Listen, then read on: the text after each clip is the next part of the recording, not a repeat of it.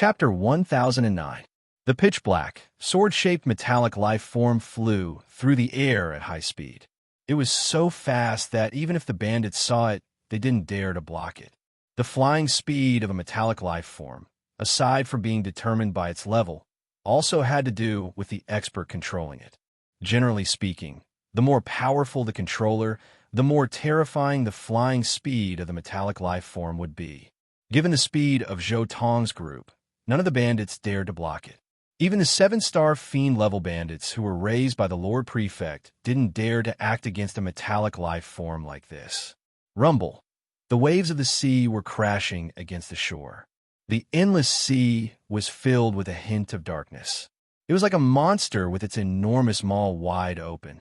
This was the chaotic sea of the infernal realm, and the most vast region in the entire infernal realm. It was the territory of the most powerful of the 7 sovereigns of destruction, the chief sovereign of destruction. It was also the place where most battles and slaughter occurred in the entire infernal realm. Rumble. The pitch-black, sword-shaped metallic life form slashed through the heavens, instantly disappearing from sight. Within the metallic life form, the group was very relaxed as they stared at the scenery outside. So the infernal realm is located in the deepest parts of the chaotic sea. Linley was holding a wine cup in his hands. While staring at the scenery outside, he swirled the red wine in his hand. The chaotic sea is far more dangerous than the Star Mist Sea. Dylan, seated next to him, said, "The dangers of the Star Mist Sea are the lightning bolts that come out of the fog sea, but the dangers of the chaotic sea are many and varied." Zhou Tong said softly. On their way here, they had encountered inexplicably terrifying tempests. Those tempests were so powerful that even space itself was riddled with cracks. They had also encountered extremely cold, freezing rain. Even ordinary high gods who encountered that sort of freezing rain would have their divine bodies frozen and then perish. In addition, there were also underwater volcanoes, whirlpools, chaotic seas, and many other incomprehensible dangers. If the dangers of the Star Mist Sea could be described as simple lightning bolts, then the dangers of the chaotic sea were unpredictable and varied. Despite that, roaming the chaotic sea is the true life of a fiend. The nearby Olivier's eyes were shining. To him, this sort of danger, this sort of life filled with excitement, was what he wanted the most. But judging from the distance, we should be reaching purgatory soon, Bibi suddenly said. The metallic life form had already flown for 20 years. They were about to reach their destination. According to normal speed, in order to reach purgatory, one would need to fly for at least 100 years. But Zhou Tong, Taras, and Linley were all controlling metallic life forms.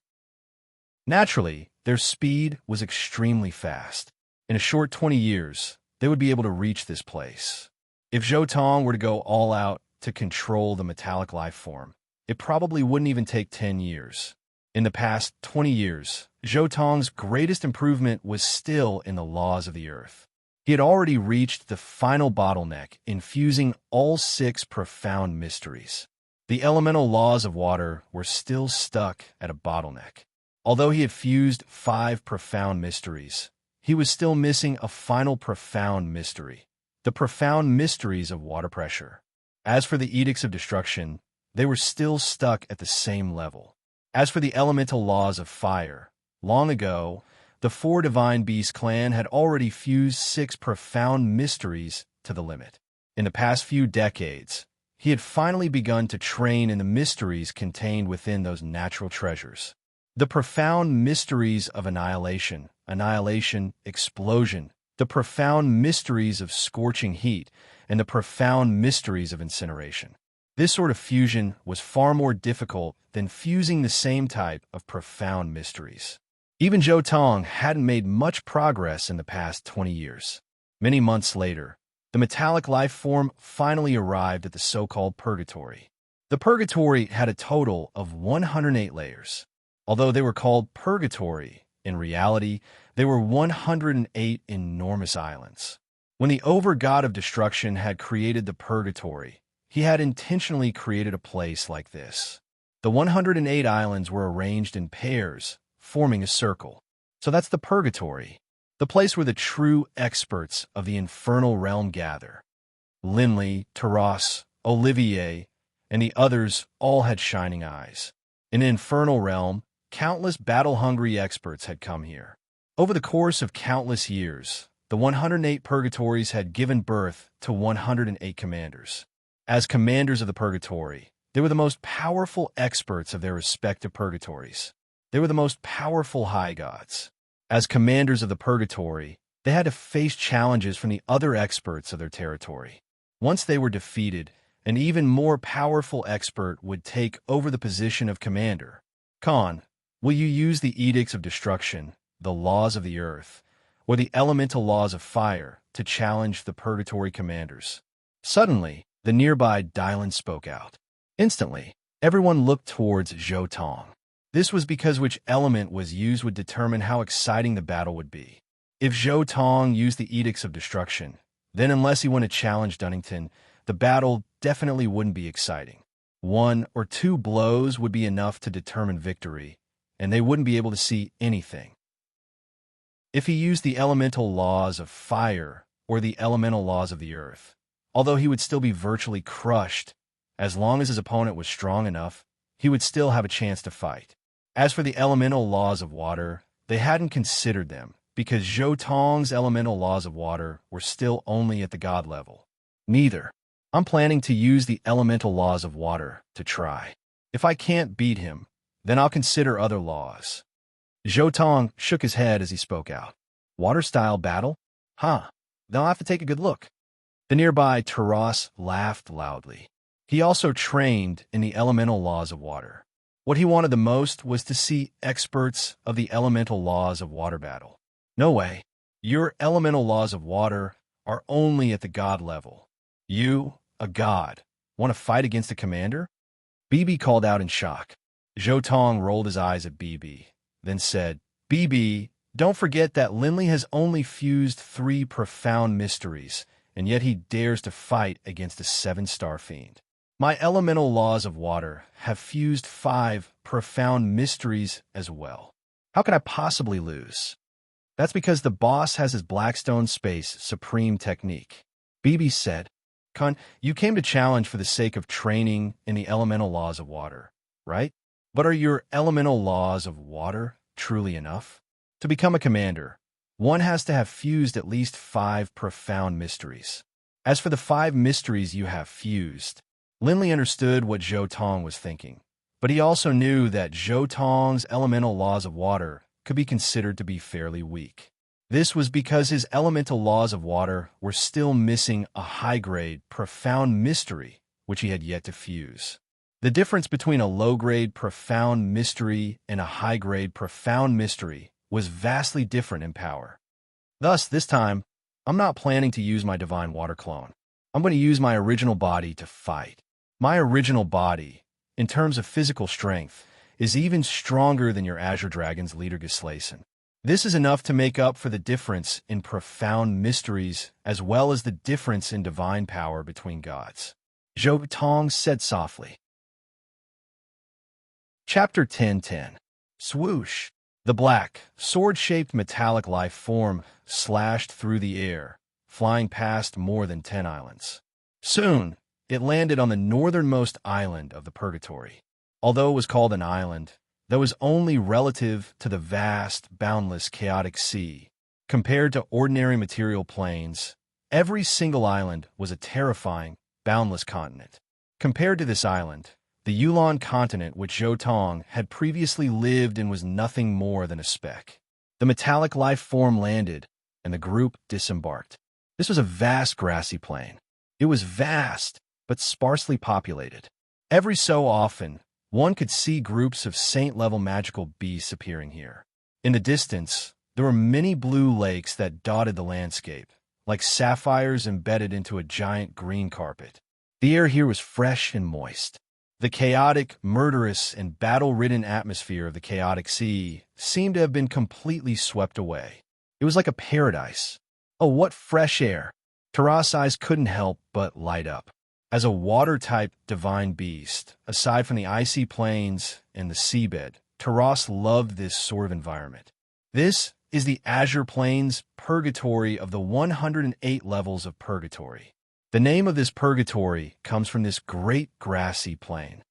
Zhou Tong introduced. The commander of this purgatory is named Enos. You've seen my information. You should know who he is, right? While on metallic life form, Zhou Tong had given them all the information he had collected on the commanders and lord prefects. Naturally, they knew who the commander of this purgatory was. So if it's him, Linley instantly had some information appear in his mind. Enos, commander of the Azure Plains Purgatory, an expert of the elemental laws of water. His soul defense and his material defense were both extremely powerful, and these two types of defense were nearly invincible. He was known as the most powerful shield, and his material attacks were extremely powerful as well. He had a whip-like sovereign artifact. If one had to say a weakness, or perhaps his only weakness, it would be that he wasn't very fast. But this was a common problem for all water-type experts. Experts of the elemental laws of water had weak material attacks, weak soul attacks, and slow speed. But in exchange, their defense was at the peak of perfection. In terms of material defense, soul defense, and even toughness, they were the strongest. Khan, are you confident? His opponent had an offensive sovereign artifact. Even if your physical body is stronger than Gislason's, it shouldn't be as strong as Lord Barut's, right? Can you withstand it? Taras was somewhat surprised and doubtful. Of course my body can't take it, but my sword is a God's Park weapon. Zhou Tong casually pulled out his Void Breaker sword. Water-type material attacks aren't that powerful. Thus, even God's Park weapons are just barely able to withstand the attacks of sovereign weapons. Moreover, Enos might not be able to display his full strength in front of me. Zhou Tong was very confident. Over the past few hundred years, although his water elemental laws had not improved much in terms of application, he had constantly brought forth new ideas. Zhou Tong himself had some sacred arts and Tao techniques from other worlds. Now he only needed to study them a little, and he would be able to transform them into moves from this world. Therefore, in terms of the usage of his moves, as long as he didn't use something as powerful as the purple crystal space, he was almost invincible. Let's go. Let's go to the city. Zhou Tong smiled as he flew towards the city. The group moved at high speed, quickly arriving at the center of the verdant plains purgatory. All of them had smiles on their faces. They were all very eager to see the upcoming battles. According to the rules, battles were not permitted within the city. If one wanted to fight, one had to go to the blood battle arena. At the same time, one had to win 100 battles in the blood battle arena in order to challenge a purgatory commander. After learning the location of the blood battle arena, the group immediately headed there. The blood battle arena took up an extremely large area, roughly the same as the Colosseum they had encountered at Miluo Island. As soon as the group arrived at the blood battle arena, they could sense powerful ripples of energy emanating from within, as well as a series of excited cries. What a lively atmosphere! Everyone's eyes lit up as they immediately entered. Just like at Miluo Island, one had to pay to enter the blood battle arena. However, it was much cheaper than at Miluo Island. Only 10 inkstones were needed. After paying, they quickly entered the blood battle arena. As they drew near, they could hear a series of screams. There were a large number of spectators seated in the stands. There were 3 or 4 meter tall giants, as well as white-haired old men, as well as voluptuous beauties. They were all either shouting excitedly or coldly admiring the battles. Some of the spectators were humanoid, while others retained the unique features of their races. For example, those with 3 eyes, those with scales on their bodies, those with horns on their heads. The atmosphere really is lively. The battles of the blood battle arena should be the most exciting event in the entire purgatory. Taras was rather excited as well. The others nodded as well. They all understood that virtually all those who were able to make it to the purgatory were battle-hungry and sought to reach the peak. In addition, the blood battle arena just so happened to be a place one had to pass through in order to challenge a purgatory commander. This caused the battles at the blood battle arena to have a very special status in the purgatory, with many people paying attention to it. Soon, yet another battle began. A wild gust of wind blew past, and an azure-haired figure wielding a scimitar instantly swept past a muscular man. In the blink of an eye, the muscular man's body was chopped apart, and he died. So bloody, the nearby Delia couldn't help but clench her fists. Even the weakest of the combatants at the blood battle arena was more powerful than her, because those who dared to go up were at least high gods who had become deities on their own. As long as you were strong enough, it doesn't matter. Zhou Tong shook his head. However, a battle at this level is merely a battle between 4 or 5-star fiends. There really isn't much to see. I'll go raise the level of the battle a bit. You guys wait here. I'll go register. Zhou Tong's body flickered, and then he transformed into the celestial horned ant's original body. His long golden hair fluttered in the wind. Oh, not too far away from them, several people heard Zhou Tong's words and couldn't help but turn to look at him. Ha, little brother, you have guts. Those people nearby couldn't help but laugh loudly. Zhou Tong smiled slightly. He didn't say anything, immediately leaving his seat and heading towards the blood battle arena. Within the blood battle arena, there were many people registering every day. They had a lineup. By the time it was Zhou Tong's turn, he had already fought 5 or 6 battles in the blood battle arena. Right now, the one guarding the dueling arena was a youth with short golden hair. This was an expert who trained in the laws of light, and he had already won 3 battles in a row. While Zhou Tong was still in the corridor, a series of cheers could be heard. At the same time, the thunderous voice of a commentator could be heard. Arena has already won 3 battles in a row. Now, let us welcome the challenger, Khan, onto the stage. Zhou Tong's fame was in the Carol continent and the Starmist Sea, but hadn't spread to the chaotic sea yet. Naturally, no one recognized him. He casually announced his name, not fearing that anyone would investigate him. Chapter 10:11. Upon seeing Zhou Tong enter the arena, a large group of people around Linley couldn't help but become excited. Even those in the audience who didn't know him were laughing loudly. Huh, he actually dares to go up. That courage is admirable. A middle-aged man laughed loudly. Of course, Khan is the strongest. Taras couldn't help but feel a little proud. He then turned his gaze towards the blood battle arena. Khan, kill this guy. Taras' voice spread throughout the blood battle arena. Hearing this, Zhou Tong couldn't help but smile as he turned towards Linley and the others. He even waved at them. You're courting death. You dare to be distracted in a battle of life and death. Standing opposite Zhou Tong, the young man with short golden hair, Aina, sneered. At the same time, his entire body transformed into a streak of white light and instantly appeared in front of Zhou Tong. The golden divine sword in his hand mercilessly pierced towards Zhou Tong's head. Sneak attack. Zhou Tong's gaze swept over him. His entire body was covered in a layer of icicle armor. Even his fist was covered in a layer of ice. Enveloped in the icicle armor, Zhou Tong, under the illumination of the sky, reflected a dazzling light. Clang! With a soft sound, the golden divine sword pierced the icicle, but it only left a white mark. It couldn't pierce through the layer of icicle armor at all. What a strong defense. My full-strength attack actually couldn't break through it. Aina was shocked. He naturally had no chance of winning against such an opponent. He immediately wanted to open his mouth and admit defeat. Boom! However, Zhou Tong flipped his palm, and the icicle-covered fist landed on his head. In an instant, Aina's head exploded, and his corpse fell to the ground. Khan! Khan! Instantly, a series of earth-shattering cheers erupted from the stands. In particular, the low gods and mid-gods who had grown up in the Inferno Purgatory were cheering even louder. Zhou Tong's attack just now had been effortless. The difference in strength was obvious. The appearance of such a powerhouse was truly exciting. If you haven't fused any profound mysteries, you'd best admit defeat. Otherwise, don't blame me when you die. Zhou Tong spoke out, his voice echoing throughout the entire arena. Zhou Tong thought to himself, slaughtering those weak gods doesn't give me any sense of accomplishment. I hope some of the stronger ones can fight me. The sudden ruthlessness was to intimidate those who were not strong enough, and make them admit defeat as soon as they entered the arena, so as not to waste their time.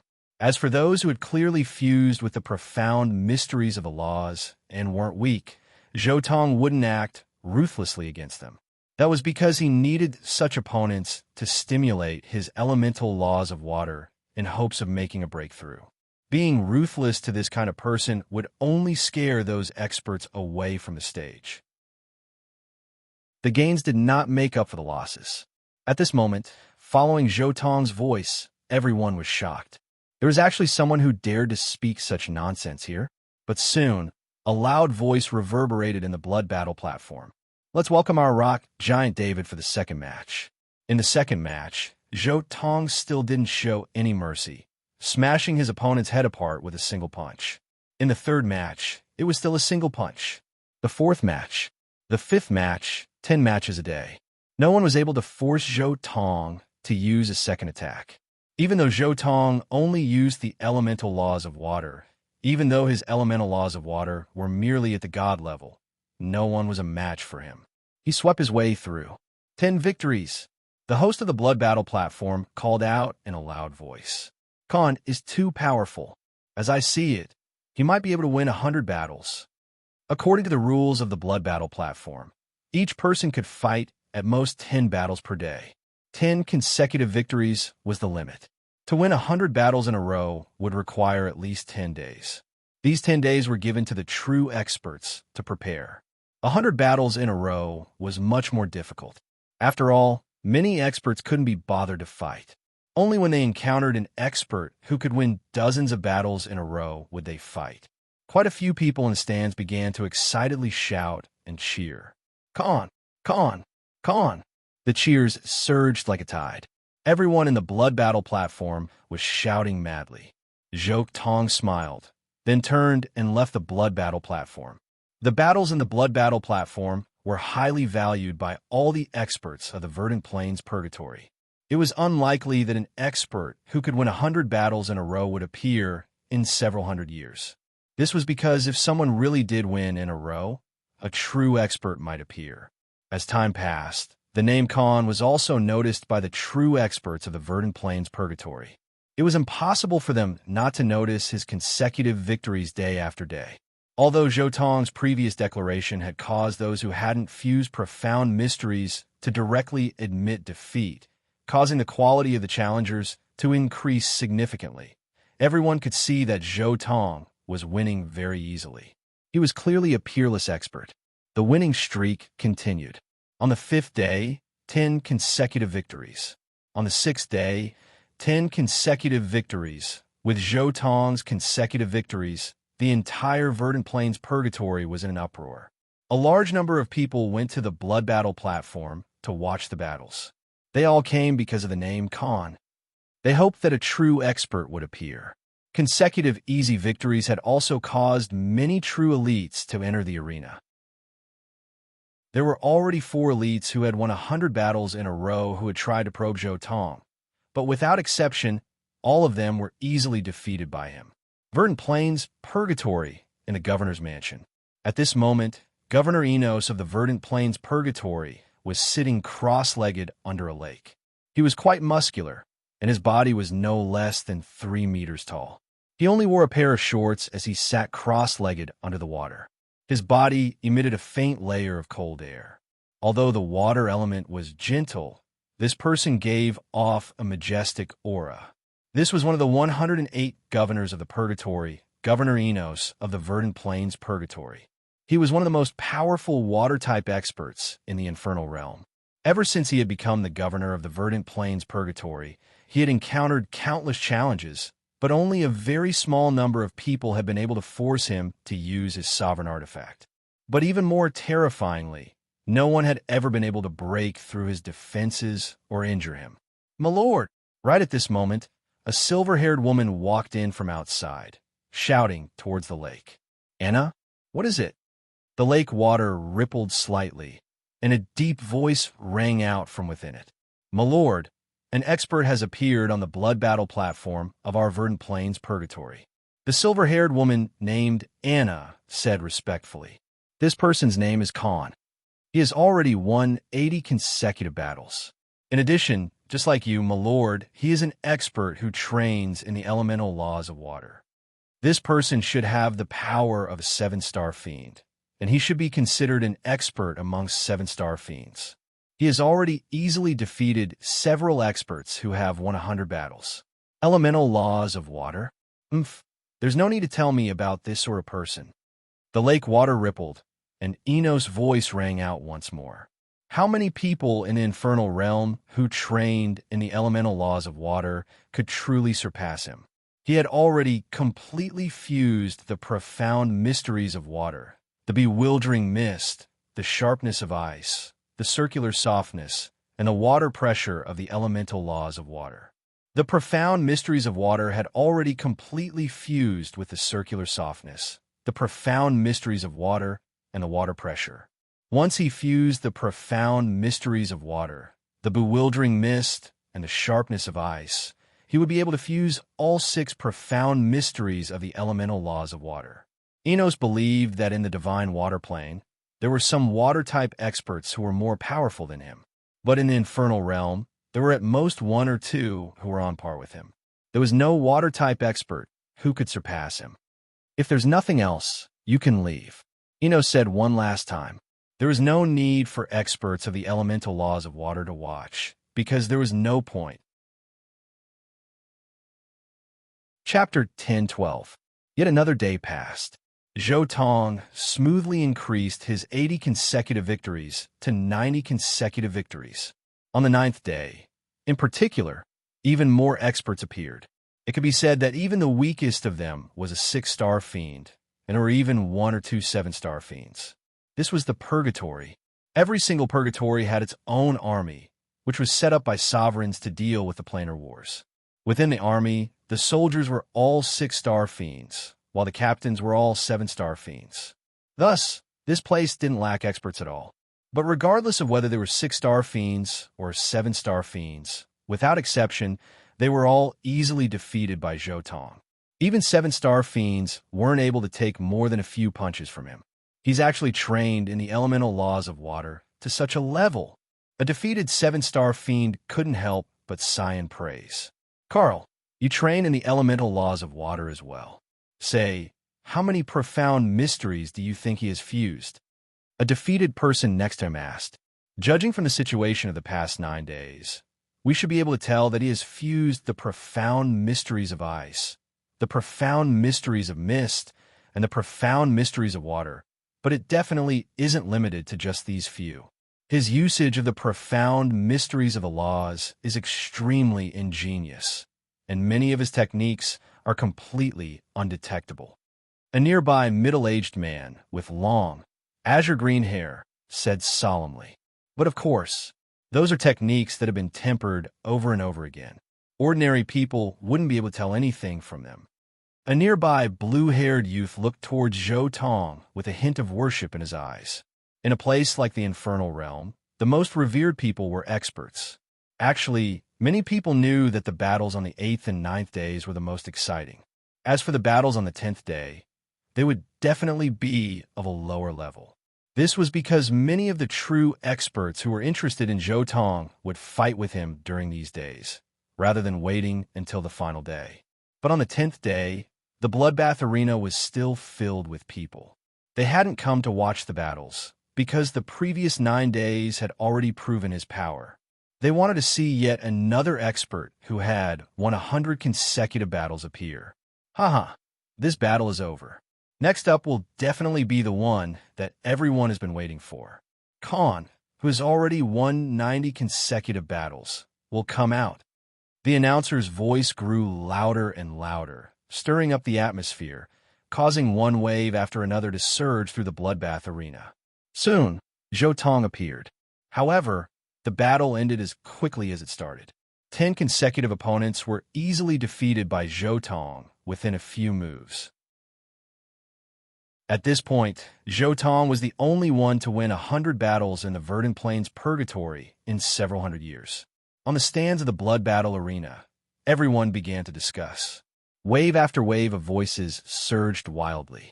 Suddenly, the blood battle stage's host, a black-haired middle-aged man, flew out and stood beside Zhou Tong. His loud and clear voice rang out. Everyone, today our blood battle stage has another expert who has won 100 battles. He is Khan. After saying that, he took out a large black seal that looked like a hexagram and handed it to Zhou Tong with a smile.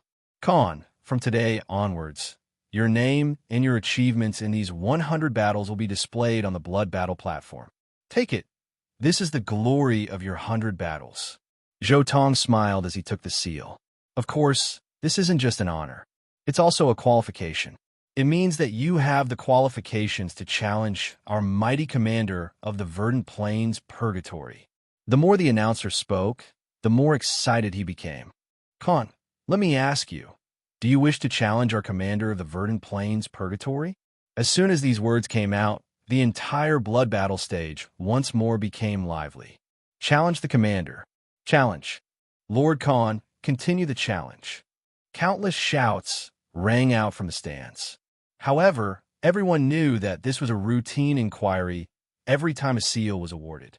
In truth, the vast majority of people wouldn't dare to challenge them. To actually see someone challenge a purgatory commander, it would probably take hundreds of thousands, tens of millions, or even hundreds of millions of years before it was possible. Although Zhou Tong had easily defeated even 7-star fiends, they didn't believe that his strength had reached the level of a commander of the verdant plains purgatory. This was because their commander was no weakling. His title of the strongest shield had been verified by countless challengers in the past hundreds of millions of years. Zhou Tong laughed, then said in a clear voice, "Actually, the reason I came to participate in this battle is to obtain the qualifications to challenge the commander of the verdant plains purgatory." Instantly, the entire blood battle stage fell silent. A hint of astonishment appeared on everyone's faces as they stared at Zhou Tong in a daze. "No way, he's really going to challenge him?" Someone cried out in surprise. How many tens of thousands of years would one see someone challenge a commander? Although it was very common to challenge lords and commanders in the infernal realm, that was because there were a total of 216 lords and commanders in the infernal realm. On average, each commander would challenge a lord once every 10 million years. That was equivalent to a challenge every 50,000 years. That was why it was common. However, this kind of challenge was very rare when it came to a specific lord or commander. This was especially true for experts with terrifying strength who might not be challenged even once in hundreds of millions of years. Zhou Tong's figure suddenly flew up. Then he quietly stood in the air, overlooking the entire blood battle stage. He announced, "I hereby announce that I'm officially challenging the commander of the verdant plains purgatory. Challenge." This voice reverberated in the air above the blood battle stage. Everyone fell silent for a moment. Then an uproar broke out. Everyone was excited. After waiting for so many tens of thousands of years, they could finally see a battle between commanders. "Khan! Khan! Khan!" Thunderous voices resounded throughout the heavens and earth. Everyone was cheering in the only way they knew how. Challenging a commander was indeed a rare event in the verdant plains purgatory. Countless people shouted Zhou Tong's name. At this moment, the atmosphere in the blood battle stage had reached an unprecedented level. Crazy. These people are crazy. BB, watching from the blood battle stage, couldn't help but sigh in amazement. Now, this is the world of experts.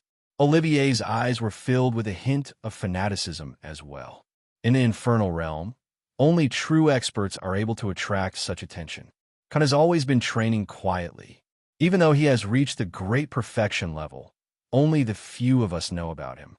Now, he's finally going to reveal a bit of his fangs. Taras was very much looking forward to this upcoming battle as well. That's right, challenging a commander.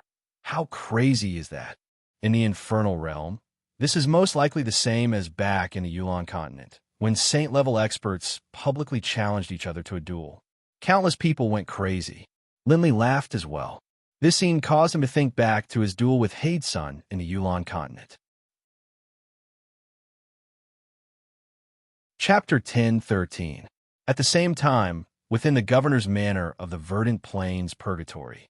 After receiving the news, Purgatory Commander Enos closed his eyes and sat cross-legged in the water. How many tens of thousands of years has it been? Finally, someone has issued a challenge to me, and it's actually a water-type expert as well. I hope you're strong enough. Based on the strength you've displayed so far, you aren't qualified to fight me. If you're strong enough, perhaps I'll be able to improve further. Suddenly, he opened his jade-green eyes and leapt out of the water. In a clear voice, he called out, "Anna, go out and make the announcement. 3 months from now, at the Jade Wave Lake in the southern part of the city." As this announcement was made, the entire Verdant Plains Purgatory was in an uproar. The commanders of the Verdant Plains Purgatory had accepted the challenge, and the time was 3 months from now. This wasn't too long. This meant that they would soon be able to see a battle between commanders. At the same time, Zhou Tong and the others had already returned to the small courtyard they were staying in. "You don't need to worry about me. I need to make some preparations." As soon as Zhou Tong returned, he immediately spoke to Linley and the others. At the same time, he walked into the courtyard and pulled out the Sky Splitter sword, beginning to practice his sword techniques. 3 months wasn't a long time, but it wasn't a short time either. However, it was impossible to make any further progress in the profound mysteries of the laws in 3 months. Even if he did make some progress, he would need to spend a period of time to come up with a more suitable technique. Thus, in the next 3 months, Zhou Tong began to think about how to improve his techniques. He wanted to practice all of his water-type techniques and see if there was any possibility of improvement. Khan is feeling the pressure as well. Seeing Zhou Tong train, Delia couldn't help but say, "Nonsense! Who told him to be so arrogant? He didn't use the laws of the earth, the laws of fire, or the laws of destruction. Instead, he insisted on using the weakest laws of water." Dylan was somewhat speechless. If he had used the laws of destruction, he would have been able to kill his opponent in a single blow. I've repeatedly studied Commander Enos of the Verdant Plains Purgatory. His law of water is terrifyingly powerful. Khan is no match for him. Furthermore, Enos doesn't seem to be an ordinary race. His body isn't weak. Although he can't compare to Khan, he's probably close to your body's strength, Linley. Taras couldn't help but comment. Khan's elemental laws of water are only at the level of a god. The divine power of a god is far less pure than that of a high god. And most importantly of all, Enos has an offensive sovereign artifact. The nearby Olivier nodded as well. Even Linley and the others did not think that Zhou Tong could win. Enos had too much of an advantage. Hey, what are you guys worried about? If Khan can't win with the water elemental laws, he will switch to the laws of destruction. There's no need to think too much about the outcome of this battle. Bibi was incomparably relaxed. Do you need to worry about Khan? Think about how many profound mysteries you have fused. You're right. Khan is an expert of the great perfection level. O'Brien laughed loudly. After hearing Bei's words, everyone revealed relaxed looks on their faces. Right? He had reached the great perfection level. Why would they need to worry about him? Khan had only used the elemental laws of water to play around with Enos, and to see if there was a chance for him to make a breakthrough. How could he truly be unable to defeat Enos? Let's take a look at Khan's techniques. Perhaps we'll be able to learn something. Linley knew that Zhou Tong's techniques were very powerful. He just so happened to train in the elemental laws of water as well. He wanted to see if he could secretly learn something. Time passed, one day after another. Zhou Tong, wielding the Sky Splitter sword, continued to train in his little courtyard. It was as though he had returned to the very beginning of his training, with each sword strike striving to become more powerful. Using the profound mysteries of the laws was a very particular matter as well. In the original work, although Linley had fused the throbbing pulse of the world, gravitational space, strength, and the essence of the earth, his most powerful material attack had only been able to use the throbbing pulse of the world, strength, and the essence of the earth. This was because he didn't know how to use the fused gravitational space technique. However, Zhou Tong's techniques had been perfected long ago. Over the past few months, he had only been able to slightly improve a few of his techniques, making them slightly more powerful, making his divine power more restrained, or making it harder for others to see through his techniques at this moment within the little courtyard. The Sky Splitter sword was being brandished by Zhou Tong again and again. The entire space, under the influence of his sword shadows, began to ripple like waves, and an extremely bizarre spatial vortex began to appear. Hey, that's not right. This sword of mine, it seems as though it can still be improved. Zhou Tong's eyes suddenly lit up, and as fast as lightning, his sword pierced towards the vortex. Rumble, an explosive sword light instantly split apart the spatial vortex, piercing out. In the space in front of him, a spatial tear that was half a meter long appeared. Wow! BB and the others, who had been paying attention to Zhou Tong this entire time, all cried out in surprise. This he didn't use any divine power, nor did he unleash the power of his God's Park weapon, nor did he use his invincible physical body.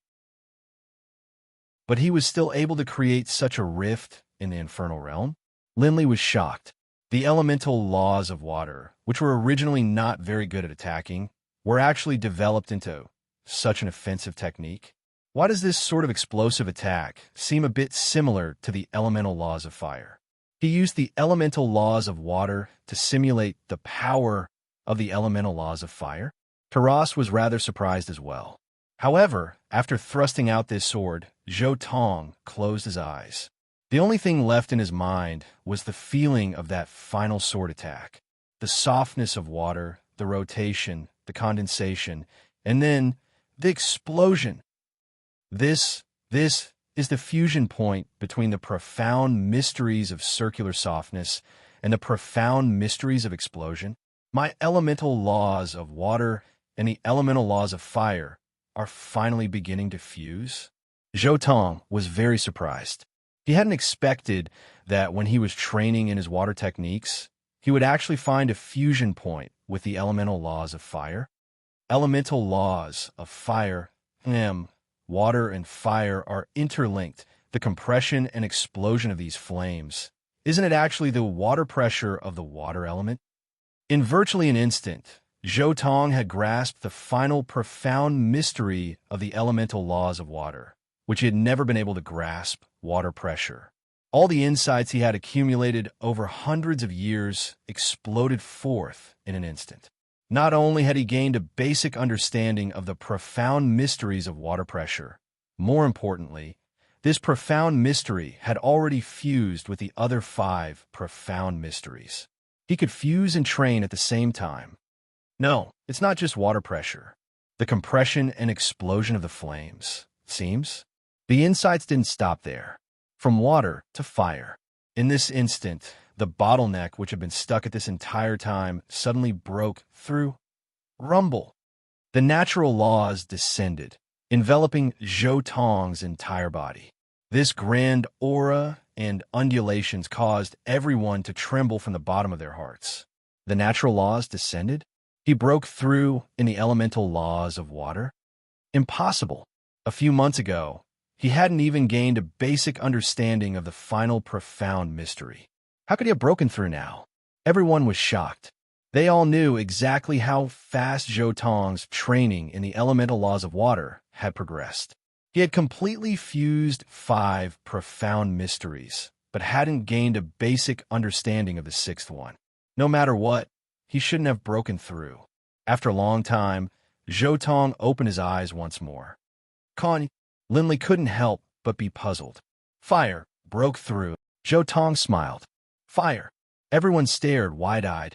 Hadn't you been studying the elemental laws of water this entire time? How could you have broken through in the elemental laws of water? And didn't you reach the high god level in the elemental laws of fire long ago? How did you break through in the elemental laws of fire? BB asked. Of course, by fusing all 6 profound mysteries into one. My elemental laws have reached perfection. Zhou Tong smiled slightly. The duel will be in 3 days. Breaking through so close to the duel is a good omen. He was indeed rather excited. Unlike the self-proclaimed perfection of the edicts of destruction, his elemental laws of fire had truly reached great perfection. Adding in the elemental will from the descent of the elemental laws, his elemental laws of fire now had too 78 portions of will. An additional portion of will meant a tenfold increase in power. Zhou 2. 78 portions of will was 60 times more powerful than a great perfection. If an ordinary great perfection expert's full power attack had a power of 600,000, then Zhou was 36 million. And this number didn't even take into account the terrifying fleshly body of his original body, as well as his innate divine ability. If his fleshly body and innate divine ability were factored in as well, he would be able to easily insta-kill a great perfection expert. Chapter 10:14. 3 days passed in the blink of an eye. The streets and restaurants of Azure Plains Purgatory were virtually devoid of people. As long as it wasn't a major event, virtually everyone within the Azure Plains Purgatory hurried to Jadeapple Lake, waiting for the epic battle to begin. This island of the Azure Plains Purgatory was an endless stretch of plains. The plains were dotted with one lake after another. Jadeapple Lake was the largest lake in the southern part of the city. It was thousands of kilometers in circumference. In some of the smaller material plains, it could be described as an ocean. But right now, the area around the lake had been completely frozen by the experts who had come to watch, using it as a foothold. Right now, the surface of the lake was filled with a sea of people. In midair, there was only one person, Zhou. So many people. Linley and the others, mixed in with the crowd, sighed in amazement. 3 months isn't a long time, but it isn't a short time either. Perhaps some of the commanders of the nearby purgatory have come to watch as well. Dylan suddenly thought of something and laughed. That's for sure. Olivier stealthily pointed in a direction. Instantly, everyone turned to look at a distant, arrogant figure. Without question, this was the commander of the nearby bronze purgatory. Commander-level battles rarely have such public battles. If I were a commander, upon hearing this news, I would definitely come and watch as well. Taras laughed. Growl, growl, Linley. So you're here as well? Right at this moment, a voice suddenly rang out in Linley's mind. This voice instantly startled Linley, causing him to immediately turn his head to look. 2 figures appeared in front of him. The most eye-catching one was a muscular man who was nearly 4 meters tall and whose entire body was covered in a bronze color. On the shoulder of this big guy, there was a bald young man. This young man's body was very small, only about 5 meters tall. In this world where the average height of humans was close to 9 meters, he was simply a dwarf. You are? Linley frowned. The muscular man was one thing, but that youth gave Linley a feeling of dread. He was definitely an ultimate expert. It's only been a few years, and you don't recognize your teacher anymore? The bald young man shook his head helplessly. Then, with a whoosh, he appeared in front of Linley. This speed was so fast that it caused Linley and the others to be stunned. Buzz! However, a layer of purple light quickly enveloped Linley and the others, causing their bodies to sway. However, the purple light flashed and quickly dissipated. Reese Gem. Linley looked at the young man in shock. Who would have thought that they would reunite under such circumstances? Roar. It's me. Ha! My control over the soul is too strong. You won't be able to recognize me if I change my appearance. Ha ha. It's understandable. It's understandable. Reese Gem was very happy, especially after seeing the look of shock on Linley's face. He was so happy that he began to laugh. You? Why are you here? Linley asked. This is the Purgatory, and I'm the Purgatory commander. The planar war is about to begin. Why can't I appear here? I just so happened to return to the Purgatory, and I heard that there was something exciting to watch. Of course I had to come.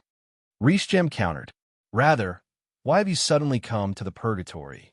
This time, Khan, who is challenging for the position of commander, is our friend. We have come to witness him become the new Purgatory commander. Delia, standing by Linley's side, smiled. Oh, you have quite a bit of confidence in him. But that bastard Enos has an attack-type sovereign artifact. If you get hit by him, that would be incredible. Reese Gem was rather surprised, and then he looked at Khan in the air. That bastard Enos has come. Reese Gem suddenly spoke out. and then he stared at the sky. A blurry, azure blue blur was flying over at high speed from afar. To Zhou Tong and Reese Jim, this speed was naturally very slow, but to the other high gods, it was extremely astonishing. Now that the other main character of this battle had appeared, the voices of the people who had been chatting amongst themselves suddenly quieted down. In an instant, the Jade Wave Lake, where more than 100 million deities had gathered, became completely silent. Everyone raised their heads to look at the two figures in the air, Zhou Tong and Enos. Swoosh! That blurry, azure blue blur suddenly froze, transforming into the figure of Commander Enos of the Verdant Plains Purgatory. At this moment, his figure was tall, and he was dressed in blue armor. A long, azure blue whip hung from his waist. He just stood there quietly in front of Zhou Tong. For a moment, the air above the Jade Wave Lake was completely silent. It was as though even the wind had stopped.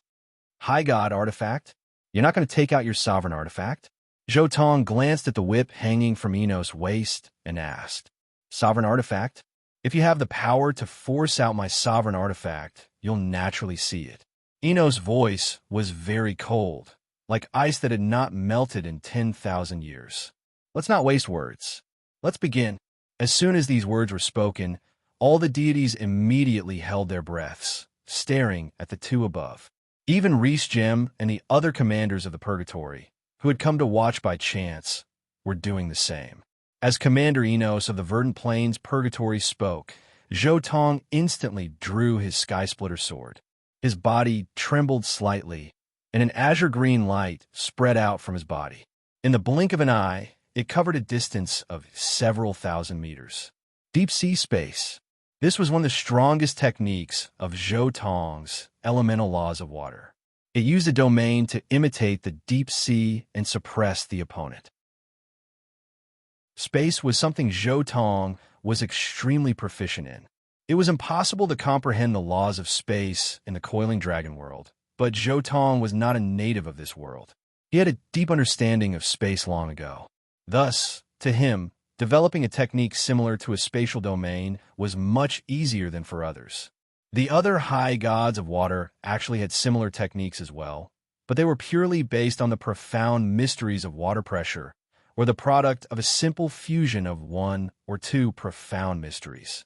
But Zhou Tong's technique was a product of the profound mysteries of water pressure. It was a technique developed from a different angle, achieving an even more powerful effect. Actually, based on Zhou Tong's calculations, this technique would reach its peak after fusing in the profound mysteries of water pressure. But unfortunately, he had only fused in 5 other profound mysteries of the laws. Enos' face changed slightly. In this instant, he felt an omnidirectional binding force. It was as though he had suddenly sunk 10,000 meters into the deep sea. His entire body was being suppressed by the terrifying seawater. He moved his limbs slightly, but felt as though his body was being entangled by countless threads, making his movements slow. What a fellow! The elemental laws of water actually allowed you to develop a technique similar to the deep sea. Enos howled wildly in his heart. Clang! But very quickly, with a clear ringing of the sword, Zhou Tong's body pierced through the air like lightning. This speed was far faster than when he had participated in the Battle of 100 Victories. In fact, before the spectators below could even react, Zhou Tong had already appeared by Enos' side. Not good. Enos secretly knew that things were bad. He quickly pulled out the whip at his waist, using all his strength to shake his wrist. Rumble! The whip was like a giant serpent, slowly twisting and turning. Everywhere it passed, space rippled like water, and even Zhou Tong's terrifying green spatial domain began to ripple. The terrifying ripples affected Zhou Tong's sword, causing the sword that had been stabbing towards Enos' forehead to deviate greatly. With a slash sound, the spatial cleaving sword slashed across Enos' chest, leaving behind an enormous wound so deep that bone could be seen. Boom!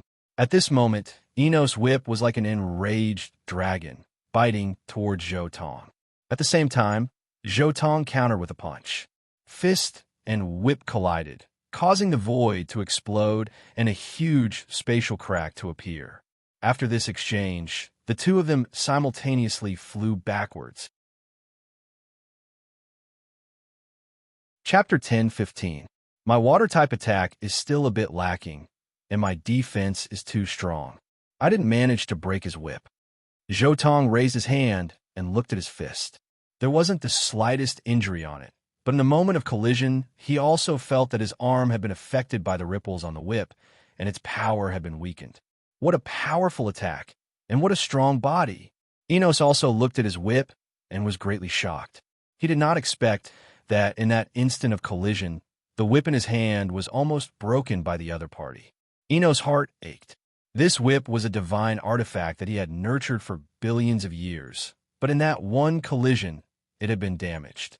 He didn't know how many tens of thousands of years it would take to slowly repair it. And that sword, there's no doubt about it. It's definitely Beirut's God Park weapon. Normal divine artifacts can't break my defense. And this guy is actually related to Beirut? Enos looked at the black divine sword in Zhou Tong's hand and cursed in his heart. At that moment, his body that had been cut open by the sky splitter sword had already healed. Water-type weapons were just that difficult to deal with. Their attack wasn't high, and their speed wasn't fast, but their recovery, defense, and tenacity were notoriously difficult to deal with. God's Park weapons were very rare, and most of them were small and exquisite, such as gloves and daggers. Yet this person actually had such a divine sword. According to all the God's Park weapons he knew of, aside from the staff in Beirut's hand, this sword was the largest. In the air above the frozen jade wave lake, everyone held their breaths. The strength of the two experts above was a little too excessive. Although it was only a short confrontation, it had already shocked everyone. Lord Khan's space domain is so strong. It's squeezing the commander's movements out of shape, and he even injured the commander. He even dared to use his fist to catch the commander's whip. The commander is also strong. Lord Khan hit his strength and caught him off guard, but he still managed to avoid a fatal blow. Everyone watching the battle had been conquered by the strength of Zhou Tong and Enos. They all stared at the sky, wanting to see how the battle would turn out. TSK, this friend of yours, Khan, is really something. His space domain has some of the elegance of my purple crystal space. Reese Jim couldn't help but click his tongue in wonder. However, I'm afraid that a single God Park weapon won't be enough. Enos is going to use a sovereign artifact. In the sky, Enos put away his whip. With a flip of his hand, a brand new whip appeared in his palm. However, this time, the whip was no longer green. Instead, it was pitch black and emitted a dense aura of destruction. This was the sovereign artifact whip which the Sovereign of Destruction had forged for Enos. Not only that, but at the same time that Enos took out his sovereign artifact whip, Chi-Chi, his body began to change. Fish scales began to appear on the surface of his body, and in an instant, Enos' entire body was covered in fish scales. Khan, your space domain is indeed powerful, but I am of the merfolk race. After revealing my true body, your space domain will no longer be able to affect me. Enos' eyes emitted a green glow. A single God Park weapon won't be able to save you. As soon as he finished speaking, Enos' body began to swim about in Zhou Tong's deep sea domain like a fish. His body was much more nimble than before, and the omnipresent pressure of the deep sea domain seemed to have been completely ignored by him. At the same time, the sovereign artifact whip began to stir up space. In an instant, it seemed to transform into thousands of pythons, wrapping around Zhou Tong from all directions. Every time a python slithered through the air, it would cause the space to emit a loud wailing sound. The terrifying ripples continued to appear in an endless stream. In an instant, the entire space was like a lake in the middle of a storm, with ripples appearing on the surface of the water. In addition, these ripples continued to wrap around Zhou Tong. He's trained in the elemental laws of water to such a level. Taras sighed in amazement. With just a single attack, he was able to transform a large area of space into a raging sea. This level of comprehension of the elemental laws of water was enough to shock countless people. Merfolk, My deep-sea domain is indeed ineffective against you. Zhou Tong took a deep breath, then immediately dispersed the deep-sea domain. Wielding his void splitter, he slashed diagonally at the whip next to him. This sword seemed to have no power at all, but when it came into contact with the endless ripples in space, it quickly changed the direction of the ripples, forcibly opening up a tunnel in the space around the ripples. Clang! The void splitter, flowing with green divine power of water, very naturally brushed past the sovereign artifact whip. Immediately, the space rumbled, and huge spatial cracks appeared. In this short collision, Zhou Tong only felt a strong impact. However, his hand merely trembled slightly, and he immediately dissipated the impact. But in an instant, the advantage of the elemental laws of water was displayed. The impact was incomparably flexible, and it was continuous. It was like a waterfall crashing down, or like a long river flowing. Before the first wave subsided, another wave would rise.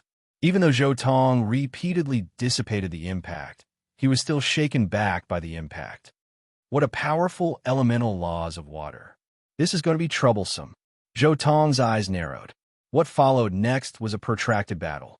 If neither side made a mistake or made a breakthrough, it would be difficult to determine the victor. There's no helping it, Enos. Who told you to be so unlucky? The reason I insisted on using the elemental laws of water was because I wanted to make a breakthrough. But before the battle with you, I had already made a breakthrough. I no longer have any reason to use the elemental laws of water to fight to the death with you. Zhou Tong took a deep breath. What a powerful physical body. Although his comprehension of the elemental laws of water is inferior to mine, the difference isn't too great. However, on the other side, Enos wasn't having a good time either. Zhou Tong's strength was too great, and his comprehension of the elemental laws of water wasn't low either. In this collision, although he appeared to have the upper hand, the ripples he had painstakingly created had been broken. Moreover, his speed is even faster than mine. He must have fused the profound mysteries of water. Enos cursed inwardly. The profound mysteries of water was the only one of the profound mysteries of the elemental laws of water that was related to speed. What he lacked was the fusion of the profound mysteries of water, so his speed was very slow. If not for his innate talent as a merman, it would have been difficult for him to move in Zhou Tong's deep sea space. This is troublesome. If we continue fighting, I'm afraid there won't even be a day to determine the victor. Enos understood that in a battle between two water elemental experts, it would take a very long time to determine the victor. This was because the water elemental laws had low offense and high defense. However, this sort of battle suits me. The profound mysteries you've fused are exactly what I lack. Come. Enos' fighting spirit couldn't help but ignite. He wanted to use Zhou Tong to temper himself, hoping that he could make a breakthrough in the final profound mysteries of the laws. But just as his fighting spirit was ignited, a voice rang out. Enos, there's no point in continuing this battle. Let's end it in one move. Chapter 10:16. A single blow to determine victory. Enos's face changed slightly. What the hell was this? Both sides were of the water element, and the difference in power wasn't that great. How could a single blow determine victory? Enos was about to reply, but then he was startled. You? Isn't your strongest element of water? This was because he clearly saw Zhou Tong's body flicker as he switched to another divine clone. That black energy, filled with a destructive aura, was the aura of the edicts of destruction. When did I say that my strongest element was the water element? I'll let you have a taste of my destruction, Sordao. This battle will end in an instant. Zhou Tong laughed softly. But don't worry, I don't want to be too much of a bully. I'll spare your life. Instantly, all of the onlookers in Jade Apple Lake fell silent. How can this be? His elemental laws of water are already so terrifying. How can he have an even more powerful edicts of destruction? Everyone couldn't help but feel shocked. There was actually someone like this? Haha, in the end, Khan's going to bring out his edicts of destruction. Lindley laughed as well. The reason Khan challenged Enos was so that he could make a breakthrough in the water element. Unfortunately, he already made a breakthrough in the water element prior to the battle. Naturally, there's no need for him to fight against the water element head-on. Taras understood what Zhou Tong was thinking. Since he no longer needed Enos to make a breakthrough, of course he would end the battle quickly. Interesting, very interesting. Reese Gem laughed. His elemental laws of water definitely have fused 5 profound mysteries, but it isn't his strongest element. Linley, how powerful is your friend Khan's Edicts of Destruction, exactly? He dares to instantly end the battle? Enos's defense is famous even among the commanders. How powerful? Invincible. The nearby Dylan was very confident. End the battle in an instant? Utterly arrogant. Enos roared explosively. He had been a famous commander for a long time, and no one had ever spoken to him in such a manner. Rumble. Enraged, he attacked with all his strength. Enos even used his sovereign's might. His pitch-black destruction-type sovereign's might was used in conjunction with his sovereign artifact whip, and with a simple swipe, an enormous spatial tear appeared. The whip was like a python, directly hitting Zhou Tong. However, as the whip rushed past, Zhou Tong's figure gradually dissipated. Then a pitch-black crack instantly traversed the sky, like a pitch-black line, and slashed across Enos' body. Clang! It was only when the lines stopped spreading that the clear sound of the sword rang out. At the same time, everyone saw Zhou Tong's figure appear at the end of the black line. However, this time, he simply sheathed his sword. Destruction Sword Dao 11th Sword. This was Zhou Tong's Destruction Sword Dao's most reserved and concentrated attack. Poof! The Sky Splitter sword returned to its sheath, and Enos' head was tossed high into the air. As for his body, it fell powerlessly down from the sky, with blood spurting out from its neck. At this moment, Enos' head, which had been tossed high into the air, was being condensed with divine power, slowly reforming into Enos' body. His face was still filled with a look of deep shock. Enos was frightened. He was truly frightened. He knew that he had lost. His opponent's Destruction Sword Dao was simply too terrifying. That speed was so fast that no one was able to react to it, and that terrifying material attack was completely beyond his imagination. Before he could even react, his head had been chopped off. If his opponent had wanted to kill him, he would have died in that attack. Thank you for showing mercy. Enos bowed respectfully towards Zhou Tong. He actually trained in the Edicts of Destruction to such a level. Terrifying. I've never seen such a terrifying Destruction Sword Dao. Enos was stunned. Even my defense couldn't withstand a single blow. Even my body was corroded by the Destruction Sword energy and was completely destroyed. The more he thought about that attack, the more shocked he was. Generally speaking, in such a situation where one's head was chopped off, if one's reaction was fast enough, they could use their divine power to connect their head and body in an instant. However, after that attack, he only felt that his body was completely destroyed. It was impossible to connect his head and body. This Destruction Sword Dao. Reese Gem, who was watching the battle, was also shocked. He also cultivated the Edicts of Destruction and was a commander-level Destruction Sword Dao expert. However, even he only saw a faint shadow flash past. As for that material attack, it was merely a thin, thread-like crack in space where the divine sword had sliced through. It was obvious that all of its power had been restrained to the limit. With such speed and material attack, I'm afraid even a great perfection Sword Dao expert can't compare. Could Khan be a great perfection Destruction Sword Dao expert? Reese Gem was secretly shocked. Announce the result. Zhou Tong said. Commander Enos of the Azure Plains Purgatory looked down at the countless spectators and said in a cold voice, "This battle is over. From today onward, Khan is the new commander of the Azure Plains Purgatory." As soon as he finished speaking, he turned into a ray of green light and disappeared from the sky above the Jade Ripple Lake. Silence. The countless gods watching the battle were silent for a moment. Then, a commotion broke out as they discussed the outcome of the battle. In fact, When they saw Zhou Tong behead Enos of the Azure Plains Purgatory with a single strike, they already somewhat understood the result of the battle. Now that Enos had made such a public announcement, the result was clear. Khan had succeeded in his challenge and was now the new commander of the Azure Plains Purgatory. Khan! Someone shouted enthusiastically on the spot. Khan! Khan! Khan! The cheers seemed to be contagious. Countless gods cheered one after another. They were here to witness the change of the commander who had ruled the Azure Plains Purgatory for hundreds of millions of years. They were here to witness the birth of a new commander. Haha. Khan, you used the law of destruction in the end.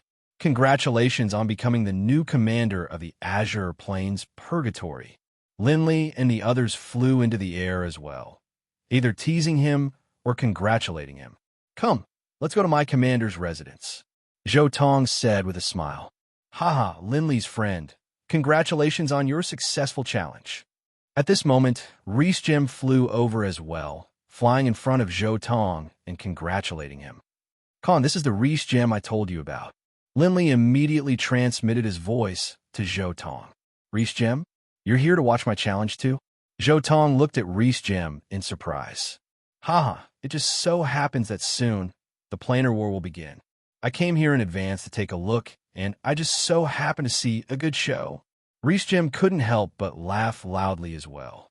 Khan, your destruction sword Dao truly is terrifying. Since you're here, let's go to my commander's residence. Zhou Tong invited. Chapter 10:17. Within the rear courtyard of the commander's estate. Within a pavilion built atop a lake, Zhou Tong's group was leisurely eating delicacies and enjoying life in the infernal realm. Reese Gem, the reason you came to the infernal realm was to participate in the planar wars, right? How much longer until the next planar war begins? Zhou Tong asked. Soon.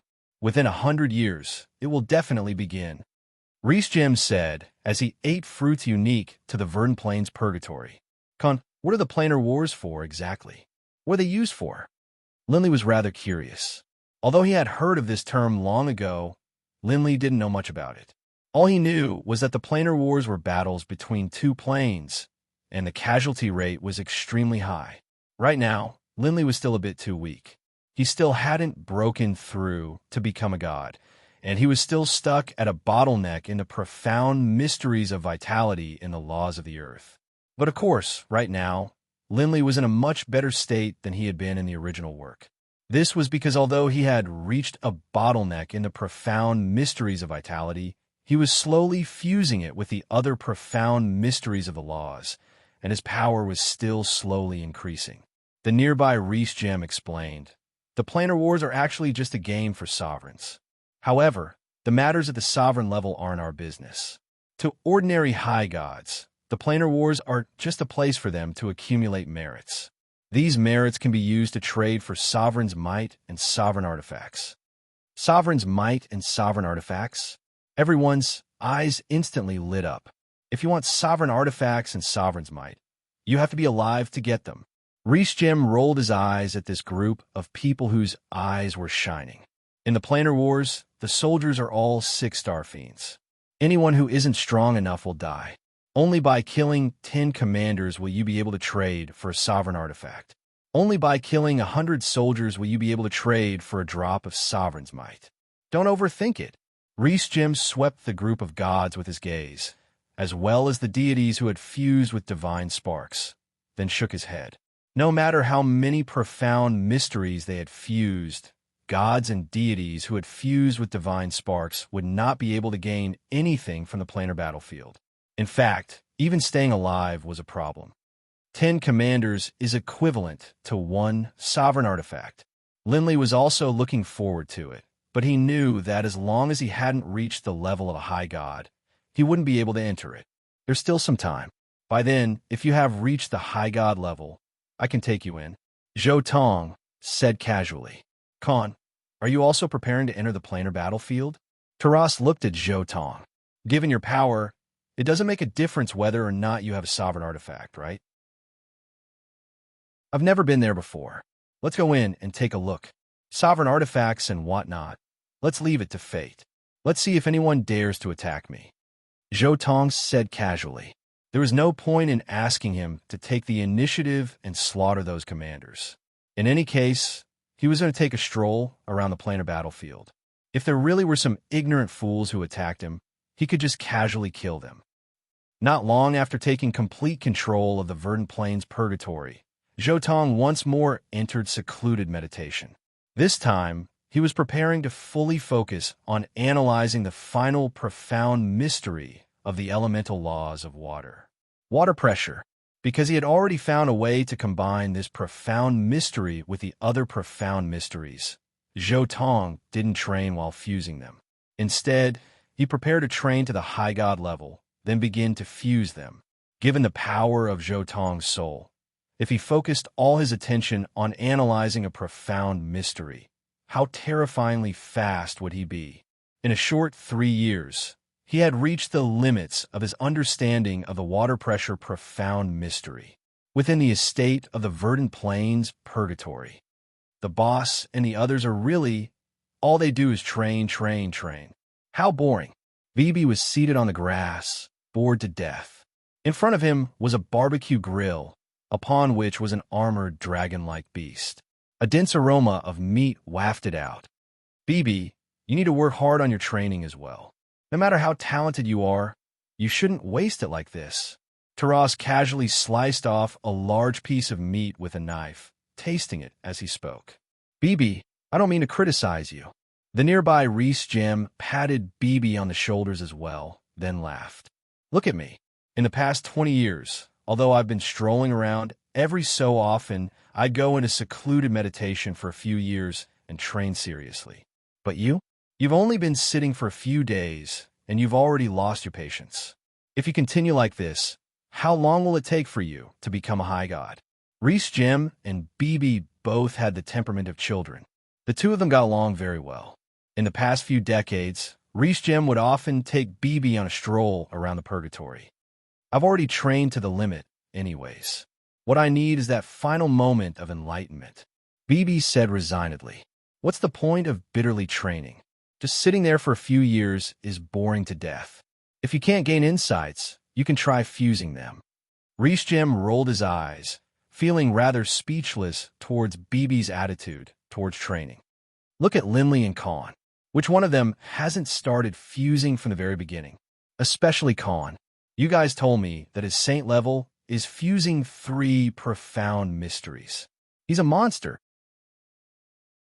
Just as they were chatting, rumble, 2 powerful ripples of natural laws descended, one after the other, in the direction of Zhou Tong and Linley's residence. Bibi, Reese Gem, Taras, and the others all rose to their feet. Khan and Linley both broke through at the same time. Taras called out in surprise. The boss's laws of the earth are finally about to become a high god. Bibi called out, and then he glanced at Zhou Tong. I wonder if Khan's breakthrough will be in the laws of water or the laws of earth. After Linley broke through, he quickly came out, but Zhou Tong was still in his private room. The laws of water have finally broken through. A hint of a smile appeared on Zhou Tong's face. My 4 divine clones have finally all become high gods. It is time for my original body to begin its final transformation. With a thought, Zhou Tong's fused high god power of earth, water, fire, and destruction began to appear in his body. Crackle. The pitch-black, incomparably pure, fused divine power quickly merged into every corner of Zhou Tong's body. His muscles, bones, and organs all became more and more powerful as the fused divine power merged. Energy rumbled. His bones trembled. His muscles pulsed. Zhou Tong's entire body was shaking, making the space around him begin to crack. The heavenly horned ant was #1 in terms of strength, and this was just the power of his flesh and blood, yet it was enough to cause space to crack. One could imagine just how powerful his body was. And this power was still growing. As Zhou Tong's fused divine power continued to merge into his body, it continued to grow. This transformation should last for a few years, I guess. Forget it. It is time for the Sky Splitter Sword to begin its next transformation. Zhou Tong casually separated a strand of pitch-black fused divine power and merged it into the sky splitter sword. Rumble. Immediately, the divine sword trembled. Terrifying spatial blades appeared around the entire sword. The last bit of mixed earth, water, fire, and destruction energy within the divine sword quickly disappeared under the effects of the fused divine power. The entire divine sword began to undergo a strange transformation. All of the materials of the sword were now perfectly integrated. Zhou Tong could clearly sense that this sword was now completely different from before. If before my Sky Splitter sword could only rub against a sovereign artifact, then now it can definitely clash head-on with a sovereign artifact. It can even gain a slight advantage. Zhou Tong couldn't help but reveal a hint of a smile. The fusion of 4 types of high god power was even more terrifying than sovereign power. Naturally, a divine sword nurtured by this type of divine power was no small matter. Now, the power contained within the divine sword was already on the verge of becoming a sovereign artifact. As long as Zhou Tong continued to nurture it for thousands of years, this divine sword definitely wouldn't lose to a sovereign artifact. Chapter 10:18. Time passed slowly. In the blink of an eye, a few decades had passed. Finally, it was time for the planar battlefield to open. In the central region of the Purgatory, at the center of the circle formed by the 108 islands, there was a single pitch-black island. This island was completely barren, and it was covered with a very special type of pitch-black rock. This type of rock was a specialty of this place, and it was filled with a destructive aura. It was a high-quality material for forging divine artifacts. At the same time, this island was littered with many small castles. At the very center of the island, there was an enormous pitch-black castle, and there were many black-armored soldiers patrolling the area. Zhou Tong, Lin Li, Bibi, Reese Gem, and the Redbud Sovereign's emissary, Rayhom. The 5 of them flew directly to the entrance of the castle. In the past few decades, Bibi had finally gained insight into the final profound mystery of the laws and become a high god. The entrance to the castle was completely pitch black, and it was covered with bloody runes. Just by looking at the entrance, everyone could sense an aura of apocalypse emanating from it. At the same time, there were more than 10 black-armored men standing guard at the entrance to the castle. "Halt!" One of the guards barked. "I'm a commander of the Violetroc Purgatory. This is a commander of the Azure Plains Purgatory. Make way." Reese Gem stood at the very front and spoke. As he spoke, he released a hint of his aura. Instantly, the soldiers trembled slightly. They knew that they were Lin Li. These soldiers were all veterans of the Purgatory. Naturally, they recognized all of the commanders of the Purgatory. Even Zhou Tong, who had recently taken over as commander of the Azure Plains Purgatory, knew what he looked like. "My lords, please enter." The black-armored soldiers didn't dare to continue to block them, allowing Zhou Tong's group to enter. "Haha, Reese Jam Khan, the 2 of you have come. Everyone, this way please." Not long after they entered the castle, a voice rang out. It was the person in charge of this castle, one of the emissaries of the chief sovereign of destruction of the chaotic sea, Marcel. "Marcel." Reese Gem nodded and gestured for Lin Li and the others to follow. Under Marcel's lead, the group moved forward along a wide path. The path was slanted downwards, going deeper and deeper into the ground. It looked like a tunnel leading to a tomb. Of course, this passageway was very wide, enough for 10 people to walk side by side. "Commander Khan, this is the first time you've come to the planar battlefield. Perhaps you don't know much about the things here." Marcel explained as he moved forward. He also saw Zhou Tong, Lin Li, and Bibi looking around. It was obvious that this was their first time seeing something like this. The spatial gate to the planar battlefield was built underwater on this island. The planar battlefield was connected to the 7 divine planes and the 4 higher planes. In other words, there were a total of 11 planar gates. Legend has it that the 4 overgods worked together to create this. "Overgod? I've never seen them before." Bibi mumbled softly. The 4 overgods are the manifestation of edicts. They are the edicts of this world, and they are always by our side. If you praise them, you won't be rewarded. If you insult them, you won't be punished either. Marcel laughed. But of course, the origins of the spatial gate and the planar battlefield are nothing more than legends. Only the sovereigns know whether or not they are real. Didn't I hear that the planar battlefield requires soldiers to enter? Why don't I see any soldiers? Suddenly, Linley looked around. Although there were some 7 star fiends following them into the battlefield, it was different from the large number of experts he had expected. This planar war is a battle between the divine plane of darkness and the divine plane of light. Naturally, the soldiers will come from these 2 planes. We, the infernal realm, are just helping out. We aren't starting the battle ourselves. Marcel said, even if there were 6 star fiends, 7 star fiends, or Purgatory Hunter Victorious, who were willing to enter as soldiers or captains, they would have entered long ago. But of course, as soon as these people enter, they will immediately be incorporated into the army of the divine plane of darkness and won't be able to move about freely. They won't be able to move about as freely as commanders. Marcel smiled. As they spoke, they quickly reached the end of the corridor, and the group could sense a strange aura. At the end of the corridor was a large, empty hall. In the center of the hall was a black pool that was roughly 10 meters in diameter. In the center of the pool was an enormous stone door that was 5 meters wide and 10 meters tall. This large door stood there in the center of the pool, emanating a black aura.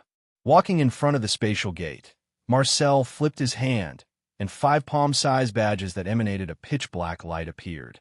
Although these badges all emanated a black aura, they were all made from different materials. 2 of them were completely blood-colored, while the other 3 were completely pitch-black. Marcel said, the blood-colored badge represents your status as a commander, while the black badge represents your status as a soldier. At the same time, this represents that you are representing the divine plane of darkness. As he spoke, he placed the 5 badges into the hands of the group. Zhou Tong and Reese Jim had blood-colored badges, while Linley and Bibi had black-colored badges. Please bind them with blood. After entering the battlefield, if you're on the same side, you'll be able to sense the aura of each other's badges, and thus determine whether you're a friend or foe. Marcel continued. According to the rules of the sovereigns, after leaving, you must first return your badges. If you're unable to return them, then that means you're already dead. At this point, Marcel laughed. This was to prevent the 2 sides from discussing and exchanging badges. There are also things related to military merits here. Since it's your first time here, you should take a look. Marcel pointed at a nearby stone stele, indicating for Zhou Tong and the others to take a look. Zhou Tong casually skimmed through it. The contents were basically the same as the original work. Killing a single soldier would result in a white badge. 100 badges would result in a drop of sovereign's might. 100 badges would result in a sovereign artifact. Killing a single commander would result in a gold badge. 10 badges would result in a sovereign artifact. Gold badges could not be exchanged for sovereign's might. In other words, if you wanted sovereign's might, you had to slaughter soldiers. This was to prevent sovereign's might from being overflowing. If you're done, then let's go. Reese Jem was very experienced. He knew about the planar wars long ago, and he urged from the side. Right, let's go. Zhou Tong nodded as well. I wish you all a safe return. Marcel said with a smile. He wished the same for every single commander who entered the battlefield. The group quickly flew into the spatial tunnel. The spatial tunnel emanated a brilliant black light. After the 5 entered, they discovered that the walls were filled with colorful light, and the space in front of them seemed to distort. Oh, so this is the Tao of space of this world. Unfortunately, it has been mastered by the primordial taboo. Zhou Tong stared at the distorted space. In his heart, he knew very well that although he had taken a single step through the tunnel, in reality, he had walked over 10,000 kilometers. Flying through this place gave one the feeling as though space-time itself had been distorted. Soon, the group successfully left the spatial tunnel and appeared within the planar battlefield. Chapter 1019. Welcome, my lords. Just as the group entered the planar battlefield, a voice rang out. Everyone turned to look at the source of the voice, only to see a large group of people standing in front of them. However, they could sense the aura of their badges. They were on the same side. The person who had spoken was a petite, black-haired maiden. She said, "My lords, is this your first time in the planar battlefield, or are you experienced?" The nearby Linley was rather astonished. They had entered as soon as the planar war had begun, and could definitely be considered the earliest group of people to enter. But in the end, there were still so many people ahead of them. However, Rees-Jem was quite familiar with this sort of situation. He said, "This war is between the divine light plane and the divine darkness plane. They need to arrange their forces, and so the people of these two planes entered the planar battlefield half a year earlier than the people of other planes. They sent people to block the entrance. They must be looking for helpers. Ignore them. Let's go ourselves." Rees-Jem was very experienced. He knew what was going on long ago. As he spoke, he led Zhou Tong's group to one side. The black-haired maiden said somewhat regretfully, "Unfortunately, there are 5 of them. They definitely have enough people. Hey, more people from the infernal realm have come." Soon, she regained her composure, revealing a hint of a smile as she went to welcome the next person. The planar battlefield had just begun. The number of people who had entered was the highest. On the other side, after leaving the army camp, the group immediately headed deeper into the planar battlefield. The spatial binding power of this place really is astonishing. Linley suddenly punched the air, but his full-force punch was only able to create a few spatial ripples. It wasn't able to break through space at all. Rees-Jem said, "The planar battlefield was created by the combined power of 4 overgods. Even commanders would find it extremely hard to tear through space. Even for me, if I didn't use a sovereign artifact, I'd probably have to use Sovereign's Might." Zhou Tong didn't feel anything. With a flick of his finger, a ray of sword energy instantly tore through space and shot towards a distance. "You, forget it, you pervert, don't say it." Rees-Jem was speechless. Being so familiar with Linley and Bibi, Rees-Jem had long known that Zhou Tong had reached great perfection. Moreover, he had reached great perfection in both the laws of fire and the laws of destruction. Without looking at Zhou Tong, Rees-Jem continued to explain to Linley and the others, "The planar battlefield isn't that large. The skies and the underground are both very dangerous. That place is filled with spatial rifts. The entire battlefield is illuminated by the spatial turbulence leaking out from the spatial rifts, which is why it's so dark. The entire planar battlefield is actually like 2 planes joined together. In the middle is the Milky Way. The divine darkness plane is on our side, while the divine light plane is on the other side of the Milky Way." As Rees-Jem spoke, he pointed to the other side. "Now that you mention it, Khan, what sort of sovereign artifact do you want?" Rees-Jem suddenly asked. "You already have a soul-protecting sovereign artifact. The toughness of your body is most likely in the top 50 of the various planes. Given that God's Park weapon of yours, which is almost as powerful as a sovereign artifact." Rees-Jem didn't know that after yet another transformation, Zhou Tong's body had already reached the sovereign artifact level. By now, his body was definitely in the top 3 of the sovereigns. In fact, he could even fight for first place. Because Beirut was a sovereign, he had been excluded. Bibi had only trained for a short period of time, and his body hadn't been strengthened to such a degree. Aside from Beirut, even if there were other experts in the various planes, they wouldn't necessarily be able to surpass Zhou Tong. Even Hima's clearly wasn't a match for the current Zhou Tong. "I feel as though it's a waste for you to come." Rees-Jem's eyes lit up as he spoke. "Rees-Jem, how many badges do you want me to help you acquire?" Zhou Tong laughed. He immediately understood what Rees-Jem was thinking. He definitely wanted Zhou Tong to help him out. "You are willing to help? If you help me, I definitely won't treat you unfairly. You'll have as much Sovereign's Might as you want. I'm still 6 badges away from the next sovereign artifact." Rees-Jem's eyes instantly lit up. "Rees-Jem, that's not right." The nearby Bibi spoke out as well. "Khan grew up with us. If he wants to help, He should help you acquire a sovereign artifact first. Boss only has a soul-protecting sovereign artifact, and he still lacks a defensive sovereign artifact and an offensive sovereign artifact. Boss, what sort of sovereign artifact do you want? BB immediately looked towards Lindley. Lindley didn't know whether to laugh or to cry. BB, Khan himself, only has a single sovereign artifact. He definitely prioritizes himself. I just came to the planar battlefield to take a stroll. I don't need sovereign artifacts. Below the sovereign level, is there anyone who can injure me, or is there anyone I can't kill? Zhou Tong shook his head. Given my power, if I act against those commanders, that would be too much of a bully. Take a stroll. Reese Jam was rather speechless. You can act on your own. I just came in to take a look. If you really encounter someone you can't handle, come find me. Zhou Tong said directly. I won't take the initiative to attack. As for the commander badges, that'll depend on fate. He didn't want to continue to accompany Lindley's group. He was planning to go underground and take a look. It seemed as though in the original work, the crown was underground. Perhaps if he used his innate divine ability in an underground area near a spatial tear, he would be able to draw the crown out. The reason Zhou Tong had come to the planar battlefield was precisely for the crown. As long as he could obtain the crown, he couldn't be bothered with anything else. It didn't matter whether or not he could obtain a sovereign artifact. In any case, his body was like a sovereign artifact. Fine, then we'll leave. Lindley was the first to speak. I've been with you all this time, so I don't feel any sense of danger.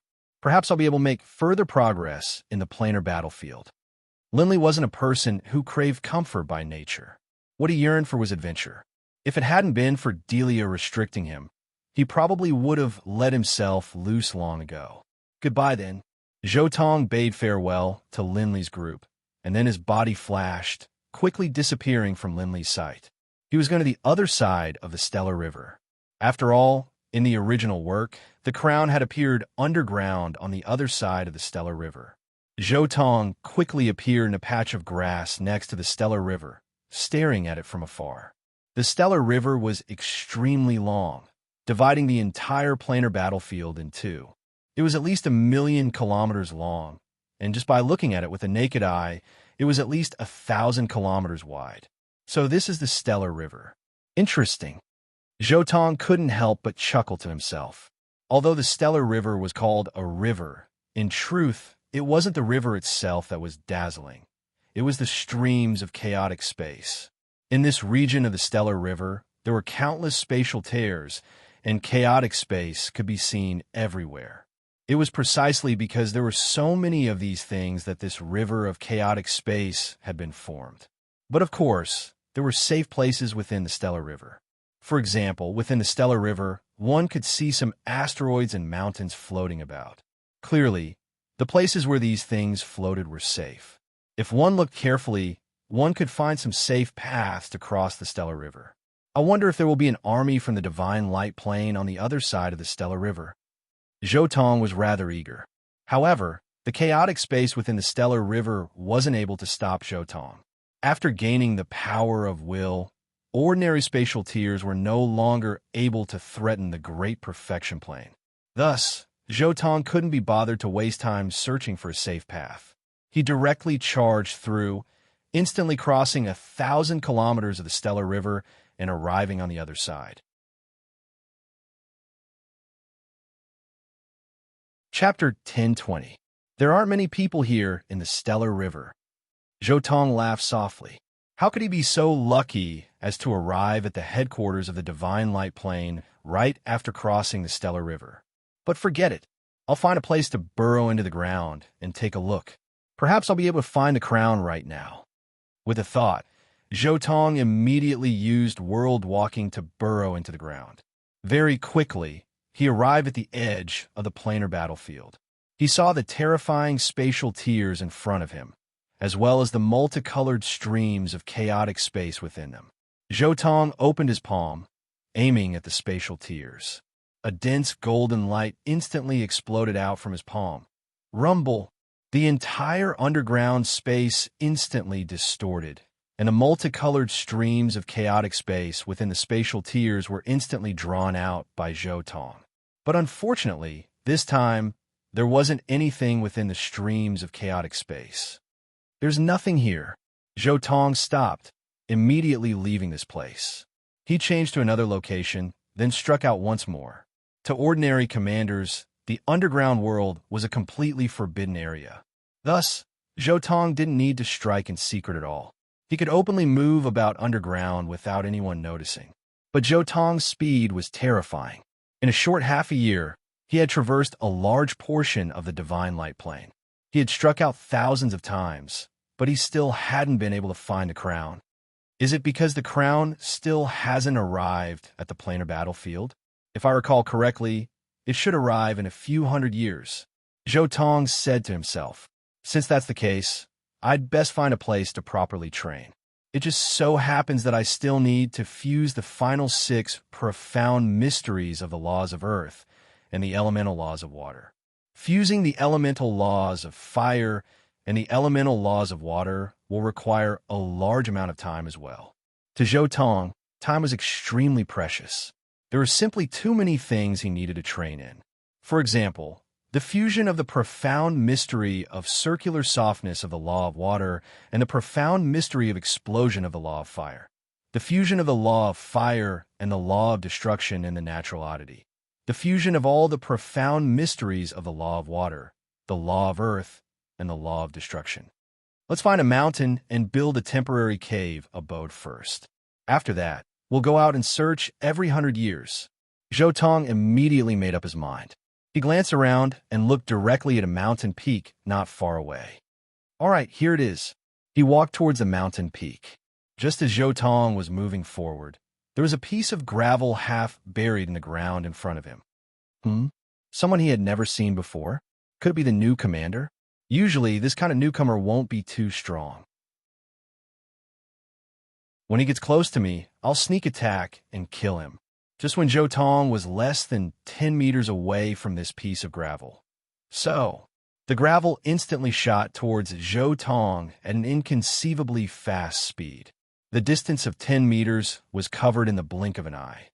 I wasn't even prepared to go on a killing spree. Someone actually dares to sneak attack me? Zhou Tong couldn't help but laugh. He turned his head and looked at the attacker. Instantly, he understood the identity of the attacker. This person's name was ROP. He was an expert from the Divine Earth Plane. He was extremely skilled in concealment, sneak attacks, and escaping. However, his true strength wasn't very strong. Rumble. At this moment, the gravel suddenly dispersed and transformed into a human figure. At the same time, a dazzling blade edge instantly slashed through the air and appeared in front of Zhou Tong. With just one slash, the space distorted. Go to hell. Seeing that Zhou Tong didn't react at all, ROP's eyes revealed a trace of pleasant surprise. Clang! This unparalleled slash landed heavily between Zhou Tong's eyebrows. However, to ROP's astonishment, this slash of his didn't even leave a scratch on Zhou Tong's skin. How can this be? This feeling, it's not a defensive sovereign artifact. I really did cut into his body. But how can this be? My full force attack wasn't able to break through his defense? What sort of body is this? ROP was completely stupefied. Not good. It's actually a supreme expert with a freakishly powerful physical body like Hemmer's or Beirut. ROP was very decisive. He immediately turned and fled. Rumble. But by now it was too late. A green light suddenly spread out, and Zhou Tong's deep-sea dimension instantly descended. For a moment, ROP was like a drowning man in the deep sea, unable to move at all. Not good. The elemental laws of water have actually been trained to this level. ROP gritted his teeth, immediately using up a drop of his precious Earth-type Sovereign's Might. Rumble. Instantly, a large amount of earthen yellow light appeared, and one terrifying surge of energy after another exploded out from his body. You want to run after using Sovereign's Might? Zhou Tong laughed softly, then formed a sword with his right hand and chopped through the air. Bang! A soft sound, like a stone falling into water, rang out. The entire space seemed to have been cut off from the flow of water, instantly exploding apart. Following the direction of the sword, A terrifying spatial rift that was dozens of meters long was formed. This was the planar battlefield. Barehanded, without even using Sovereign's might, Lindley was able to create such a terrifying spatial rift with a casual chop.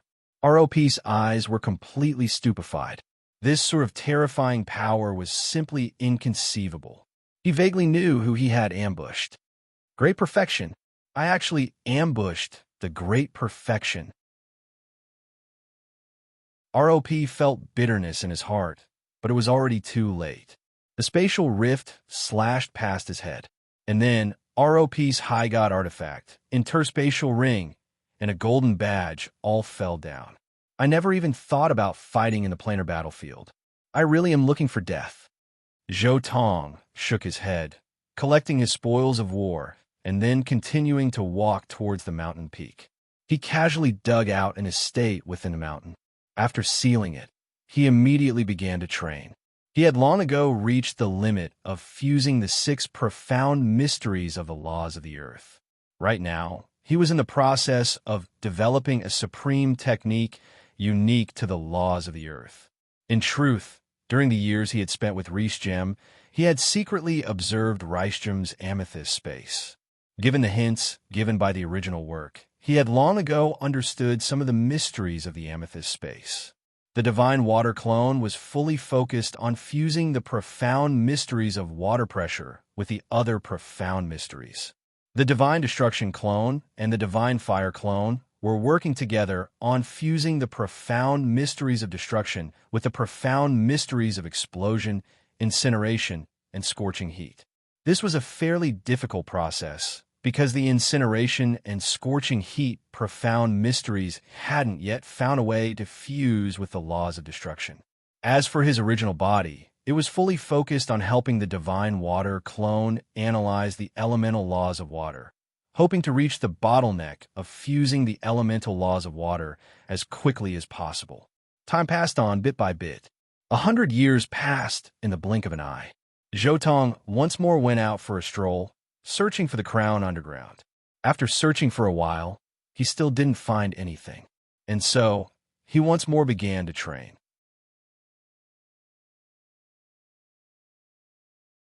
Chapter 10:21. Time passed slowly. In the blink of an eye, 200 years had passed since Zhou Tong had arrived at the planar battlefield, within his temporarily opened estate. Crackle! The fire elemental essence around Zhou Tong suddenly began to gather. Slowly, a pitch-black flame appeared next to him, and the surrounding space began to melt away under the terrifying heat of this flame.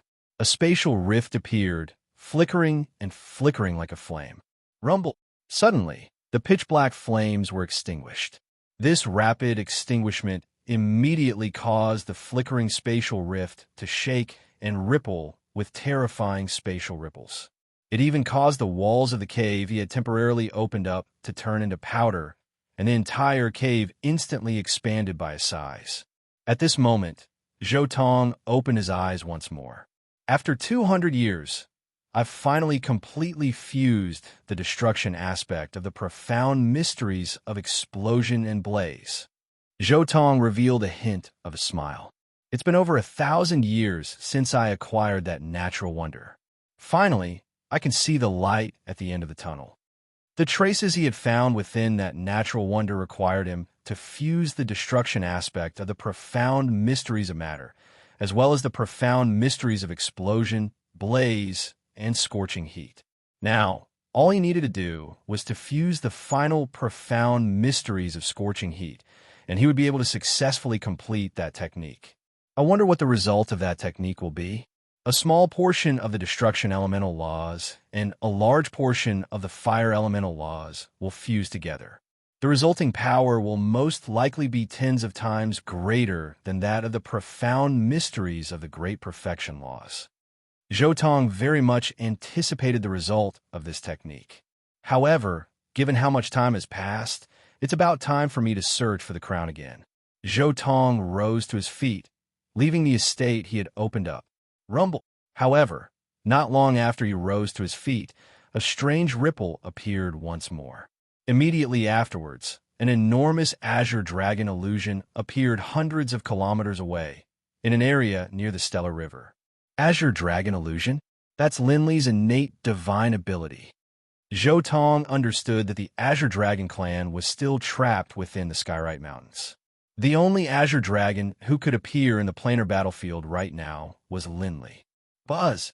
But at this time, another monster shadow appeared. It was a purple monster with 108 spikes on its body.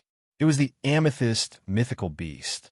Even Reese Gem is using his innate ability. Zhou Tong's figure instantly dissipated and shot towards the place where the battle was taking place. At the same time, beside the galaxy, Reese Gem and Linley were surrounded by a pitch-black cocoon-like object, and above this cocoon-like object, there were streaks of violet light revolving around it. Opposite them was a white-robed figure with white eyebrows and hair. This person was none other than Baiyu, a high god of wind element, great perfection. Reese Gem, looks like you're determined to protect this god-eater rat. Baiyu stared coldly at Reese Gem, his voice cold and emotionless. I admit that this god-eater rat is using Sovereign's might. I'm unable to kill him, but HRM... Just as Baiyu was about to say some vicious words, his eyes suddenly narrowed. He suddenly turned his head to stare into the distance, a hint of astonishment and shock in his eyes. Someone's coming. This speed is even faster than mine? Wind, light, and lightning were the fastest of the 4 edicts and 7 elemental laws. As for Baiyu, as a high god of wind element, great perfection, he was incomparably fast and could be said to be the fastest amongst all sovereigns. But now, someone had appeared who was even faster than him. How could Baiyu not be stunned? It must be Khan. Khan has come. Seeing the look on Baiyu's face, a hint of joy appeared in Linley's eyes as well. Baiyu, don't be arrogant. Someone who can deal with you has come. Bibi called out as well. Someone who seems to be at the level of great perfection really has come. Baiyu frowned. He was confident that once the God-Eater rat's might was used up, he would be able to finish him off with a single blow. But clearly, before the God-Eater rat's might was used up, that expert who seemed to be at the level of great perfection would hurry over. For the sake of repaying a Kluer's favor, I'm going to fight against a great perfection expert. Baiyu was rather hesitant as well. However, since I'm repaying a favor, I'll go all the way. If I fight against a great perfection expert, there's no way to determine victory or defeat. Most likely, a Kluer won't have anything to say. Thinking to this point, Baiyu stood there in midair, quietly waiting for Zhou Tong to arrive. Baiyu, you actually aren't running? Zhou Tong quickly slashed through the air, appearing in front of Baiyu. Khan, kill him! Bibi roared wildly. Just now, he really had nearly died at Baiyu's hands. This was the first time he had ever faced such a life-threatening situation. Naturally, Bibi felt unprecedented rage. Don't worry. The divine clone of Baiyu that appeared on the battlefield won't live past today. Zhou Tong said confidently. Before becoming a sovereign, he had to curry favor with Beirut. At the very least, he had to show that he valued friendship and loyalty. Now that such a good opportunity had come knocking on his door, Zhou Tong naturally wouldn't let it pass. I'm arrogant. Baiyu roared explosively, while at the same time, he brandished the sovereign longsword in his hands. The speed of a high god of the great perfection of wind was terrifyingly fast. What's more, he had already used wind-type sovereign's might. In this instant, space trembled slightly, and Baiyu's sovereign longsword seemed to have teleported, arriving directly in front of Zhou Tong. Facing an expert like Zhou Tong, who was on the same level as him, even Baiyu didn't dare to ask him to use long-range attacks. He had to use his sovereign artifact to strike the opponent's body. Zhou Tong let out a cold snort, and a drop of destruction-type sovereign's might instantly exploded out from his body as well. At the same time, the pitch-black sky-splitter sword left its sheath, colliding directly against Baiyu's sovereign longsword. Clang! The two swords collided. At first, there was a metallic clanging sound, but then there was a tearing sound. The void, unable to withstand the terrifying shockwaves of the collision, was torn apart, creating a series of enormous crevices in the void. One heaven-destroying, earth-shattering spatial tear after another, over 100 meters long, instantly appeared in the skies. However, in the face of this collision, Zhou Tong's palm muscles merely trembled slightly, dissipating the terrifying power of the attack. However, Baiyu didn't have it so easy. Zhou Tong's palm muscles trembled slightly, instantly causing the sovereign longsword in Baiyu's hand to tremble violently. His sword-wielding hand was shattered, and the edge of the sovereign longsword chopped against Baiyu's own body, bang. The azure godword, which was as thin as a cicada's wing, was deflected by Zhou Tong's attack. It slashed through the void, actually splitting Baiyu's body in two from the chest. Neither sovereign's might nor Baiyu's was able to prevent this sword from being deflected. The power of this attack from Zhou Tong was simply too great. Chapter 1022. This impossible. Baiyu's eyes were filled with astonishment. In a single collision, he couldn't even hold his sovereign longsword steadily, and when the longsword bounced back, it actually cut him in half. How could there be such a ridiculous material attack? Was this really a high god of the great perfection? Not good. Flee. Seeing Zhou Tong continue to chase after him, Baiyu immediately shattered the space around him, and the remaining half of his body instantly dove into chaotic space. Faced with Zhou Tong's attack, he couldn't worry about anything else. He had to go into self-exile to have a chance at survival. Baiyu only had 2 sovereign artifacts in total, an offensive-type sovereign artifact and a soul-type defensive sovereign artifact. He didn't have a defensive sovereign artifact. Faced with Zhou Tong's terrifying attack, there was no way he could withstand it. Within chaotic space, Baiyu controlled his sovereign power to quickly regenerate his lower body, but his body was virtually unable to move at all. It was very difficult for him to move within chaotic space. He wanted to enter the depths of chaotic space and get far away from Zhou Tong. The farther, the better. If you flee into chaotic space at full force, I really won't be able to pull you out, Zhou Tong said to himself. Although the warping force field was capable of pulling out a large amount of chaotic space, it wasn't enough to pull out a great perfection. Zhou Tong's current strength lay in his sovereign artifact-like body and his fused divine power of 4 elements. But a technique like the warping force field would find it very hard to cause a great perfection expert to flee at full force, especially when this technique was an Earth-style technique. Zhou Tong's divine Earth clone wasn't at perfection yet, and his will wasn't strong enough to completely crush a great perfection expert. However, do you think that by fleeing into chaotic space, you'll be able to avoid death? In your dreams, Zhou Tong's body moved, and he instantly charged into chaotic space as well. When he moved, everyone was shocked, but the most shocked of all was Baiyu. He had thought that since he had already gone into self-exile, he should be able to escape. But he didn't expect that this opponent would be so determined to kill him, even willing to go into self-exile to kill him. Who are you? Your friends are fine, so why do you have to kill me? Baiyu transmitted his voice. He really didn't understand. Although he had attacked his friend was completely fine. Why was he willing to help him, even if he was exiled? Because you don't understand how strong I am. Do you think I'm exiling myself? Do you think I can't move like you in the space turbulence? Zhou Tong moved and immediately chased after Baiyu. A great perfection expert was unable to move freely in spatial turbulence, but Zhou Tong might not be able to do the same.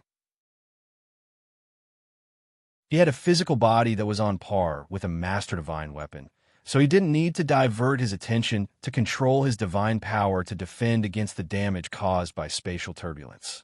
Moreover, the power of his will far surpassed the imagination of a great perfection high god, especially his divine fire clone that had truly reached perfection.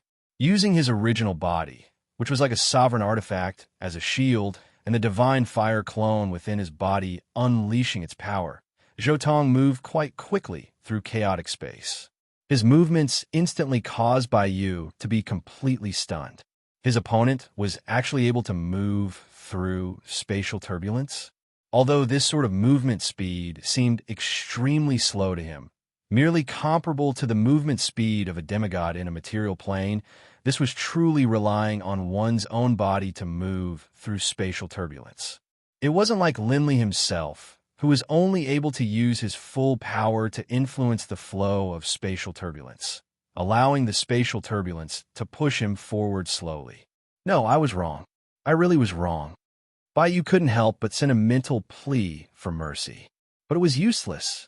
Baiyu, goodbye. By now, Zhou had arrived by the side of the frantic Baiyu. Boom! Baiyu wasn't able to react at all. Zhou fist slammed against his face. Baiyu's head exploded, and a golden badge fell out of his body. At the same time, his divine spark, interspatial ring, and 2 sovereign artifacts all fell out as well. Zhou used his sovereign power to sweep them all into his hands. The first great perfection to fall. A hint of a smile appeared on Zhou face. But just as he was preparing to leave, suddenly, something within chaotic space caught his attention. It was a crown that didn't shine at all, and the gemstones embedded in it were completely gone. But in Zhou eyes, this crown was incomparably eye-catching. That's the pentametal crown? So it's here. If I hadn't come to chaotic space, I probably wouldn't have been able to find it. Zhou face was filled with wild joy, and he immediately hurried towards the crown. However, even though he was able to move through chaotic space, his speed wasn't that fast. Thus, he still needed a bit of time to get there, at the same time, next to the Stellar River. The shattered space once more began to heal. Reese Gem, Linley, and the others stared blankly at the healing space. Khan, he entered chaotic space? Linley was rather stunned. He hadn't expected this to be the result. Baiyu really is doomed. Reese Gem was rather emotional as well. Khan truly is terrifyingly powerful. He is the only member of the Great Perfection race. He truly is powerful. Even the normally quiet emissary of the Redbud Sovereign, Reham, couldn't help but sigh in praise. In that clash before entering chaotic space, they had already seen the difference in power between them. In just a single clash, Baiyu had been utterly defeated. He wasn't even able to hold his sword steadily, and had even injured himself. What sort of difference was this? Only Khan, he is too ferocious. Not only did he force Baiyu into self-imposed exile, he actually really did charge into chaotic space. Bibi was stunned by Zhou actions as well. Reese Gem, Khan is chasing after Baiyu for us. Can you ask your mother to step in and rescue him from chaotic space? Bibi looked at Reese Gem with some anticipation. In this place, only Reese Gem, the son of a sovereign, could casually meet with a sovereign. Moreover, Bibi wasn't someone who didn't know how to be grateful. Zhou was the one who had stood up for him, which was why he had ended up in chaotic space. He had to show some gratitude. Don't worry. When Baiyu appeared, I already notified my mother. She's already rushing over. Reese Gem was very confident. Even if it was a great perfection that was completely unrelated to him, a sovereign would definitely step in to save him, let alone a friend of his. After all, a great perfection could help a sovereign accomplish many things. In addition, if a sovereign saved a great perfection, there was a very high chance that the great perfection would become his emissary. There were many sovereigns, but very few great perfection emissaries. In addition, the vast majority of great perfection emissaries weren't interested in becoming emissaries. This made it so that there were very few sovereigns who had emissaries of a great perfection. If a sovereign could acquire an emissary of a great perfection, the sovereign would gain quite a bit of face. Good. Linley let out a sigh of relief as well.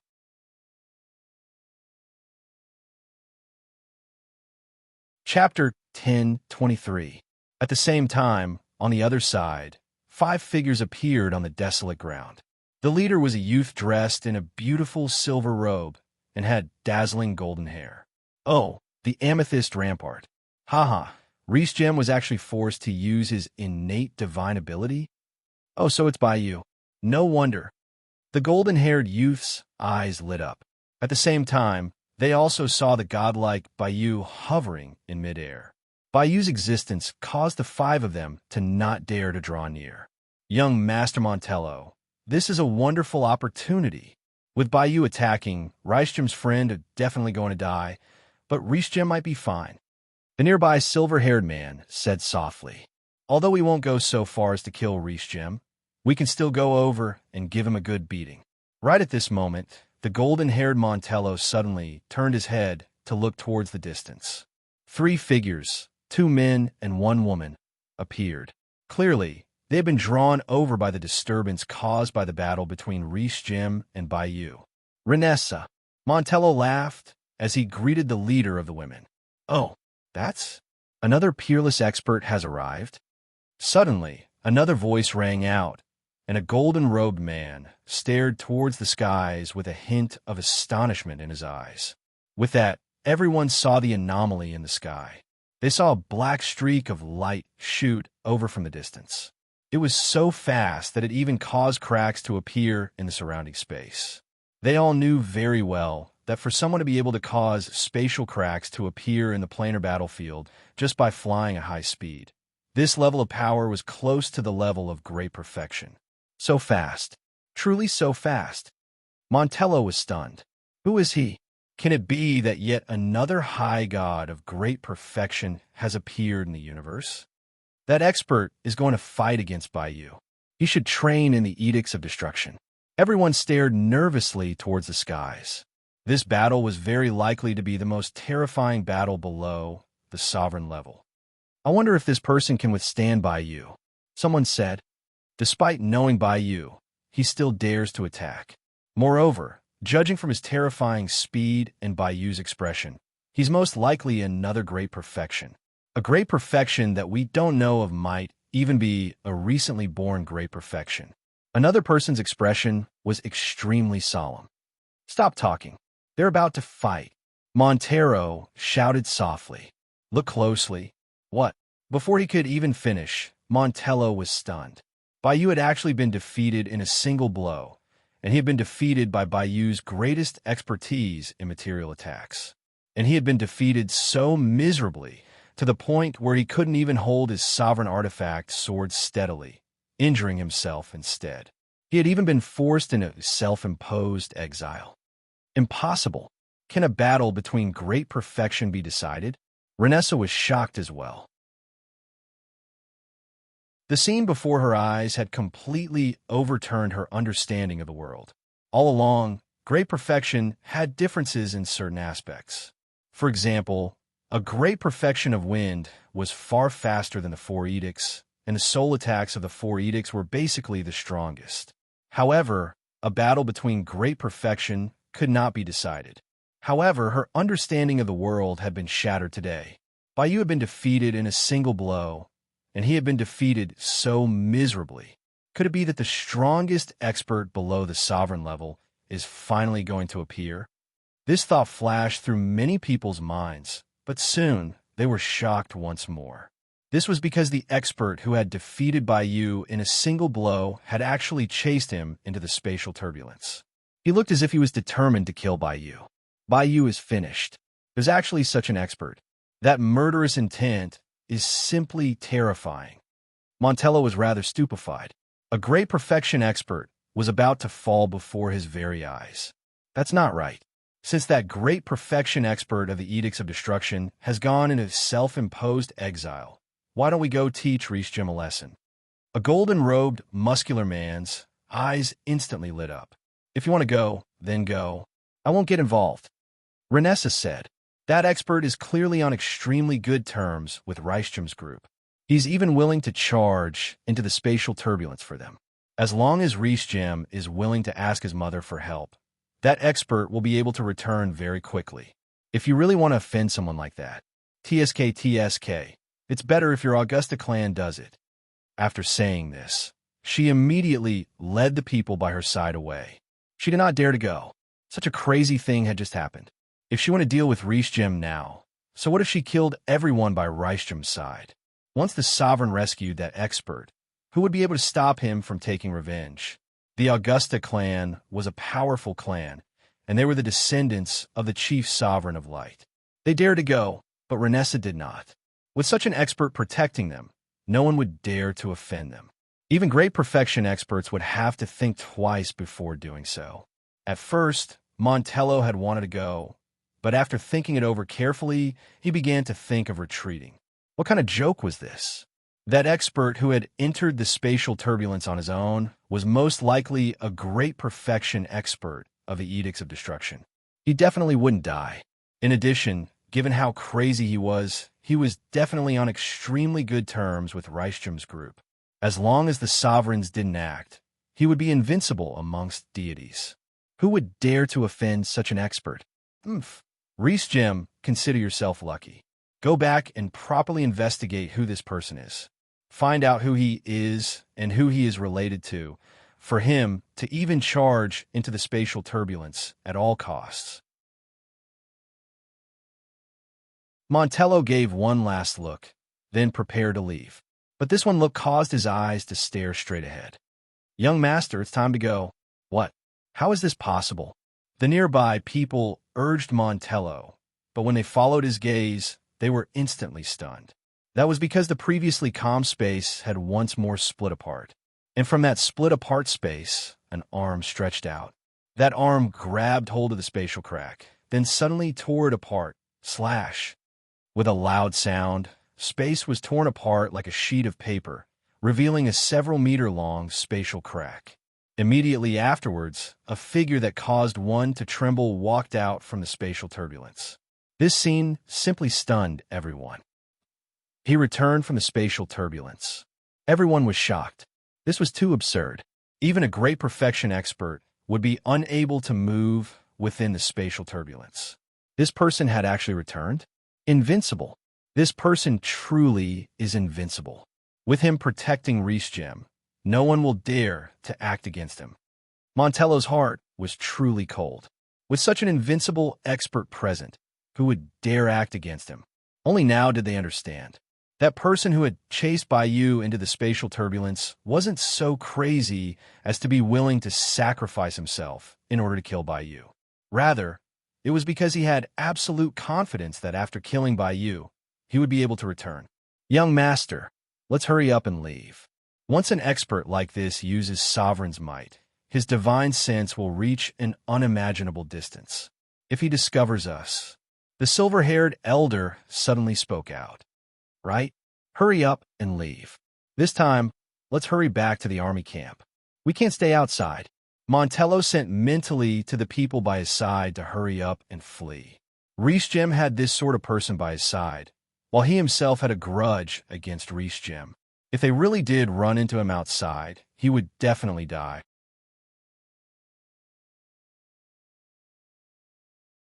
Chapter 1024.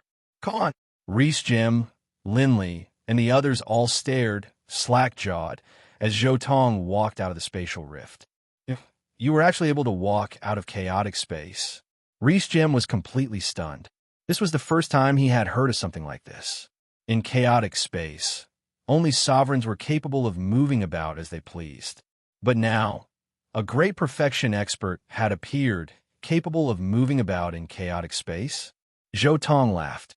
Ordinary great perfection experts, when in chaotic space, spend most of their energy on defense. Their bodies aren't able to withstand the attacks of chaotic space. If they don't use all of their energy to defend, they will definitely die. Even if they have a defensive sovereign artifact and a great perfection expert, if their bodies aren't strong enough, they will find it hard to move about in chaotic space. But I'm different. I don't need to use all of my energy to defend against the attacks of chaotic space. At the same time, my body is extremely powerful as well. Naturally, I can move about in chaotic space. Only, my speed is a bit slower. Zhotong primarily relied on the power of his Divine Fire clone in chaotic space. His Divine Fire clone was a true great perfection expert. The will of a great perfection expert, combined with the will of a soul mutate, allowed him to unleash 60 times the power of a great perfection expert. In this sort of situation, given that his body was like a sovereign artifact, he was naturally able to easily move about in chaotic space. Only, His speed was a bit slower. I'm confident that as long as I fuse all four of my profound mysteries, the world will once more descend with the power of will. My speed in chaotic space will definitely be comparable to the speed of a great perfection high god in a material plane. Zhou Tong said to himself. He was still very confident in his own power. A bit slow, but Reese Jim and Lindley were speechless. Khan, is Baiyu dead? Bibi asked. Dead. Zhou Tong casually tossed out Baiyu's 2 sovereign artifacts. Haha, it's good that you're dead. Bibi said angrily. Speaking of which, all of Baiyu's divine clones are dead, right? Reese Jim asked somewhat curiously. Based on what I know, he has 2 divine clones of wind and destruction. Can his interspatial ring recognize an owner? Reese Jim knew that, generally speaking, it was not very likely that such an unrivaled, peerless expert would place his divine clone somewhere else. What if it was killed by someone else? Zhou Tong nodded. It can recognize you as its master. Wow, great perfection. Just how much wealth is there? Bibi, the little money grubber, was shocked. Baiyu truly is very wealthy. He has roughly 1,000 drops of wind-type sovereign's might and destruction-type sovereign's might. Zhou Tong said. He only has these 2 clones, and his sovereign's might is of these 2 types as well. 1,000 drops of wind-type sovereign's might and destruction-type sovereign's might. Bibi was shocked once more. The nearby Reese Gem was quite calm.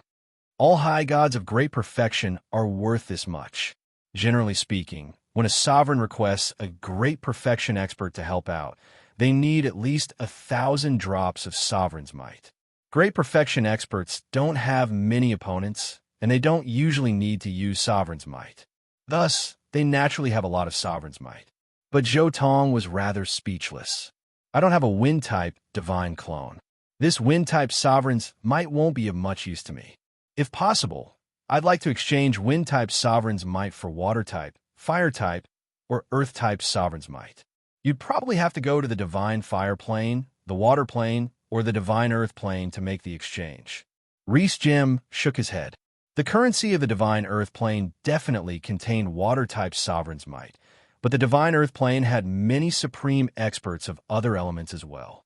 They naturally wanted to exchange their water-type sovereign's might for other elements. The same principle applied to the various divine planes as well. Khan, tell me the truth. Did you go slaughter those commanders? Bibi asked. Zhou Tong was speechless. I just came to look at the scenery. I've never thought about killing anyone. Given your power, it should be quite easy for you to gather a few sovereign artifacts. Bibi grumbled. There's no point. I just came to the planar battlefield to take a look. I'm not planning to get involved in the final battle. You guys can continue. I'm going to go take a stroll. Good luck. Zhou Tong said one last time, then waved his hand and left. He hadn't come to the planar battlefield for the sake of a commander's badge, nor for a sovereign artifact. What he needed was the pentametal crown. Now that he had the crown, he naturally didn't need to go take a stroll. Zhou Tong casually strolled around the planar battlefield, looking at some of the unique sights here. And then he opened up an estate in a somewhat hidden area. And then, somewhat impatiently, he took out the pentametal crown he had just acquired. This is one of the 3 over-god talismans, the pentametal crown. I've acquired the second over-god talisman as well. A hint of a smile appeared in Zhou Tong's eyes. At the same time, with a flip of his hand, 9 soul pearls appeared in his palm. When the pentametal crown and the 9 soul pearls appeared at the same time, it seemed as though a connection had occurred between them. Almost instantly, those 9 jade green pearls lit up, then flew towards the crown. Swish, swish, swish. The 9 emerald green spiritual pearls instantly formed a circle surrounding the pentametal crown. Each spiritual pearl corresponded to a groove on the crown. In the end, all of the pearls were embedded into the grooves of the crown, and then everything returned to normal. Only, right now, in Zhou Tong's eyes, the crown began to emit rays of jade green light. This ray of light caused the crown to no longer seem as tattered as it had been before. It now had a vague, noble aura to it. Now that I have 2 over-god talismans, I wonder what sort of new power I will gain. Zhou Tong was rather curious. He put the crown on his head. How comfortable. In the instant that he put on the crown, Zhou Tong felt a strange surge of energy enter his body. This energy was very special. It was like the spring wind and rain, flowing through Zhou Tong's original body and his 4 divine clones. This sort of feeling was very special and also very comfortable. It was a feeling of life. His body and soul were simultaneously bathed in this energy, causing his entire body to instantly become much brighter. His entire body was filled with a dense life force, and at the same time, his soul felt as though it had returned to its mother's body, bathing in this warm energy. The 3 over-god talismans, by themselves, would at most be able to increase the power of an ordinary commander. They would be useless for a great perfection. But once he had 2 of them, the increase in power wouldn't be as simple as 1 plus 1. Now that the pentametal crown had been embedded with the 9 soul pearls, the energy it produced could even affect Zhou Tong. Life that is like flowing water, life that is as vast as the earth. Almost immediately, Zhou Tong was stunned. This was because this special feeling made him feel as though he had grasped something.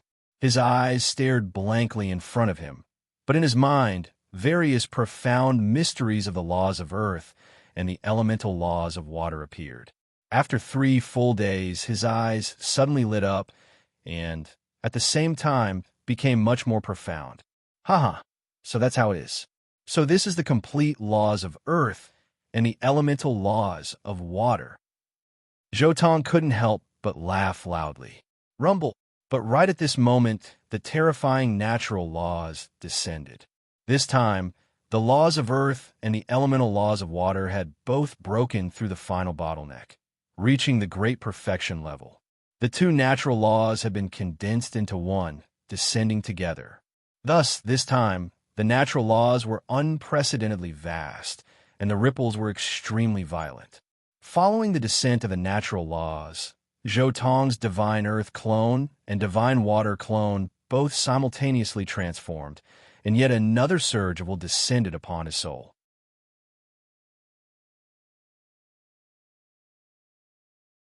Chapter 1025. The Descent of the Natural Laws, especially when Zhou Tong had made 2 breakthroughs, caused the descent of 2 laws, caused countless people in the planar battlefield to sense it. The descent of the natural laws? Someone made a breakthrough? There's actually a god-level or demigod clone here. Is there something wrong with his brain? There's actually someone who would foolishly bring a weak clone into the planar battlefield? Why didn't he leave a useless clone outside? Why did he bring it in to die? The descent of the natural laws has caused that person's location to be exposed. He'll most likely die. Heh, I'll go take a look as well. Perhaps I'll be able to benefit from it. Everyone who sensed the descent of the natural laws was discussing amongst themselves. Logically speaking, the planar battlefields of the 4 higher planes and the 7 divine planes were places where the most supreme experts fought. There shouldn't have been any natural laws descending here. Why would someone bring a weak clone into the planar battlefield? But precisely because they sensed this, many of the commanders on the planar battlefield hurried towards the descent of the natural laws. At this moment, within the gloomy planar battlefield, a white figure was flying towards the place where Zhou Tong had made his breakthrough. This person was dressed in white clothes, and even his hair was silver white. He was as handsome as a woman, and his eyes shone so brightly that they seemed to contain the stars.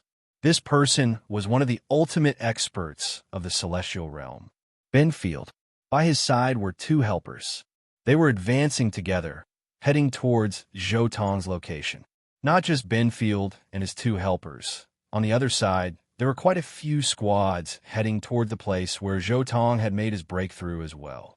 At the same time, within his estate, Zhou Tong opened his eyes. I didn't expect that my water style and earth style would break through just like that. They've reached perfection. Zhou Tong was rather speechless.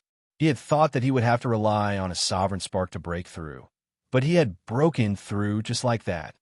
It really is the crown of the over-god of life. It really is the product of 2 over-god talismans fusing together. Zhou Tong removed the crown from his head, inspecting it carefully. The more he looked at it, the more he liked it. He had the feeling that with this crown on his head, his entire body would become extremely clear-headed. Whether it was in analyzing the profound mysteries of the laws or something else, he would become much faster. If he had obtained such a crown in the past, his cultivation speed would have been even faster. But it's a pity that this thing doesn't seem to have much effect on my law of destruction. Zhou Tong pondered for a moment and shook his head. Up until now, the law of destruction had become the weakest law he had cultivated so far. The power of the crown was vitality. It was life. It definitely had nothing to do with the laws of destruction or death. The earth and water were the source of life. I need to find some time to properly study the laws of destruction. Otherwise, a clone will always be a little lacking.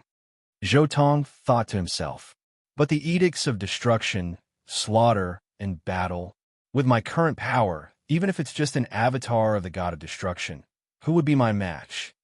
Then he lifted his head and looked into the distance. He chuckled and said, "So many experts just happened to come over. Forget it. I'll just treat it as a rehearsal for my law of destruction." Clang! With that, Zhou Tong drew his sword in an instant. 13 dazzling sword lights tore through the void and surged out. What?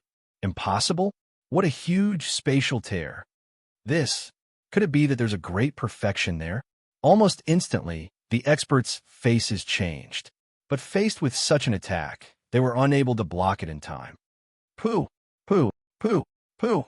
11 streaks of sword chi shot out and instantly sliced the 9 experts into two, directly slicing them apart. Only 2 loud clangs could be heard as the sword chi collided with the defensive sovereign weapons. Of the 13 experts, 2 had defensive sovereign weapons. But faced with Zhou Tong's all-out attack, even the defensive sovereign weapons were of no use. Although the sword chi's attack was blocked, the collision between the sword chi and the defensive sovereign weapons created a terrifying shockwave. In the end, the heads of the 2 experts were turned into mush and they died. 13 peerless experts had died at the same time. That's why. There's a reason why my law of destruction is so slow. Zhou Tong sighed in his heart. Aside from the great perfection who has a defensive sovereign weapon, who else could take a blow from me? After this blow, Zhou Tong's temporary cave abode was completely destroyed. His gaze flickered as he looked at the badges, divine sparks, and interspatial rings scattered around him. He casually controlled his godly domain and collected them all. There were a total of 9 gold badges, 2 blood badges, and 1 soldier badge. Those commanders might not necessarily be wearing a commander's badge. They might also be wearing a soldier's badge. Furthermore, there are many people who let their friends join the other camp, the kind where both sides work together to trap their own people at the same time. That was why there were 3 blood badges and 1 soldier badge. These badges, in addition to the 2 people I killed earlier, are just enough to exchange for a sovereign weapon. There's more. Zhou Tong shook his head. He hadn't planned on killing these commanders. Who asked them to be so greedy as to provoke him? Time to go back. There's no point in continuing to wander about the battlefield. I'll go back and train while waiting for the planar war to end. Zhou Tong turned and headed towards the divine darkness plane. He quickly crossed the river of stars, and in the blink of an eye, he found a secluded corner. He casually opened his cave abode and began a train. He had already accomplished all of his goals on this trip to the planar war. There was no point in continuing to stay here. It was better to go back and continue to fuse the profound mysteries of the laws. He still hadn't reached the limit of fusing fire and water, much less fusing the 4 profound mysteries of the laws. He was still far from fusing the laws of fire and destruction. All of these things required a large amount of time to train in. Time passed, 1 year at a time. Zhou Tong's training in the planar war continued to progress in an orderly fashion. 800 years later, rumble, suddenly a terrifying explosion rang out in the air above the entire planar war. At the same time, earth-shattering ripples of energy wildly swept out towards the entire planar war. Even someone who had sunk into a meditative state would definitely be startled awake by this sort of disturbance. Oh, these ripples of energy, they carry both the power of destruction and the power of awakening. Zhou Tong, in the instant that he came into contact with these ripples of energy, instantly grasped a critical point in his heart. Silently, his Tao of destruction, the Tao of illusionary annihilation, had finally merged with the Tao of annihilation. It's been 1,500 years. The edicts of destruction have finally made some progress. I didn't expect that these ripples of energy from the final battle of the planar war would cause me to improve. Zhou Tong stared at the two tunnels in the River of Stars. At this moment, these two tunnels were emanating rainbow-colored light that surged into the heavens, causing space itself to tremble. Everyone participating in the planar war understood. The final battle had begun.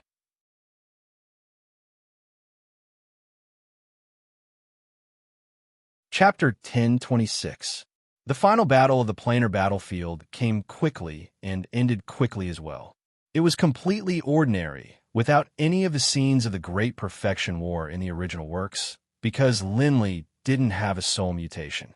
In fact, Magnus didn't even appear on the battlefield. Magnus had indeed come, but he had been frightened as well. In particular, after hearing Montello's group say that Zhou Tong had charged into chaotic space, killed Bayer, and then escaped from chaotic space, he had been even more frightened. He didn't dare to come out at all. Naturally, he wouldn't be able to see Linley in the final battle. The battle had come to an end. Naturally, the next step was to leave the battlefield. Within the planar corridor, there were many people. Their shoulders brushed against each other, and the walls of the corridor were filled with multicolored light. Zhou Tong followed the crowd, flying out with them. Come on! Right at this moment, a voice suddenly rang out. Linley and Reese Gem were flying out of the planar battlefield together. Judging from your appearances, you don't have enough military merits? Zhou Tong laughed. Alas, I don't know what happened. Ever since we parted ways last time, I haven't seen any commanders on the battlefield. Even in the chaotic battles of the final battle, there are very few commanders. Reese Gem lowered his head, somewhat speechless. This trip to the planar battlefield was a wasted one. All I got was 3 commander badges. These 3 badges, even with all my military merits, aren't enough to trade for a sovereign artifact. Reese Gem sighed. Linley, what about you? Zhou Tong asked. I only got 3 badges as well. Linley laughed as well. He was quite open-minded and didn't think too much about it. Sovereign artifact were things that didn't matter if he had them or not. After all, he was still young and was far from reaching his peak. In addition, during the past 1,000 years in the planar battlefield, he had made a breakthrough. The throbbing pulse of the world, the profound mysteries of strength, the profound mysteries of vitality, and the profound mysteries of the essence of the earth had all fused together. At the same time, the throbbing pulse of the world, the profound mysteries of strength, the profound mysteries of the essence of the earth, and the profound mysteries of gravity and space had all fused together. It could be said that as long as he fused the profound mysteries of gravity and space and the profound mysteries of life, he would be able to fuse all 5 laws. By now, Linley could already be considered one of the most powerful commanders in the world. In the central island of Purgatory, a group of people quickly flew out of the planar battlefield. At this moment, the originally spacious hall was filled with people. At the same time, there was a berating voice. Everyone, come here to submit your badges and record your military achievements. Soldiers, go over there. Commanders, come to me. The speaker was naturally the chief sovereign of destruction's emissary, Marcel. The Nashi soldiers naturally listened and obediently lined up to record their merits. Only Marcel's side was empty. After all, there were very few commanders. Marcel, help me record this. Reese Gem flew over first. Haha, Reese Gem Con, how was your harvest this time? Marcel laughed. 3 badges, help me record them. Help my friends record them as well. Reese Gem first took out his own badge, and then took out the 3 commander badges he had acquired. Haha, no problem. Marcel smiled, while also recording Reese Gem and Linley's badges. Con, your turn. Marcel finally looked towards Zhou Tong. Zhou Tong casually took out his own badge as well, and then with a flip of his hand, 11 golden badges appeared on Marcel's table. These 11 badges caused Reese Jim and the others to stare, slack-jawed. Khan, didn't you say that you didn't need a sovereign artifact? 11 badges, a sovereign artifact, and a bit more. BB called out in shock, looking towards Zhou Tong in disbelief. He felt as though he had been cheated. Indeed, I wouldn't go make trouble for those people, but I can't help but have people come and make trouble for me. Zhou Tong chuckled. Reese Jim, you're still missing the final badge, right? I'll give you the extra one. In the future, I probably won't come to the planar battlefield again. Marcel recorded. I'll take 10. The extra one will be given to Reese Jim. Zhou Tong said casually. Ha, Commander Khan, I couldn't tell. Admirable. Admirable. Reese Jim, congratulations to you as well. Marcel laughed. Now that we've recorded your merits, let's go this way. Let the Sovereign forge a sovereign artifact for you. As he spoke, Marcel opened up a secret passageway and said, Enter from here, and you'll see the Sovereign. The group entered the secret passageway. This secret passageway was very wide, and the walls were covered with a hazy glow, causing the entire passageway to seem rather illusory. After walking for a while, the group came to a halt because there were a total of 3 passageways up ahead. One was to the left, one was to the right, and one was straight. Which way? Linley and BB both looked towards Reese Jim.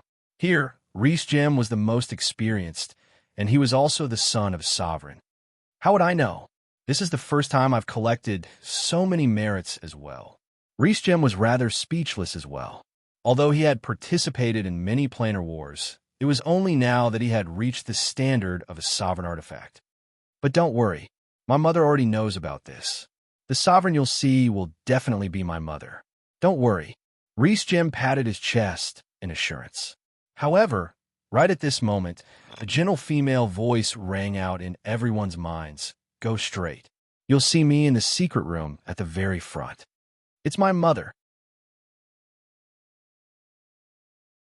Reistrom's eyes lit up, and he walked forward for the first time. That's the Redbud Sovereign's voice. Linley's eyes lit up as well. Soon, the group followed the passageway and arrived at a large hall. At this moment, there was already a figure within the hall. It was a noblewoman dressed in luxurious purple palace robes. It was the Redbud Sovereign. Mother! Reese Jim laughed loudly as he rushed forward and hugged the noblewoman. The noblewoman smiled as she hugged Reese Jim back, her eyes filled with doting love. She reached out and stroked Reese Jim's bald head. Where's my amethyst armor? Reese Jim immediately asked. The Redbud Sovereign smiled and said, Don't worry, I've already prepared it for you. As she spoke, the noblewoman took out a set of completely violet armor. As Reese Jim's mother, the Redbud Sovereign naturally knew long ago what sort of sovereign artifact her child wanted. She had prepared it millions of years in advance, and it had been custom-made for him. She was just waiting for Reese Jim to gather enough military merits to claim it. A sovereign's true form. Zhou Tong was rather surprised as he watched the Redbud Sovereign interact with Reese Jim.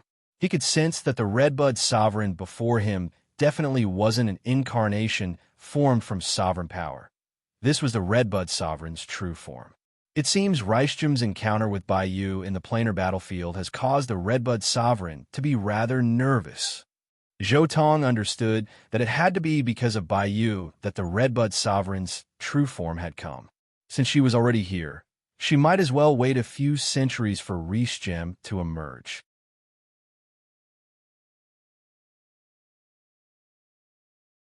Chapter 10:27. Soon, the Redbud Sovereign released Reese Jim, then looked at Zhou Tong. Smiling, she said, Khan, thank you for taking care of Jingjing in the planar battlefield. For you to be able to kill Baiyu is truly admirable. Sovereign. Zhou Tong bowed slightly. Khan, are you willing to become my emissary? The Redbud Sovereign asked. You already have the soul-protecting sovereign artifact which the Vermilion Bird Sovereign left behind. If you agree to become my emissary, in addition to your 10 badges, you'll be able to gather a set of 3 sovereign artifacts for material defense, soul defense, and attack. In addition, in terms of sovereign's might, there won't be any restrictions on you. The Redbud sovereign continued. Sorry, I currently have no plans to become a sovereign's emissary. Zhou Tong shook his head and refused. The Redbud sovereign nodded, then said in a businesslike manner, since you have already gathered 10 badges, what sort of sovereign artifact do you need? It doesn't matter if it's a staff, an axe, a hammer, or a greatsword. I only have one request, and that is a heavy weapon. The heavier, the better. Zhou Tong replied. Linley stared at Zhou Tong, somewhat astonished. He knew that Zhou Tong trained in the destruction sword Dao, but he didn't expect that Linley would make such a request. A heavy weapon? And even a staff? The difference between a staff and a sword was like the difference between the heavens and the earth. However, what Linley didn't know was that the weapon Zhou Tong needed was only the word heavy. The reason why he had chosen to train in the destruction sword Dao was because Beirut had given him a God Park weapon, Godward. If he had been given a staff, he would have chosen the destruction staff Dao long ago. Heavy weapon. If you were to go find another sovereign, you'd probably have to wait tens of thousands of years for one to be custom-made for you. However, I just so happen to have one such heavy weapon. The Redbud sovereign waved her hand, and a violet gold staff appeared in her palm. The 3-meter-long staff was purple gold in color, and there were fine dragon patterns on it. This was originally a cudgel-shaped natural wonder. Other than its weight, it did not have any other effects. After it was crafted into a master god weapon, it could be considered as the #1 heaviest weapon out there. It's just a matter of whether or not you can lift it up. The Redbud Master God twirled the cudgel around casually. Buzz! As the Redbud Master God spun around, the entire space tore apart as a series of terrifying cracks burst out from the body of the cudgel. Linley and Bibi were shocked at the same time. This staff was terrifyingly strong. All of them could tell that the Redbud Master God had yet to unleash any of her god power or might. She had merely twirled the rod around casually, and yet she had already caused such a frightening ripple. If this rod were to fall into Zhou Tong's hands, the two of them looked at Zhou Tong at the same time. Rishjem spoke out as well. Khan, I know that your body is strong, but this staff, even when I used all of my sovereign's might, I wasn't able to move it. You had best be careful. Give it a try. The Redbud Master God waved her hand, and the violet gold staff, under the might of the Master God, slowly floated toward Zhou Tong. The #1 heaviest weapon. Zhou Tong's eyes lit up, and he immediately reached out to grab the staff. Oh, it really is quite heavy. Zhou Tong grabbed it, but he was actually unable to move it. In the end, he had to use his god power, a portion of his will, and the profound mysteries of the laws before he was able to lift it up. However, using his god power, will, and the profound mysteries of the laws was only enough to ensure that he was able to twirl the violet gold staff around. If he wanted to use it at will, he still had to use the profound mysteries of the laws or will. Buzz! Zhou Tong twirled the staff around casually, and instantly, the space around him began to wail, and one enormous spatial crack after another appeared. Nice! A hint of surprise and joy appeared on Zhou Tong's face. As a celestial horn ant, this was the first time he had encountered such a handy weapon. Naturally, he was extremely excited, and he subconsciously twirled the staff about. Instantly, the space around him was unable to withstand the force, and one terrifying spatial crack after another appeared. Thank you, Sovereign. Zhou Tong, overjoyed, immediately thanked the Redbud Master God. Your physical body is even more powerful than Jingjing told me. It should be at Beirut's level, and your strength is far above Hemus. The Redbud Master God looked at Zhou Tong with some surprise as well. The Redbud Master God originally hadn't wanted to give away this sovereign artifact. After all, a sovereign artifact like this was a rare, exquisite item even to a sovereign. It would give her an advantage in a battle against other sovereigns. She had only wanted to make things difficult for Zhou Tong and force him to admit defeat and retreat. Who told Zhou Tong to so straightforwardly refuse her invitation to become a sovereign's emissary? But what the Redbud Master God didn't expect was that Zhou Tong would actually be able to pick it up. This surprised the Redbud Master God. This weapon had been forged according to the standards of a sovereign, not according to the standards of a sovereign artifact bestowed by a sovereign. Generally speaking, sovereign artifacts bestowed by sovereigns were mass-produced items. But this staff was truly a custom-made, exquisite item. The nearby Linley and the others were stunned as well. A body on the level of a sovereign artifact, and one whose physical strength was even greater than Hemus? What kind of terrifying foundation and talent was this? It was too enviable. Since you are satisfied, then let's leave it at that. The Redbud Master God didn't want to say anything else. She couldn't go back on her word, no matter what. Sovereign, may I ask, are natural oddities very valuable? Suddenly, Zhou Tong thought of something and asked. Natural oddities were only mentioned briefly in the original work. They didn't actually appear. In addition, after coming to the Infernal Realm, he had only acquired 2 natural oddities. The first was that golden egg he had acquired, while the other was this violet gold staff which had been forged into a sovereign artifact. Although natural oddities are rare, every few tens of thousands of years, 1 or 2 will appear. But of course, the majority of them are in the hands of us sovereigns. Aside from few that have been forged into sovereign artifacts, most of them are pretty much useless items. The Redbud Master God explained casually. I urge you not to go search for natural oddities. Some sovereigns are extremely interested in them, such as the sovereign of the Carol continent. The Redbud Master God reminded him. Sovereigns are extremely interested in them. The sovereign of the Carol continent, Gold Moon? Zhou Tong was startled. His heart clenched, and he secretly had a bad feeling. The golden egg he had acquired wouldn't cause a sovereign to come knocking on his door, would it? Didn't Beirut say that it didn't matter? Right. Beirut hasn't been a sovereign for long to begin with, and he spent a large amount of time establishing the divine wind plane and constructing the necropolis of the gods. In addition, his sovereign clone is unable to leave the Yulan continent. Given the circumstances, he probably only knows about the general affairs of the sovereigns. Clearly, he doesn't know much about the secrets of the sovereigns. Zhou Tong said to himself, You didn't really take the natural oddities of sovereign, did you? Seeing the look on Zhou Tong's face, the Redbud Master God couldn't help but feel astonished. Rumble. Right at this moment, a large amount of destruction-type sovereign power suddenly began to coalesce in a corner of the palace, transforming into a figure that was 3 meters tall. A second sovereign had appeared.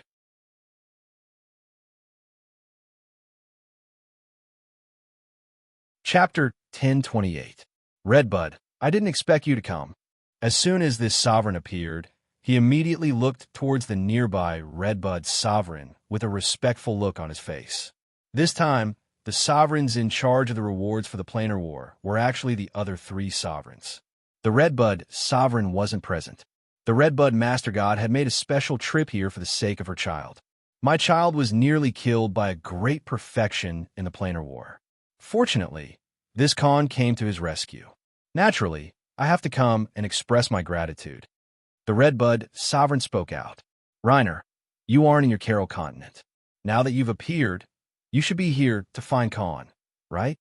The sovereign, named Reiner, nodded, then turned to look at Khan. So you are a great perfection. No wonder you have the courage to steal from me. With but a thought, Zhou Tong casually took out a golden sphere. Sovereign, you were talking about this, right? Before I acted, I asked if they had come on the orders of Sovereign. Indeed, I didn't give the order. However, my son knew that I was researching this sort of bizarre item, so he sent someone to retrieve it and offer it to me. Although you didn't know, it is a fact that you stole from me, the Sovereign said coldly. At this point, the Sovereign glanced at the nearby Redbud Sovereign, then softened his tone. As a Sovereign, I won't bully you. I'll give you 10,000 drops of Sovereign's might in exchange for this item. You should know that you can't use it. You shouldn't go so far as to disobey me over something you can't use, right? Although his tone had softened, his words were still overbearing. The nearby Redbud Sovereign didn't say anything. After all, according to Reiner's words, Zhou Tong had indeed stolen from him. and Zhou Tong hadn't refuted it. Golden Moon Sovereign, you are courting death. Zhou Tong sighed to himself. Although he was displeased, he didn't hesitate at all. He immediately handed over the golden sphere in his hand. Although he hadn't figured out how to use this thing, he had already memorized the transformations of divine power. All he needed to do was fuse the corresponding profound mysteries, and he should be able to figure out its effects. Most importantly, he now had an excuse to find trouble with him in the future. Previously, Zhou Tong had been wondering where he had found his final destruction-style Sovereign Spark. After all, based on the current situation, Beirut belonged to the chief sovereign of destruction, while Zhou Tong, having inherited several sovereign sparks from the Yulan continent, naturally belonged to the chief sovereign of destruction as well. If they really were to act against a destruction-type sovereign, things wouldn't be so easy to handle.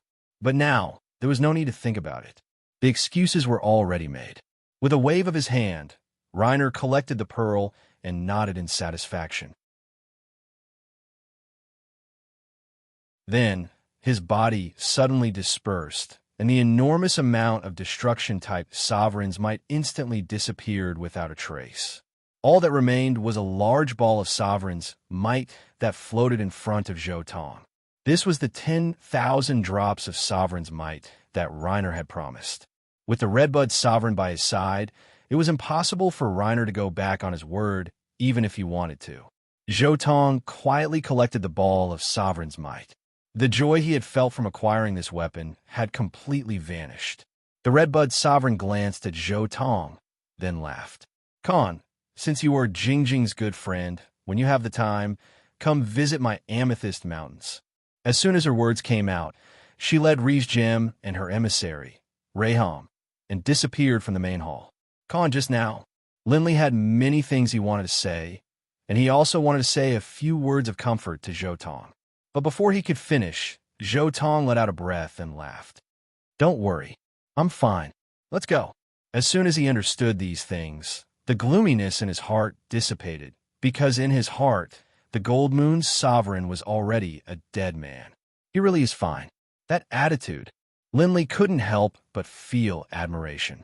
Just now, he had clearly been filled with rage, but in the blink of an eye, he had regained his former calm and composure. Linley, you can now be considered a supreme expert amongst Azuras. Are you planning to continue to stay in the Purgatory or return to the Four Divine Beasts clan? Zhou Tong asked. I'll go back to the clan and take a look. After a moment of silence, Linley said, Khan, what about you? Aren't you going back to the Verdant Plains Purgatory? The nearby Bibi was rather puzzled as well. Zhou Tong laughed. I'm planning to travel a bit. The planar battlefield has been far too boring for 1,000 years. I'm planning to go sightseeing in the Infernal Realm.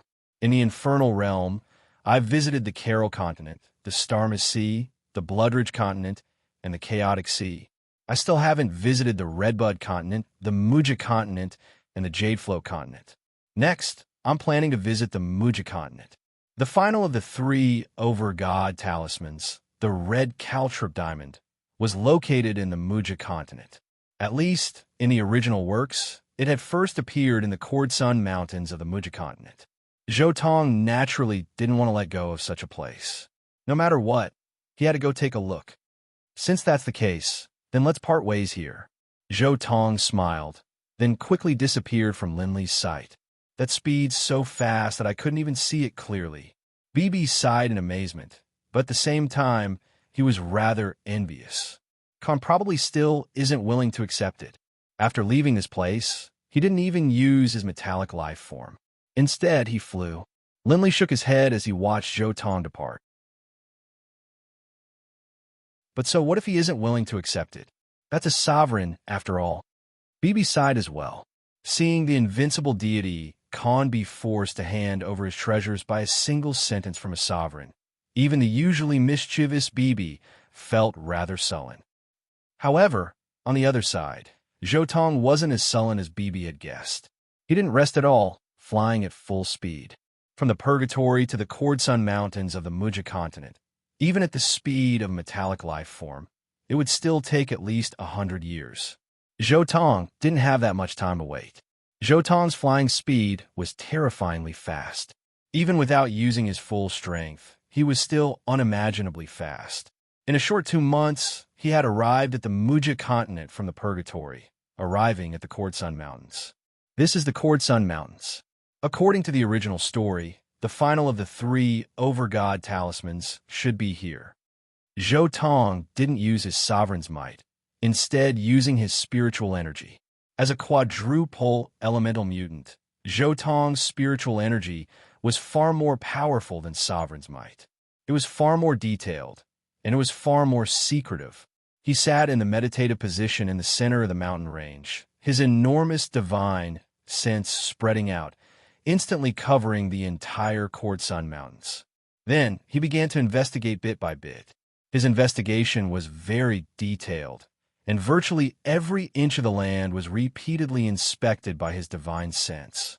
In the original story, the red Caltra diamond would only appear 1,000 years later, but Jotong knew very well that the 3 over-god talismans would definitely have been sent out at the same time. The reason why it took so long for the red Caltra diamond to appear was because it had been lying there this entire time, and no one had ever discovered it. In the second year after Jotong arrived at the Sun Mountains, he finally revealed a hint of delight. He disappeared from where he was, arriving at a mountainous area. He bent down and picked up an item from a pile of dried leaves. It was a diamond-shaped gem that emanated a red light. At the same time, a soul-nourishing energy flowed out from the red Caltrip diamond into Jotong's body. However, to Jotong, a single over-god talisman was no longer of any use. This sort of soul-nourishing effect was only somewhat better than nothing. I wonder how strong the effect will be if I wear it after it's embedded in the crown. Jotong was a little curious, but he knew that his curiosity wouldn't be answered, because once the 3 over-god talismans were assembled, they would immediately summon the over-god of life. There would be no chance at all for him to put on the crown.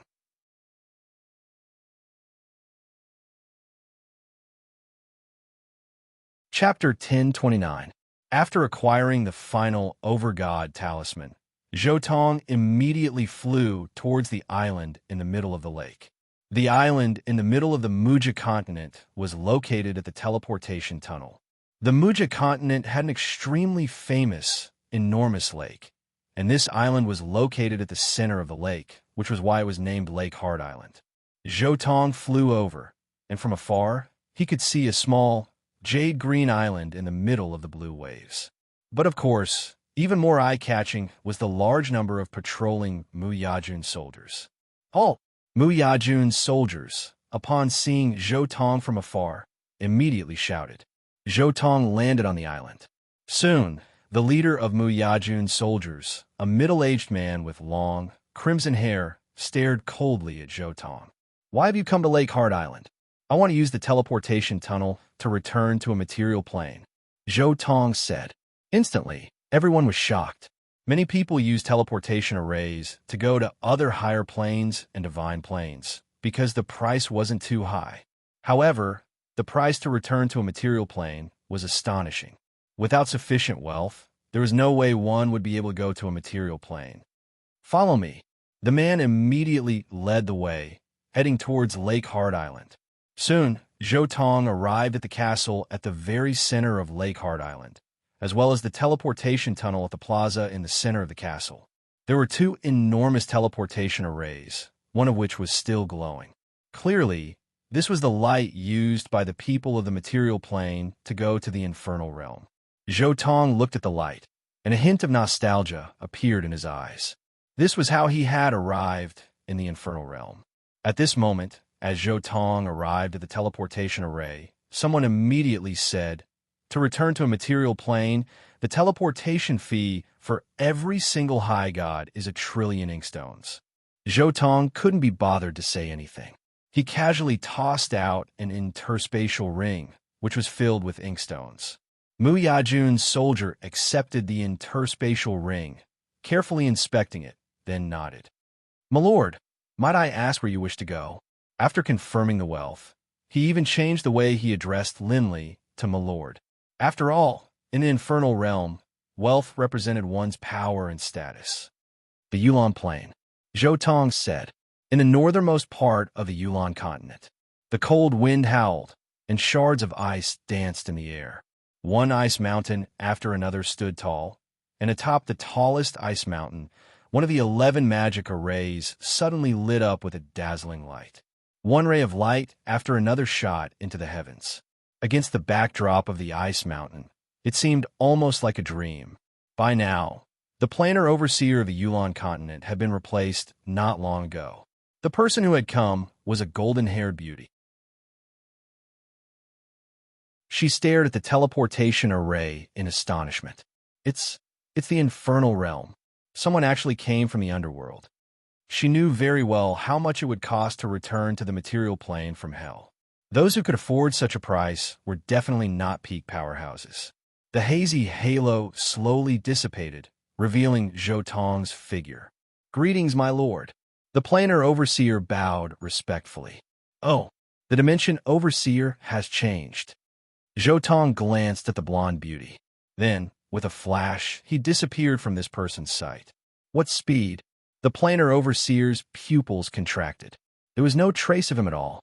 At the same time, in the forest of darkness, in front of Barut's metallic castle, a black-robed Barut suddenly appeared. Looking at Zhou Tong, who was flying over, he smiled and sent mentally, "Khan, I'll wait for you at the South Sea." As he spoke, he suddenly rose to his feet, transforming into a blur as he flew towards the South Sea. His speed was so fast that even Zhou Tong felt shocked. But Zhou Tong knew the reason. He quickly followed behind Barut, flying directly into the air above the South Sea. "Beirut you." Although Zhou Tong was calm, his face was filled with shock. Beirut looked at Zhou Tong, a hint of a smile, yet not a smile flashing through his eyes. He then said, "Follow me." As he spoke, Beirut immediately flew downwards. Whoosh! Following Beirut's action, the originally calm South Sea instantly became turbulent. At the same time, the surface of the sea seemed to have been split open by a divine sword, revealing a bottomless passage. Zhou Tong followed behind Beirut, flying towards the depths of the sea.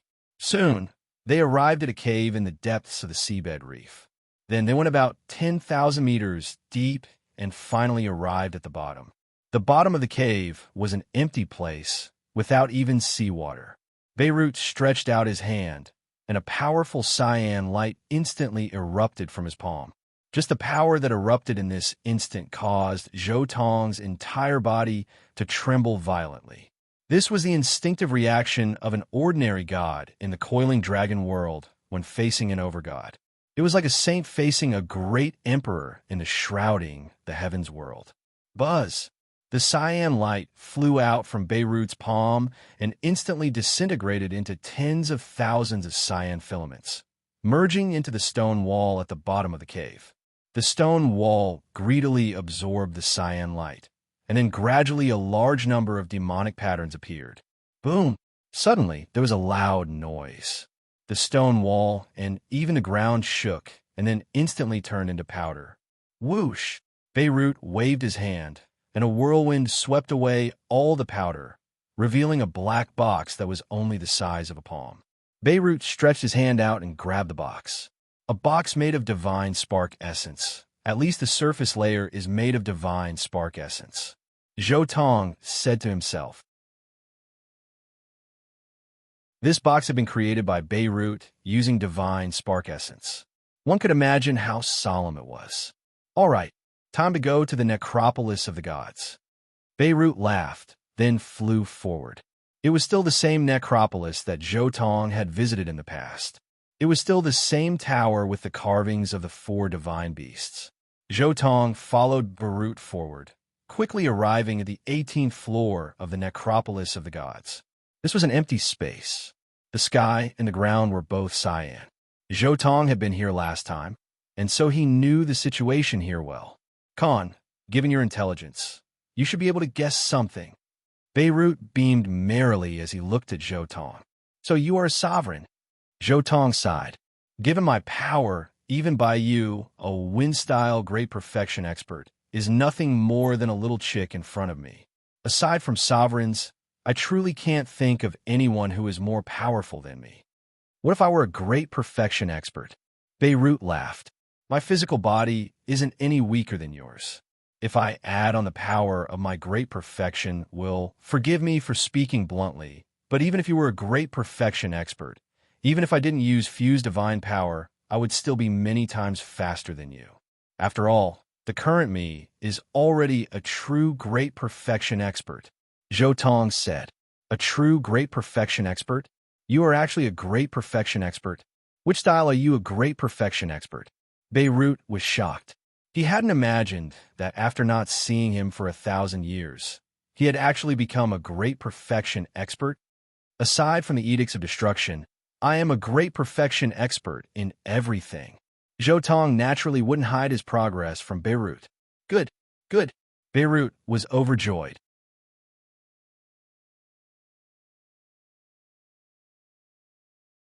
Chapter 1030. Khan, you truly live up to your reputation as the #1 genius of our Yulon continent.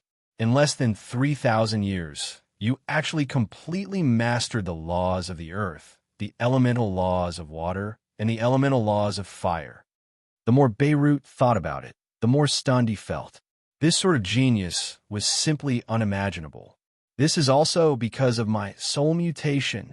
My soul mutation caused my soul to far surpass that of other deities, allowing me to deduce profound mysteries more than 1,000 times faster. If time is multiplied by 1,000, then I still spent 3 million years to master it. Zhou Tong smiled. This was the advantage of a soul mutation. The more powerful one's soul was, the more terrifying the speed at which one could deduce profound mysteries would be. His speed at which he was able to deduce profound mysteries was more than 1,000 times faster than others. Naturally, his training speed would be extremely fast. Beirut smiled. He only treated it as Zhou Tong being modest and didn't say anything. This was because being able to deduce profound mysteries quickly didn't mean that one would be able to train quickly. This was because the profound mysteries of the laws still had many barriers to entry, major gates and convergence points. Can't take a guess. What is inside? Beirut took out that pitch-black metal box, smiling as he spoke. Zhou Tong suppressed the excitement in his heart. If my guess is correct, this is most likely a sovereign spark. The sovereign sparks of the 4 divine beasts. Haha, smart. Beirut laughed loudly as well, then opened the box. Instantly, 3 rays of light shot out in every direction, and a heart-shaking aura emanated from the source of the light. Zhou Tong looked over, only to see that within the box, there were 3 crystals that looked like divine sparks.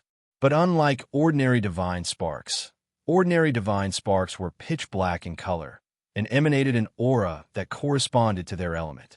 These 3 divine sparks, however, seemed to be translucent like glass, sparkling like jewels. The 3 divine sparks emanated a thick earthen yellow light, a warm green light, and a wild crimson light. The aura of power contained within them caused even Zhou Tong's heart to tremble. Earth, water, and fire sovereign sparks. Zhou Tong's heart couldn't help but begin to burn. That's right, it's a chief god divine core. Beirut laughed. In the past, the chief sovereign of light killed the 4 divine beasts, but unfortunately, the place where he killed the 4 divine beasts was right next to our Yulon continent. Back then, although I was merely a high god, I seized the opportunity to pull all of the corpses of the 4 divine beasts into our Yulon plain. As a result, I snatched away 4 chief god divine cores in one go. Among them, I refined the White Tiger Chief God's Wind-type Chief God Divine Core and became a brand new Wind-type Chief God. When Beirut spoke, there was even a hint of pride in his voice. This battle was indeed the battle he was most proud of. He had become a Chief God in one go. The Chief Sovereign of Light is probably going to be infuriated to death. Zhou Tong laughed. Yes, yes. Ha ha ha. Even to this day, I still can't forget the twisted look on the face of the Chief Sovereign of Light. Beirut laughed heartily. The hatred between him and the Chief Sovereign of Light was unresolvable. Beirut paused for a moment, then continued. Back in the necropolis of the gods, when I saw your soul mutate and your bloodline mutate, I was truly stunned. I didn't expect that there would be someone like you, with no flaws in both your physical body and soul. Back then, I decided to choose you as a candidate to become the new chief sovereign. You must understand that there are no soul mutates amongst the current sovereigns. If you're able to fuse different types of sovereigns' might together, then your power might. As he spoke, Beirut's eyes were filled with a hint of fervor. Afterwards, you lived up to my expectations. Your training speed soared, and now, you've reached the great perfection level in 3 elements. You've finally completed your training. As he spoke, Beirut handed the box over to Zhotong. But before that, Khan, you need to think things through. Once you accept these sovereign sparks, you will be like me. The chief sovereign of light will bear a grudge against you. By then, your sovereign clone will very likely be unable to leave the Yulan continent. Beirut warned, the chief sovereign of light is far more powerful than the other chief sovereigns, because he has an over-god artifact. Beirut gave Zhotong a general explanation of what an over-god artifact was. But actually, there is another option. That is to kill the chief sovereign of light. Zhotong naturally wouldn't hesitate at all. He immediately picked up the box. Haha, not bad. Kill the chief sovereign of light. Beirut laughed loudly. I'd been pondering how to deal with the chief sovereign of light, Augusta, but your appearance has made me realize that the hope of all the sovereigns of the Yulan continent rests on you. Your soul mutate already has a will that far surpasses the great perfection level. Now that you have fused 3 sovereign sparks, you will be even more powerful than most chief sovereigns. And then, you have fused sovereign power. The more Beirut spoke, the more excited he became. The 10,000 years of imprisonment had long since caused Beirut to grow tired of it. Given your power and your fused sovereign power, even if he has an overgod artifact, he still might not be able to do anything to you. Beirut couldn't help but laugh loudly. Zhotong didn't think too much about it. He first picked up the fire-type sovereign spark. Drip! A drop of golden blood seeped out from Zhotong's fingertip, landing on the surface of the fire-type sovereign spark. Instantly, the divine spark floated up, and a blazing red light shot out in every direction.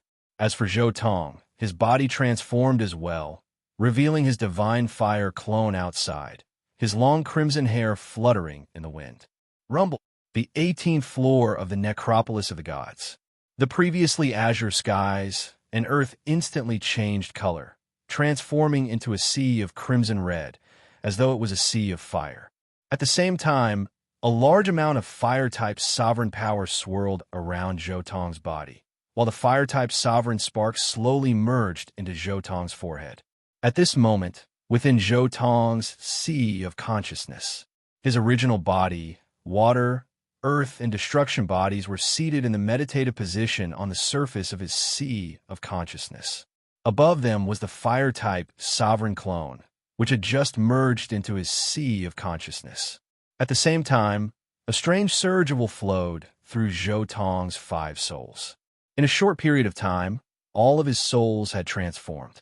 Aside from the fire-type sovereign clone, the other 4 clones had all increased their willpower by nearly a portion. As for the fire-type sovereign clone, which had merged with the sovereign spark, it had increased its willpower by just a bit. But of course, compared to the sovereign spark, this increase in willpower was like comparing a firefly to the moon. The difference was simply too great.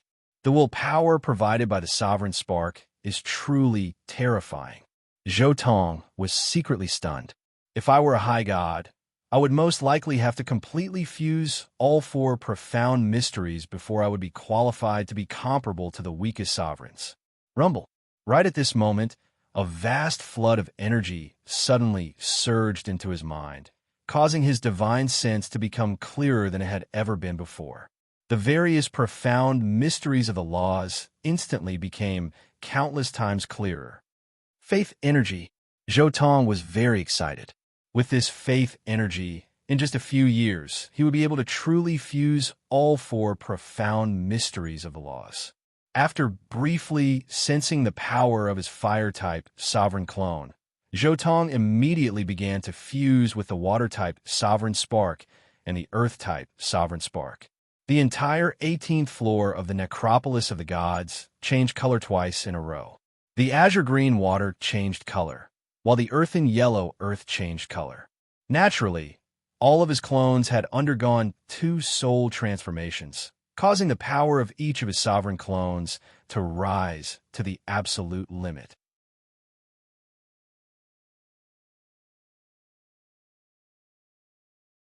Chapter 1031. Khan, how do you feel? Beirut was rather nervous. Fusing sovereigns' might was something he had imagined, but it had never been proven. He didn't know if sovereigns' might could truly be fused. I feel quite good. Zhotong knew what Beirut was hoping for. With a wave of his right hand, 3 streams of water, earthen yellow, azure green, and crimson, appeared out of nowhere and then suddenly converged towards a single direction. Rumble! The 3 streams of sovereigns might quickly fuse together in midair, transforming into a pitch-black globe. The 3 streams of sovereigns might have been completely fused into one by Zhotong. Zhotong casually pushed out, and the pitch-black globe of water slowly floated towards Beirut. This is fused sovereign's might. Beirut curiously stretched his hand towards the pitch-black globe of water, and then activated Rumble.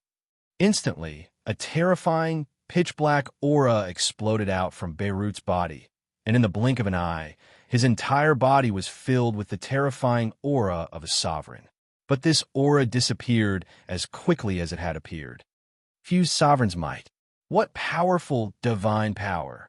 After just using it for a short while, Beirut was instantly shocked. This surge of sovereign's might was far more terrifying than his own wind-type sovereign's might. Sovereign's might can be fused, but what about will? Beirut hurriedly asked. Zhotong shook his head. The majority of will is concentrated within the sovereign spark. If the sovereign spark isn't fused, how can will be fused? Makes sense. Beirut nodded. After that, he sized up Zhotong and said with a smile, "You've now refined 3 Lord Divine cores. Although they're all lower-rank Lord Divine cores, in terms of the power of your will, these 3 Lord Divine cores alone should be enough to elevate the power of your will to that of a middle-rank Lord.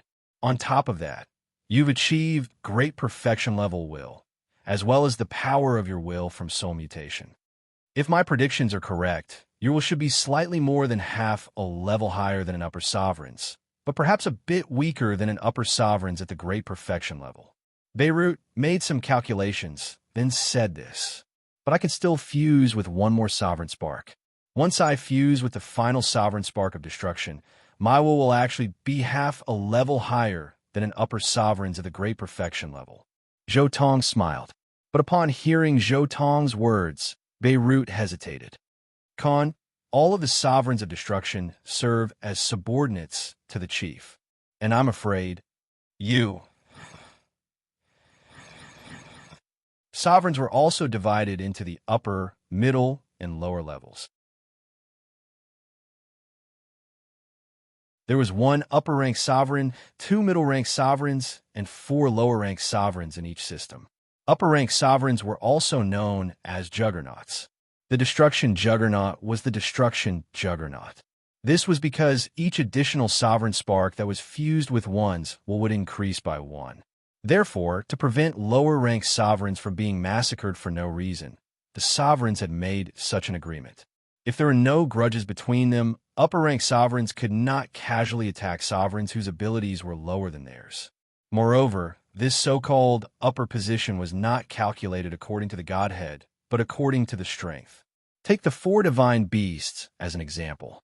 Although they were all lower-rank sovereigns, the 4 of them had the power to fuse their innate special abilities. Therefore, when the 4 of them worked together, they were considered juggernaut-level existences. That Lord of the Carol Continent, Reiner, personally stole something from me. That can't be considered as having no grudges between us, Zhotong said leisurely. Reiner? Is that the incident you mentioned last time? Beirut asked in surprise. Zhotong nodded and briefly recounted the incident. There's also the redbud over God as a witness. Yep, there's no harm in finding trouble with him. Beirut nodded. Among the sovereigns, the only one who was on good terms with him was the Bloodridge over God. He did not have much of a relationship with the other sovereigns, so even if a few of them died, it had nothing to do with him. Go and kill Reiner first later. After fusing with the fourth sovereign divine core, your abilities may become even stronger than the Lord of Lights. Beirut's eyes lit up. Don't be hasty. Zhou Tong raised his hand and then smiled mysteriously at Beirut. Beirut, now that things have come to this, I have something to confess to you as well. What is it? Beirut looked at Zhou Tong in surprise. Zhou Tong did not say much. Instead, he took out the red caltrip diamond and the crown embedded with the 9 spirit pearls. Swish! As soon as the 2 items appeared, the red caltrip diamond immediately flew into the final indentation in the center of the crown. In an instant, the 3 items merged into one perfectly. What is this? Beirut looked at Zhou Tong in surprise. Have you heard of an overgod mission? Zhou Tong laughed. An overgod mission? Are you saying? Beirut was startled, but then he was overjoyed. This was like a meat pie falling from the heavens. He had been worried about Augusta's overgod artifact, but now his worries were completely gone. This is the overgod of life's crown of life. Zhou Tong smiled. Rumble. As soon as the crown appeared, it instantly exploded with countless rays of green light, as though a jade-green sun had appeared in the sky. At the same time, the world began to tremble. As the world trembled, a figure appeared in front of Zhou Tong and Beirut. This person was dressed in a jade-green robe, had jade-green hair, and jade-green eyes. Even the world itself trembled when she smiled. This was the overgod of life. Beirut was stunned. This was his first time seeing a woman with such an extraordinary aura. The overgod of life's gaze fell upon Zhou Tong. Since the creation of the universe, this is the 7th overgod mission and the 2nd one I have issued. Congratulations, Khan, you have completed it. The overgod of life's voice was incomparably gentle. According to the rules of the mission, you can now make a request of me. As long as it is within my power, I will accomplish it for you. The overgod of life's words caused Zhou Tong and Beirut to be completely dazed. Only after she finished speaking did the 2 of them seem to wake up from a dream, and they once more looked towards the overgod of life. Overgod artifact, overgod artifact, Beirut said softly, but Zhou Tong just laughed. Overgod of life, I hope that all of the divine clones of the chief sovereign of light, Augusta, will die in front of me right now. Beirut was shocked. He hadn't expected that Zhou Tong would have such an idea. To have the overgod of life kill the chief sovereign of light and have him die here? Once this request was fulfilled, wouldn't it be the same as having acquired an overgod artifact, killed Augusta, and then obtained a light-style sovereign spark for free?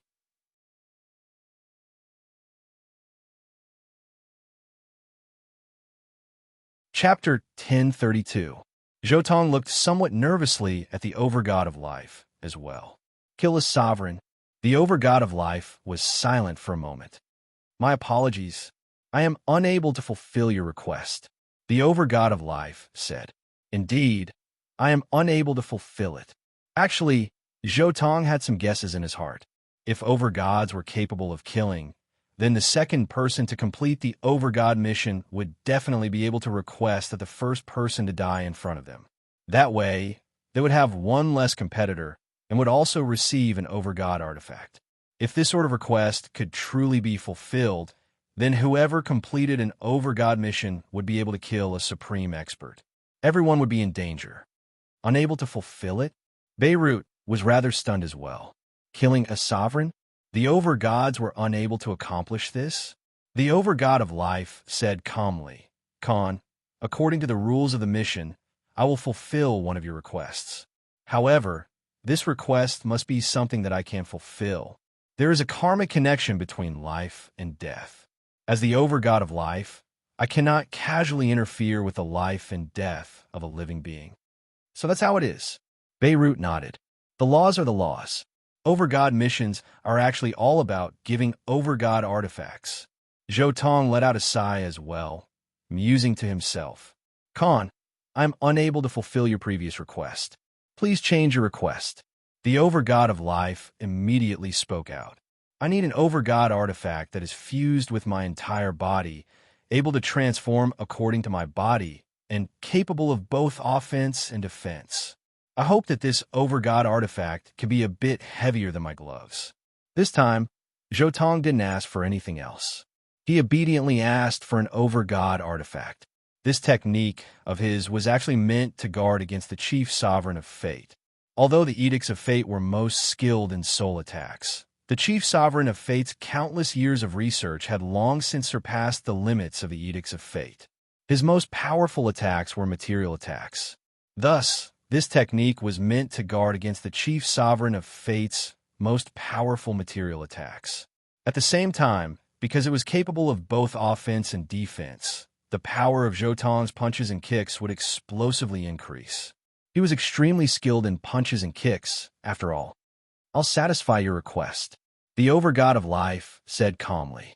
She stretched out her right hand, and a set of jade-green heavy armor slowly appeared before gradually solidifying. At the same time, a heavy aura began to surge from within the armor. Even the surrounding space seemed unable to withstand the terrifying weight of the overgod artifact and began to shatter. Overgod artifact! Zhou Tong stared at the armor, his eyes filled with excitement. It was a set of dark green heavy armor that perfectly fit Zhou Tong's figure. It was a heavy helmet, and there were all kinds of vine patterns on the armor. There were also all kinds of patterns of flowers and plants. The gloves, in particular, were as heavy as a mountain. The armor didn't even move, but crushed the void. This is the life paramount battle armor.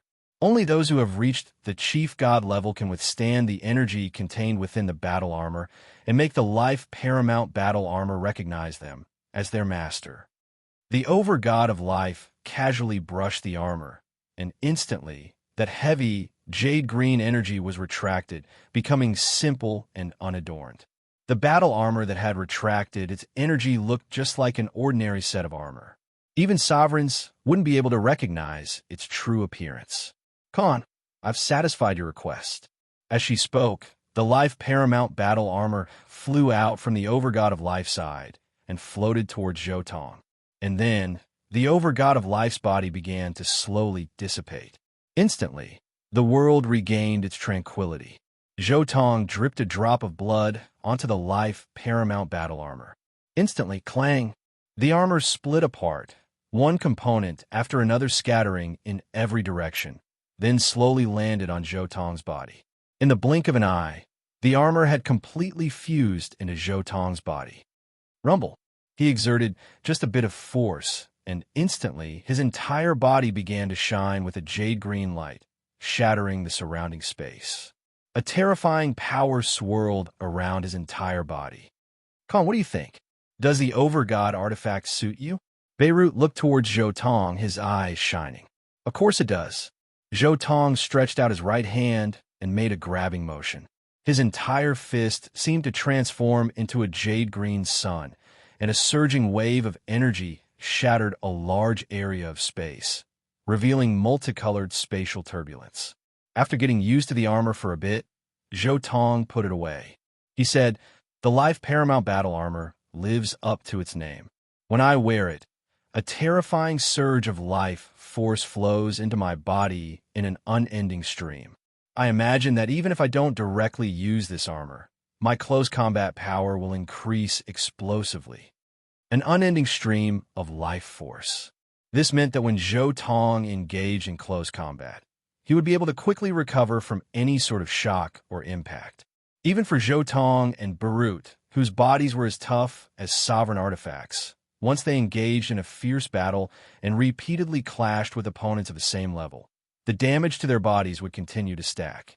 As time went on, even a sovereign artifact body would collapse. But with this additional life force, it was enough to ensure that Zhou Tong's body definitely wouldn't collapse in a battle of the same level. Next, you're going to kill Reiner, right?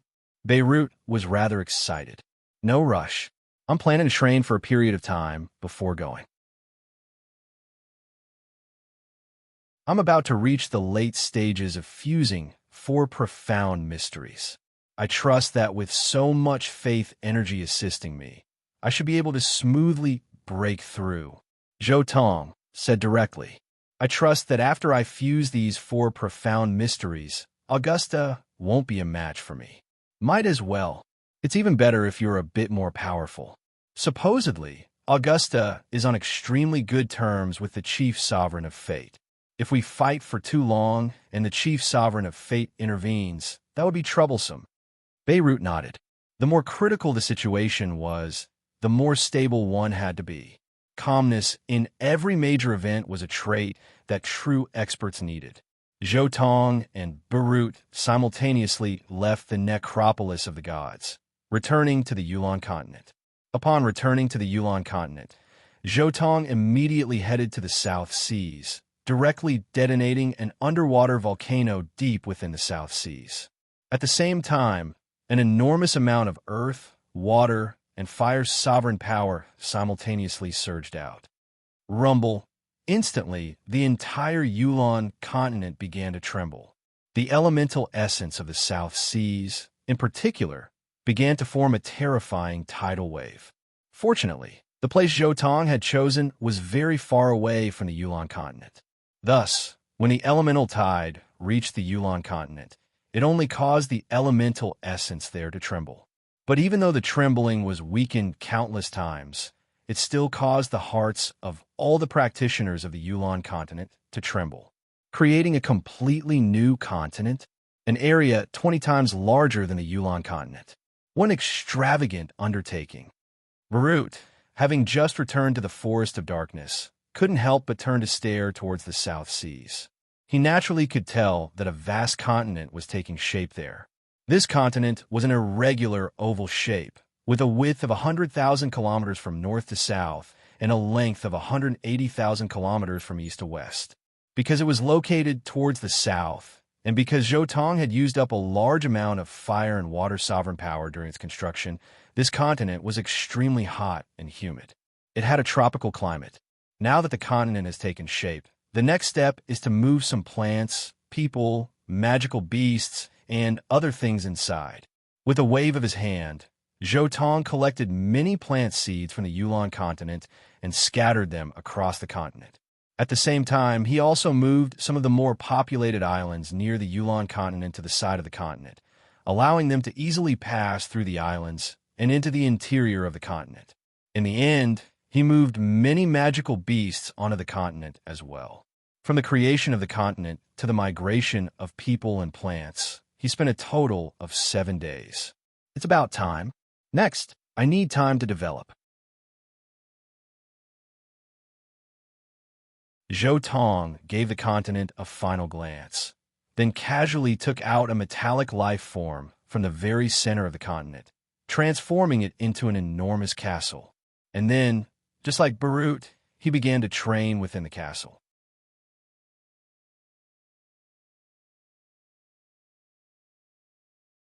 Chapter 1033. Time passed slowly. In the blink of an eye, 1,000 years had passed. Zhou Tong continued to wait quietly within his metallic castle. In his mind, he was constantly analyzing how to fuse the laws of earth, water, fire, and destruction. His 3 sovereign clones, his original body, and his destruction clone were all doing their best to fuse the profound mysteries. Thanks to the boundless amount of faith energy, his training speed was 100 times faster than before. The profound mysteries of explosion, the throbbing pulse of the world, the profound mysteries of circular softness, and the destruction profound mysteries that dealt with material attacks. These 4 major mysteries had been fused in pairs long ago, and he had long ago entered the process of fusing all 4 profound mysteries together. In fact, 100 years ago, he had already reached the limit of fusion. However, in the past 100 years, he had made virtually no progress at all. The fusion of those 4 profound mysteries was far more difficult than the fusion of ordinary profound mysteries. Even Zhou Tong was stuck. In the end, I'm still stuck at the final stage. Zhou took a deep breath, then rose to his feet. At the same time, within the forest of darkness, Beirut suddenly opened his eyes. Khan, are you preparing to act?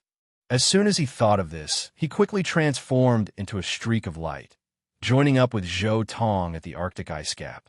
Khan, are you going to hunt down the Golden Moon sovereign of the Carol continent? Beirut sent mentally. Have you thought of how to deal with the 4 chief sovereigns of the edicts? Previously, I was threatened by the Golden Moon sovereign, Reiner. Now, I'm going to make trouble for him openly. Zhou sent mentally as well. As for the 4 chief sovereigns of the edicts, once I fuse with another sovereign of destruction spark, they might not be as powerful as I am. But of course, Zhou was naturally referring to the weakest of the 4 chief sovereigns of the edicts, the chief sovereigns of death and life. As for the chief sovereigns of fate and destruction, Zhou wasn't confident in being able to deal with them. The chief sovereign of destruction was very likely about to succeed in fusing the 4 innate divine abilities of the 4 divine beasts. Given the chief sovereign of destruction's will, once he used that technique, even though Zhou soul far surpassed that of sovereigns, he might not necessarily be able to withstand it. Most importantly of all, Zhou Overgod artifact was meant to deal with the chief sovereign of fate, not the chief sovereign of destruction. Thus, the chief sovereign of destruction would probably be his nemesis for a period of time in the future. As for the chief sovereign of fate, Zhou knew that even if he were to fuse another sovereign spark, his will would only be slightly more powerful than the likes of the chief sovereigns of great perfection, like the chief sovereigns of destruction and life. However, it was still 1.5 times lower than the chief sovereign of fate. This was because the chief sovereign of fate had a sovereign clone, and he also had the reward of 10 consecutive victories in the planar battlefield. The planar battlefield was a place where the major planes fought. There was a rule there, and that was, once a plane obtained 10 consecutive victories, the 7 main gods of that plane would receive a reward of willpower. Since ancient times, only the sovereigns of fate had received such a reward. Add to that the chief sovereign of fate's countless years of research, and there was nothing that Zhou could do, even if he refined yet another destruction-type sovereign spark. The chief sovereign of fate's will alone, as well as his superficial research, would probably require Zhou to use 3 types of fused sovereign's might in order to just barely break even. If he were to truly use his most profound research, Zhou would probably have to use 4 types of fused sovereign's might. What's more, he had 3 overgod artifacts. But of course, if he were to completely fuse all 4 types of profound mysteries, that would be a different story. It's good that you are confident. Beirut smiled. But how are you fusing 4 types of profound mysteries? I've already reached the final bottleneck. If I hadn't reached this bottleneck, I wouldn't have gone to make trouble for Reiner. I'm thinking that perhaps I'll need a sovereign spark and destruction-type faith energy to stimulate me. Zhou sent directly to Beirut. As Zhou and Beirut were conversing, they were already standing in the teleportation array. Soon, a blurry light flashed, and the 2 arrived in the infernal realm. Rumble. Purple seawater was surging, and a huge castle was sitting on an island. This was the teleportation array of the Star Mist Sea. Many members of the Star Mist army were staring at the teleportation array in boredom, chatting casually. Rumble. Suddenly, the teleportation array lit up, and 2 figures instantly appeared. However, before the members of the Star Mist army could react, a terrifying aura of power flashed past, and then those 2 figures disappeared at high speed. Sovereigns. Definitely sovereigns. The members of the Star Mist army immediately reacted.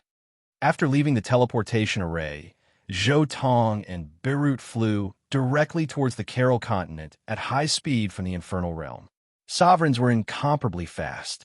In but a short period of time, the 2 arrived at the Carol continent, in the air above Drifting Clouds Island. Drifting Clouds Island was a floating island that floated above the Carol continent. The Gold Moon sovereign of the Carol continent, Reiner, had invited a number of grandmasters of magical formations to create it. This island wasn't large, only having a circumference of 30 kilometers. No deities were permitted to go near this island, unless Reiner agreed. As such, the floating island was rather cold and cheerless, without a trace of liveliness. At this moment, within Drifting Clouds Island, Reiner was holding a golden pearl, constantly trying to use various types of divine force, spiritual force, and even the blood essence of some strange races to stimulate this pearl. Actually, ever since the ruler of fate had become famous for researching various ultimate techniques, other sovereigns had done similar research. Some people researched innate divine abilities, some researched all kinds of innate divine abilities, and some researched natural oddities. However, most sovereigns weren't very patient and would often give up halfway. However, Golden Moon Monarch Reiner was a patient person. He spent most of his time quietly researching on the Radiance Path. Moreover, his field of research was the wondrous items of heaven and earth. He firmly believed that it was impossible for the various natural wonders to be born without a reason.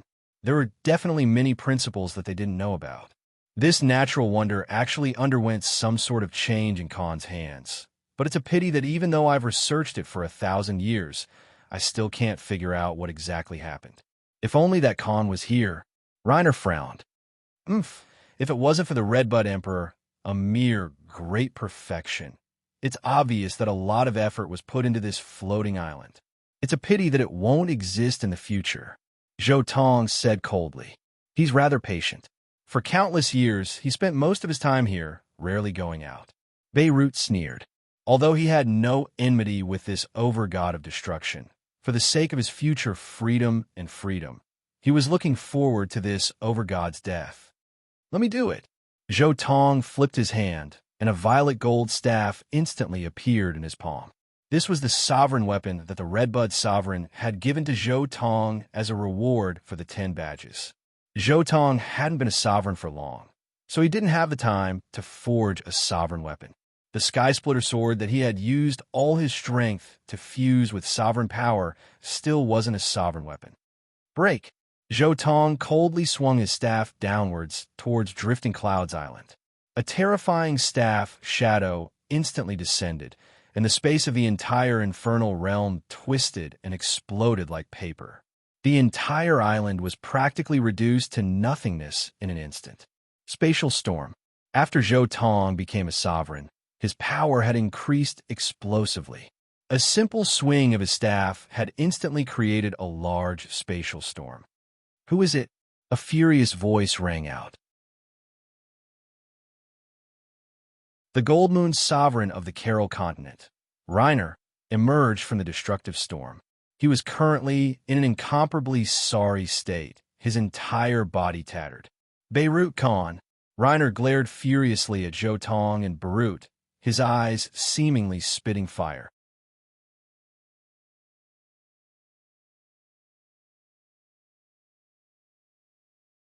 Chapter 1034. Beirut, I didn't expect that you would dare to leave the Yulon continent. Reiner looked at Beirut. You destroyed my estate. It seems you are prepared to fight to the death with me.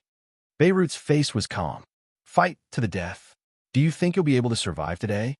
Reiner let out a cold snort, not caring at all. He wasn't afraid of Beirut at all, because he himself had reached the great perfection in the Edicts of Destruction as well. He had an additional portion of will that Beirut had.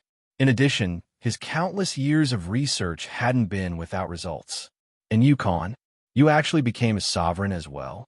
Beirut's sovereign spark? Reiner stared coldly at Zhou Tong, who was wielding that violet gold staff. Right. That day, you forced me to hand over that natural treasure. We've been fighting to the death since long ago. As soon as Zhou Tong's words came out, he suddenly charged towards Reiner. You? Come and fight me in chaotic space. Reiner's face didn't change. With a swipe of his right hand, a spatial tear appeared in the space of the infernal realm. His body flashed, and he instantly entered the spatial tear. You're asking to die. Zhou Tong naturally chased after him. Just as Zhou Tong and Reiner entered chaotic space, one enormous divine sense after another instantly covered the infernal realm. Many sovereigns had already sensed that sovereigns were battling. The spatial storm which Zhou Tong's staff had created was simply too terrifying. The ripples had long ago been sensed by some nearby sovereigns. The divine senses of these sovereigns instantly connected, forming an enormous network. All of the sovereigns in the infernal realm joined this network. Hey, Beirut, you actually dare to leave the Yulan continent? A surprised voice rang out. Beirut, aren't you afraid of the chief sovereign of light? At the same time, a mocking voice rang out. Teresia. Beirut snorted coldly. Beirut, what were you doing just now? Were you at Reiner's place? Where is Reiner? A sonorous voice rang out in the minds of the sovereigns. This was the voice of the chief sovereign of destruction. As soon as the chief sovereign of destruction spoke, the weaker sovereigns immediately fell silent. In the space turbulence, Reiner was fighting with an unknown overgod. A new overgod? Suddenly, a overgod noticed something and immediately cried out in surprise. Immediately, all the overgods who knew about this tore through space and arrived in the turbulence of space. They saw the two figures in pursuit. Beirut, were you the one who created that new sovereign? The chief sovereign of destruction asked. Right. This person is Khan of our Yulan plane. The Redbud sovereign should recognize him. The Redbud sovereign should have personally witnessed the enmity between him and Reiner. Beirut sent mentally to all the sovereigns. Seeing this, the Redbud Master God spoke up as well. That's right. Khan is my son's friend. He is also a great perfection of the laws of destruction. After the conclusion of the planar war, Reiner used 10,000 drops of Sovereign's might to trade for one of his natural oddities. But of course, as I see it, Reiner probably forced the trade. Reiner is still as tasteless as ever. He actually forced a trade with a deity. Serves him right for being hunted down. The Sovereign of the Star Mist Sea laughed coldly. He didn't like the Gold Moon Sovereign, Reiner. This Khan might not be a match for Reiner. He is a great perfection of the laws of destruction, but he isn't a sovereign of destruction. He what? Teresia's words were filled with mockery, but before he could finish, he was shocked. Within the chaotic space, Rumble, the violet gold staff in Zhou Tong's hands, smashed downwards with boundless divine power. Reiner was like a bug trapped in amber, unable to move at all. In the end, just as the staff was about to hit him, his entire body exploded. There were no strange phenomena, no last words. A sovereign of destruction was slain by Zhou Tong, just like that. Even his defensive sovereign artifact had been shattered by that staff strike. It could be said that Reiner had died without a complete corpse. All that was left of him was an interspatial ring, which was protected by that damaged sovereign artifact, safe and sound. At the same time, a semi-translucent crystal hovered there, emanating rays of pitch-black light in every direction. A lesser sovereign of destruction spark. Zhou Tong reacted quickly, immediately grabbing Reiner's relics and the sovereign spark into his hands. To prevent any accidents from happening, he immediately dripped a drop of blood onto the sovereign spark. Rumble, the chaotic space around him instantly began to transform, and an extremely dense amount of destruction-type sovereign power began to gather around him.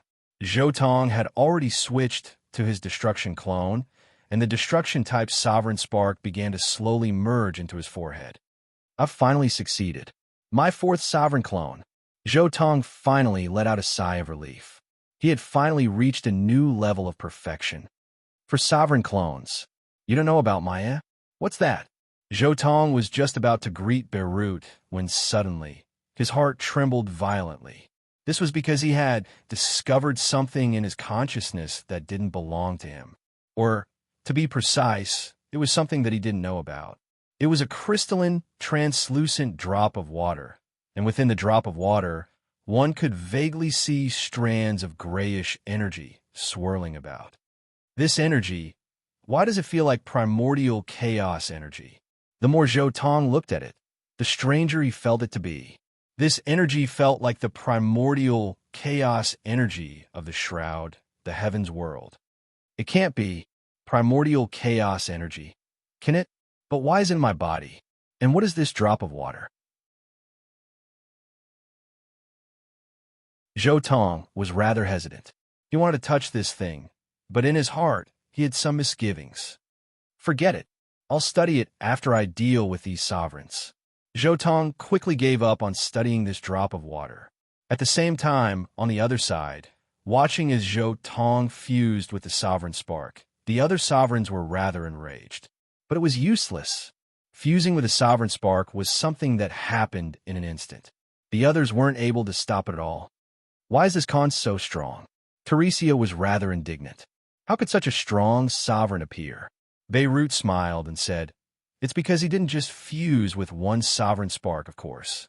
Before fusing with Reiner's sovereign spark, he had already fused with the earth, water, and fire's sovereign divine sparks."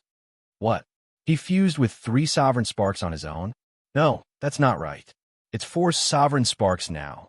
And he's even at the level of great perfection? Another juggernaut? For a moment, all the sovereigns were engaged in a heated discussion. All of them stared in astonishment at Zhou Tong, who was standing quietly in the void turbulence, a hint of jealousy in their eyes. Beirut, you should know about the agreement between the sovereigns. Khan is wantonly slaughtering sovereigns and violating the rules between us. Teresia and Beirut were not on good terms. He immediately said, "Juggernaut, Khan should be punished for his actions. According to the agreement between the sovereigns, higher chief gods who have no enmity with one another are not to be slaughtered. However, it's obvious that there is enmity between Khan and Reiner since a long time ago. The Redbud Sovereign can testify to that." Beirut had already thought of an excuse.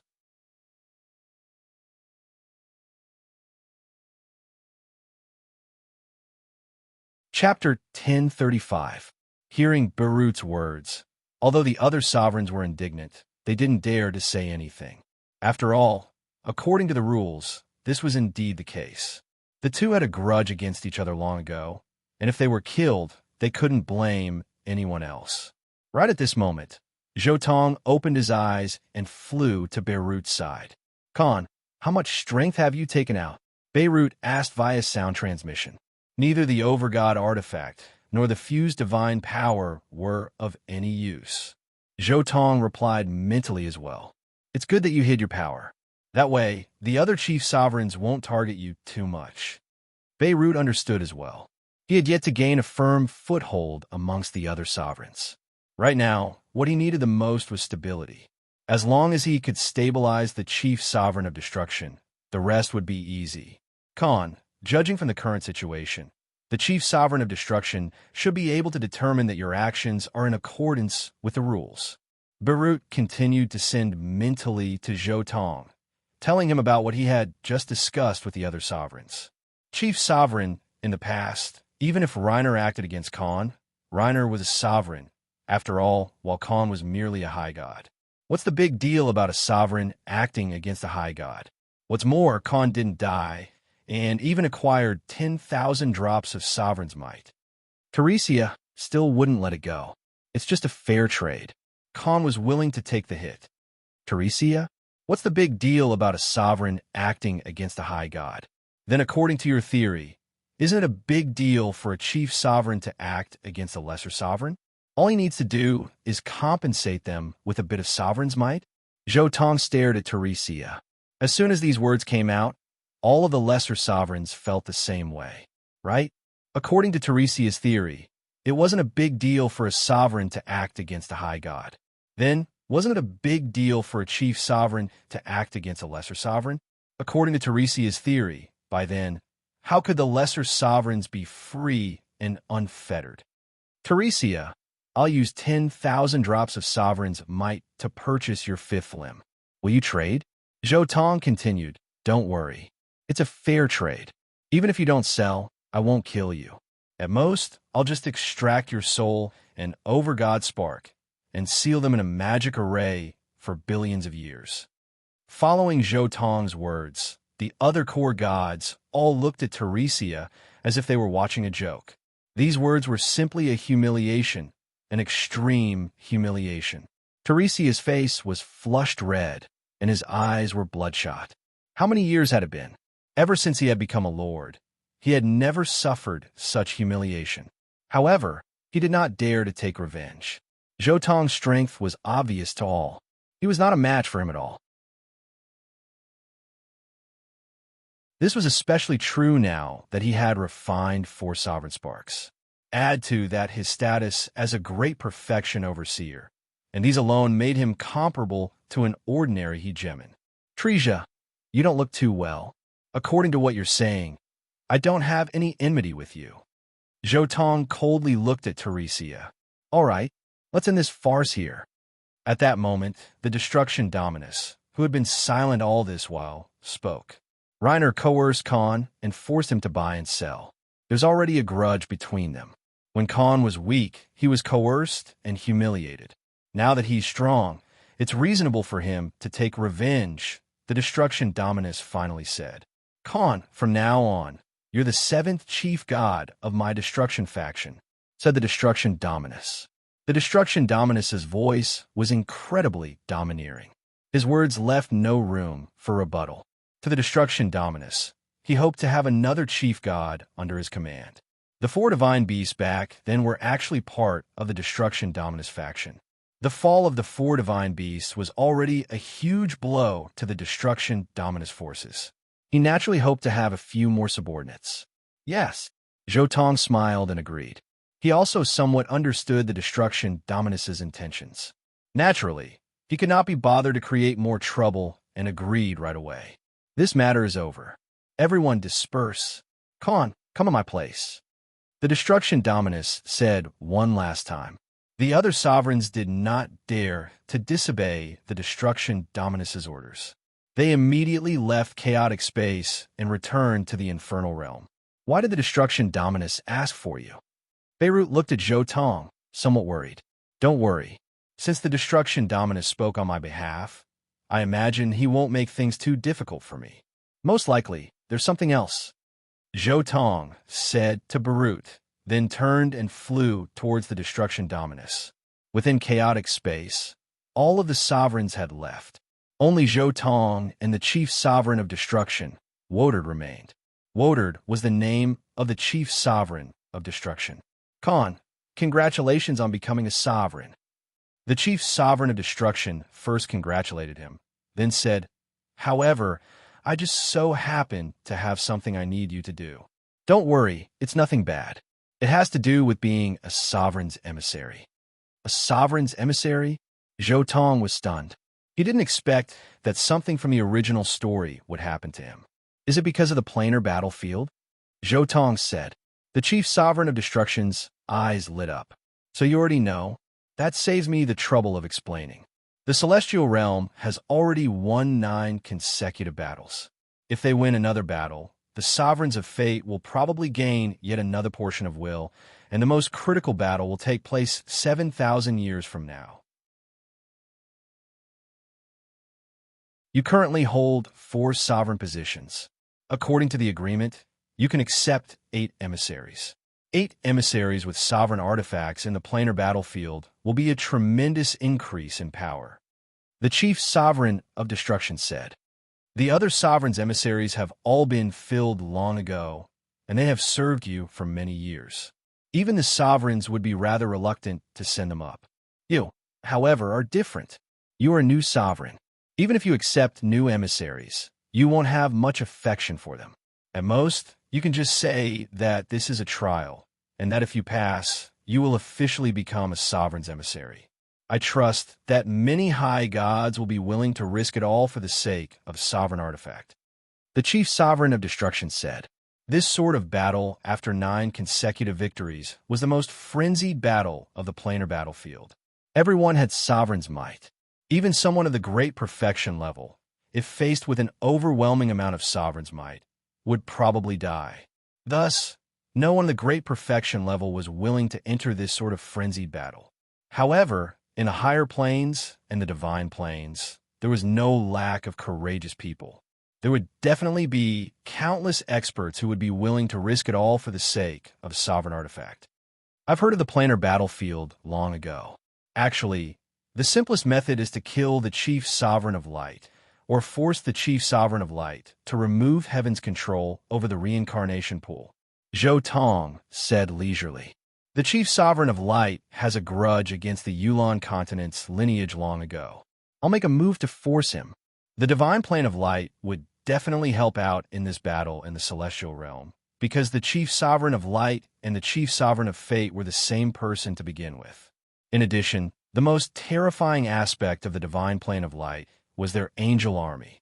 They were an army of divine angels who were comparable to the most supreme of seven-star fiends, and an army that didn't fear death. An army like this would give them an enormous advantage in battle.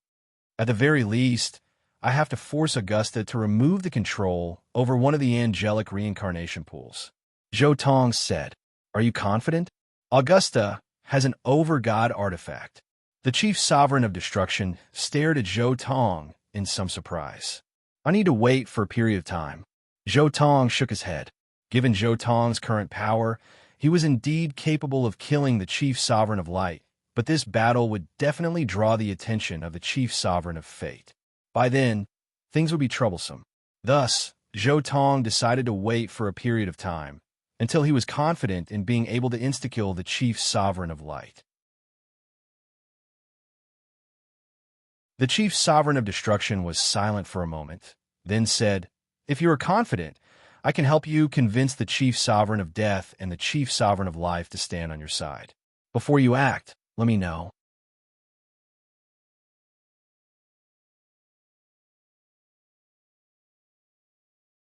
Chapter 1036. Zhou Tong once more returned to the Yulan continent. "Khan, what did the chief sovereign of destruction say to you?" Beirut immediately asked. "About the planar battlefield 7,000 years from now." Zhou Tong said casually. "The celestial realm has already won 9 consecutive victories. The chief sovereign of destruction wishes for me to go recruit 8 emissaries, bestow them with sovereign artifacts, and go all out in the planar battlefield. So that's how it is. The chief sovereign of destruction wishes to keep the chief sovereign of fate in check." Beirut nodded. "I took the opportunity to ask the chief sovereign of destruction for a plan to kill the chief sovereign of light, because based on what I know, the chief sovereign of fate would definitely ask the chief sovereign of light for help, and 12-winged radiant angels at that." Zhou Tong smiled. "The chief sovereign of destruction, however, supports me in killing the chief sovereign of light." "Wonderful." Beirut was rather surprised. "However, before that, I need to do some research. Previously, there were so many sovereigns present. After fusing with the sovereign of destruction spark, my 4 divine clones have been completely perfected. I need to get used to them." Zhou Tong said, "Right. Since your sovereign clones have been perfected, you could try to establish a divine plane. This process will be beneficial for you in fusing the profound mysteries of the laws." Beirut finally nodded. "Perhaps the final fusing of the 4 profound mysteries of the laws will depend on this." He was indeed very excited, because he finally saw a chance to leave the Yulan continent. He saw a chance to kill the chief sovereign of light, Augusta. Zhou Tong returned to the continent he had established. Upon returning to his metallic castle, he immediately went into closed-door training. "First, I need to fuse 4 types of sovereign's might." With but a thought, Zhou Tong immediately fused the 4 types of sovereign's might. Rumble, the pitch-black fused sovereign's might rippled within Zhou Tong's body. At the same time, his original body was like a sponge, absorbing the sovereign's might. This entire process was as though he was nurturing a sovereign artifact. At this moment, his body, which had long ago reached the sovereign artifact level, began to grow even stronger. Crackle! Zhou Tong's original body was trembling. His muscles, bones, skin, organs, every single part of his body was trembling and growing stronger. It was to the extent where he couldn't even maintain his human form, returning to his original heavenly horned ant form. It was a golden ant. Its entire body emanated golden light, and as it absorbed the sovereign's might, the golden light was constantly growing stronger, stronger, and stronger. When I was a high god, my body was already as strong as a sovereign artifact. Now that I'm a sovereign, will it be able to reach the over-god weapon level? Zhou Tong's heart was filled with anticipation. However, from the looks of it, this transformation will take a very long time. I should first comprehend the profound mysteries of the laws of fusion. Zhou Tong allowed the fused godly power to fuse into his body and strengthen his physique. But in his mind, he continued to deduce the mysteries of fusion. He was using his own method to deduce and fuse them once more, and he hoped to find something that he'd overlooked during this process so that he could smoothly break through the final barrier. It had to be said that after fusing with the final destruction sovereign spark, Zhou Tong's numeracy speed had increased significantly. Perhaps it was because of the balance between the 4 types of sovereign sparks, or perhaps it was because the fused sovereign's might was rampaging through his body, affecting Zhou Tong's numeracy. Or perhaps it was because of the heavenly horned ant's innate nature that he was able to improve further. After 100 years of numeracy, especially after fusing with sovereign's might to strengthen his body to a completely new limit, Zhou Tong's eyes suddenly lit up. Right, that's it. In this instant, he felt as though he had suddenly been enlightened. He had found the key to fusing the profound mysteries of explosion, the throbbing pulse of a world, the profound mysteries of circular softness, and the destruction mysteries of matter. The laws of water were gentle, encompassing all things. The laws of earth were heavy, bearing all things. The laws of fire were violent, burning all things. The laws of destruction were emotionless, destroying all things. In this instant, Zhou Tong suddenly understood the crux of fusing these 4 profound mysteries. Rumble. In an instant, the world changed, and the natural laws descended. This time, because he had fused 4 profound mysteries of the laws, the souls of every single one of Zhou Tong's clones have been transformed by the laws of heaven and earth. In addition, the degree of transformation was so great that it far surpassed what it had been when a single law had been at the paragon of mastery. When fusing different types of profound mysteries, with each fusion, the power would increase by 100-fold. The fusion of 4 types of profound mysteries was equivalent to fusing 7 types of profound mysteries of the same type. But in a single type, generally speaking, there would only be 6 types of profound mysteries. Thus, Zhou Tong's fusion was 10 times more powerful than the fusion of the Great Perfection Laws. And not just that. In the same type of profound mysteries, there were low-level profound mysteries and high-level profound mysteries, but on average, they were only equivalent to the fusion of 6 mid-level profound mysteries. As for the 4 types that Zhou Tong had fused, they were all equivalent to high-level profound mysteries, which was why their power had increased explosively. In total, the power of his fusion of profound mysteries was more than 50 times that of a single type of profound mystery of the Great Perfection Laws.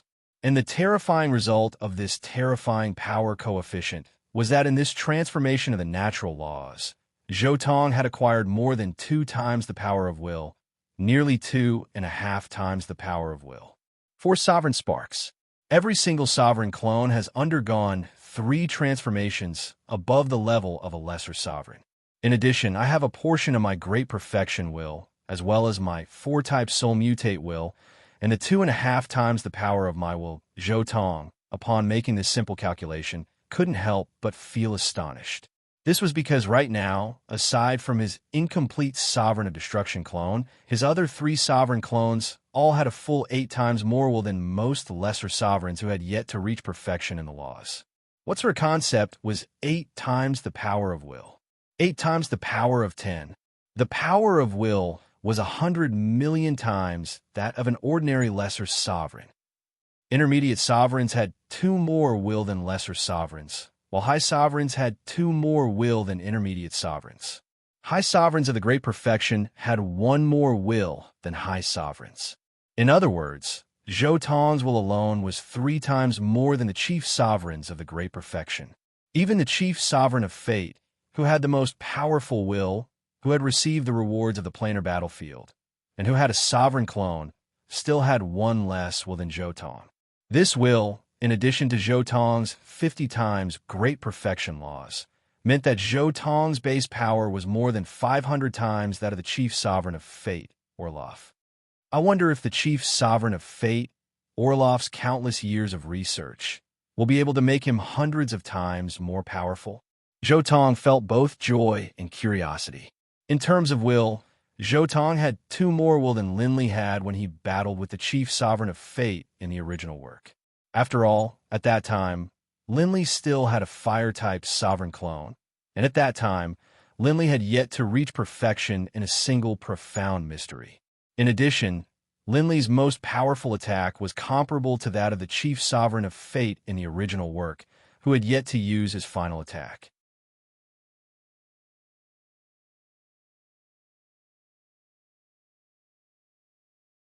Chapter 1037.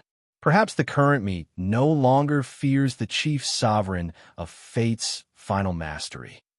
Zhou Tong said to himself, "No, perhaps I'm even a bit more powerful." Zhou Tong's gaze flickered as he focused his attention on his body, which had transformed over the past century. 10 times more powerful. Even if I use brute force, I'll be able to shatter sovereign artifacts, but I'm still far inferior to an overgod artifact. Zhou Tong studied his body carefully as he murmured to himself. He himself had an overgod artifact. Naturally, he knew how terrifying an overgod artifact was. However, his body had become many times more powerful.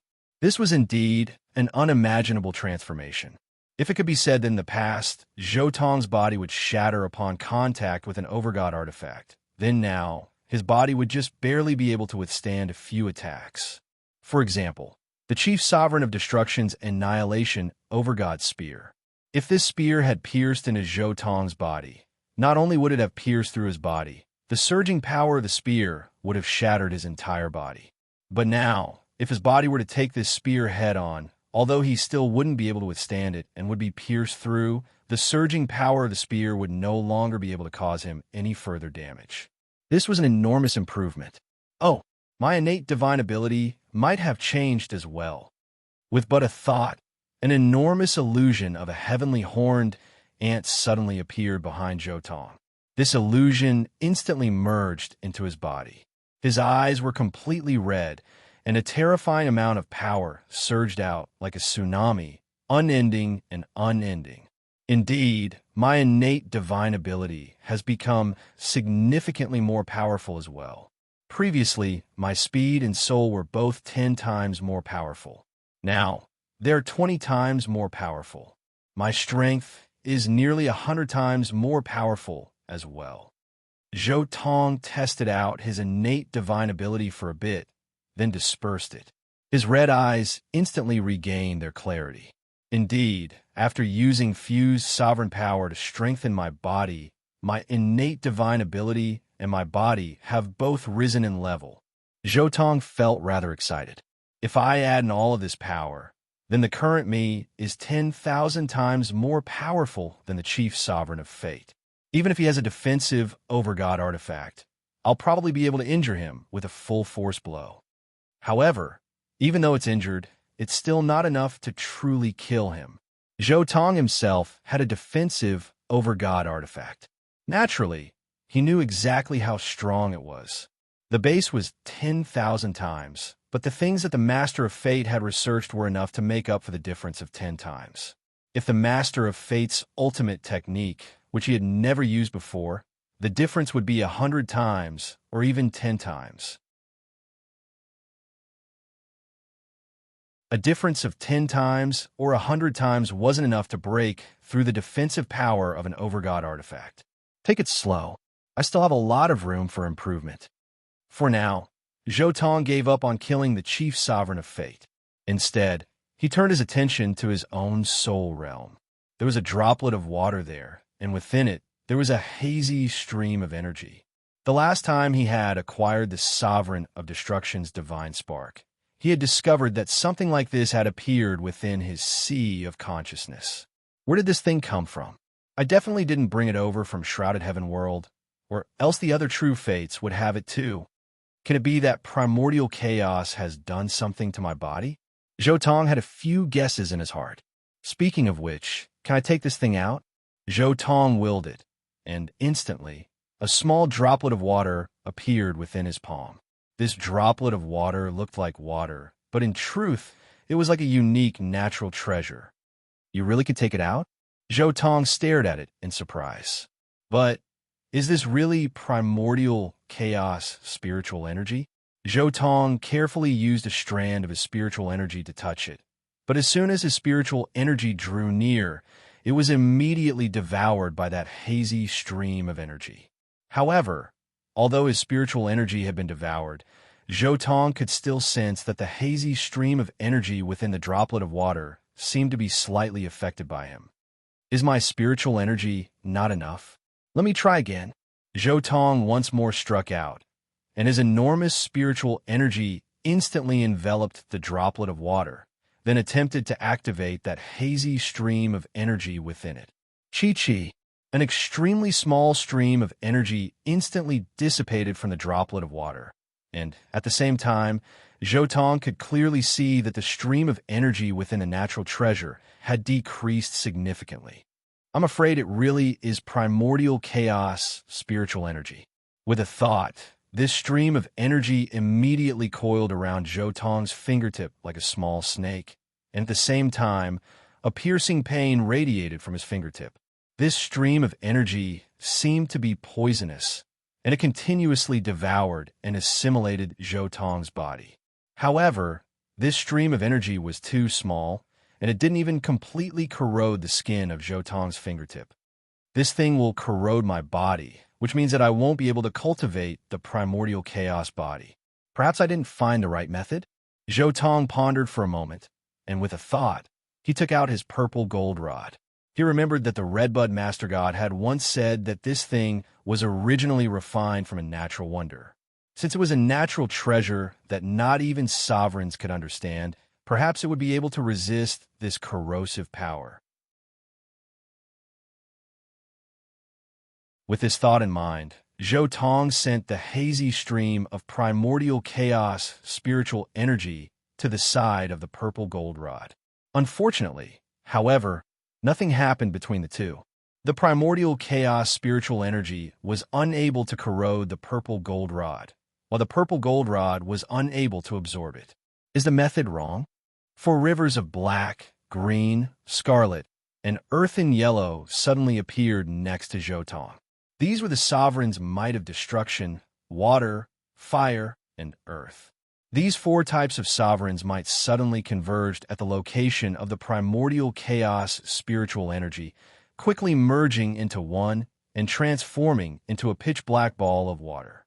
The ball of water swiveled and stirred violently, completely dispersing the primordial chaos spiritual energy and merging it into every corner of the fused sovereign's might. Let's try using the method of nurturing a sovereign artifact. Zhou Tong controlled the fused sovereign's might to cover the entire purple gold rod. Instantly, the purple gold rod began to rapidly grow in power at a terrifying speed.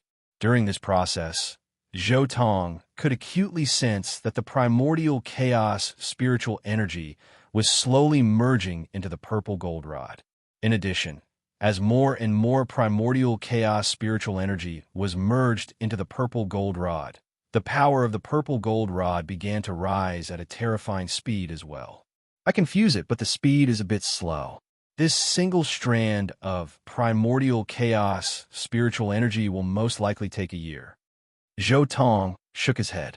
The reason why the power of the purple gold rod had risen so quickly was actually largely because of Zhou Tong's fused sovereign's might. This sovereign artifact had been created by the Redbud Sovereign using only destruction-type sovereign's might. Now that Zhou Tong was using even more powerful fused sovereign's might to nourish it, naturally it would rise in power at an extremely fast rate.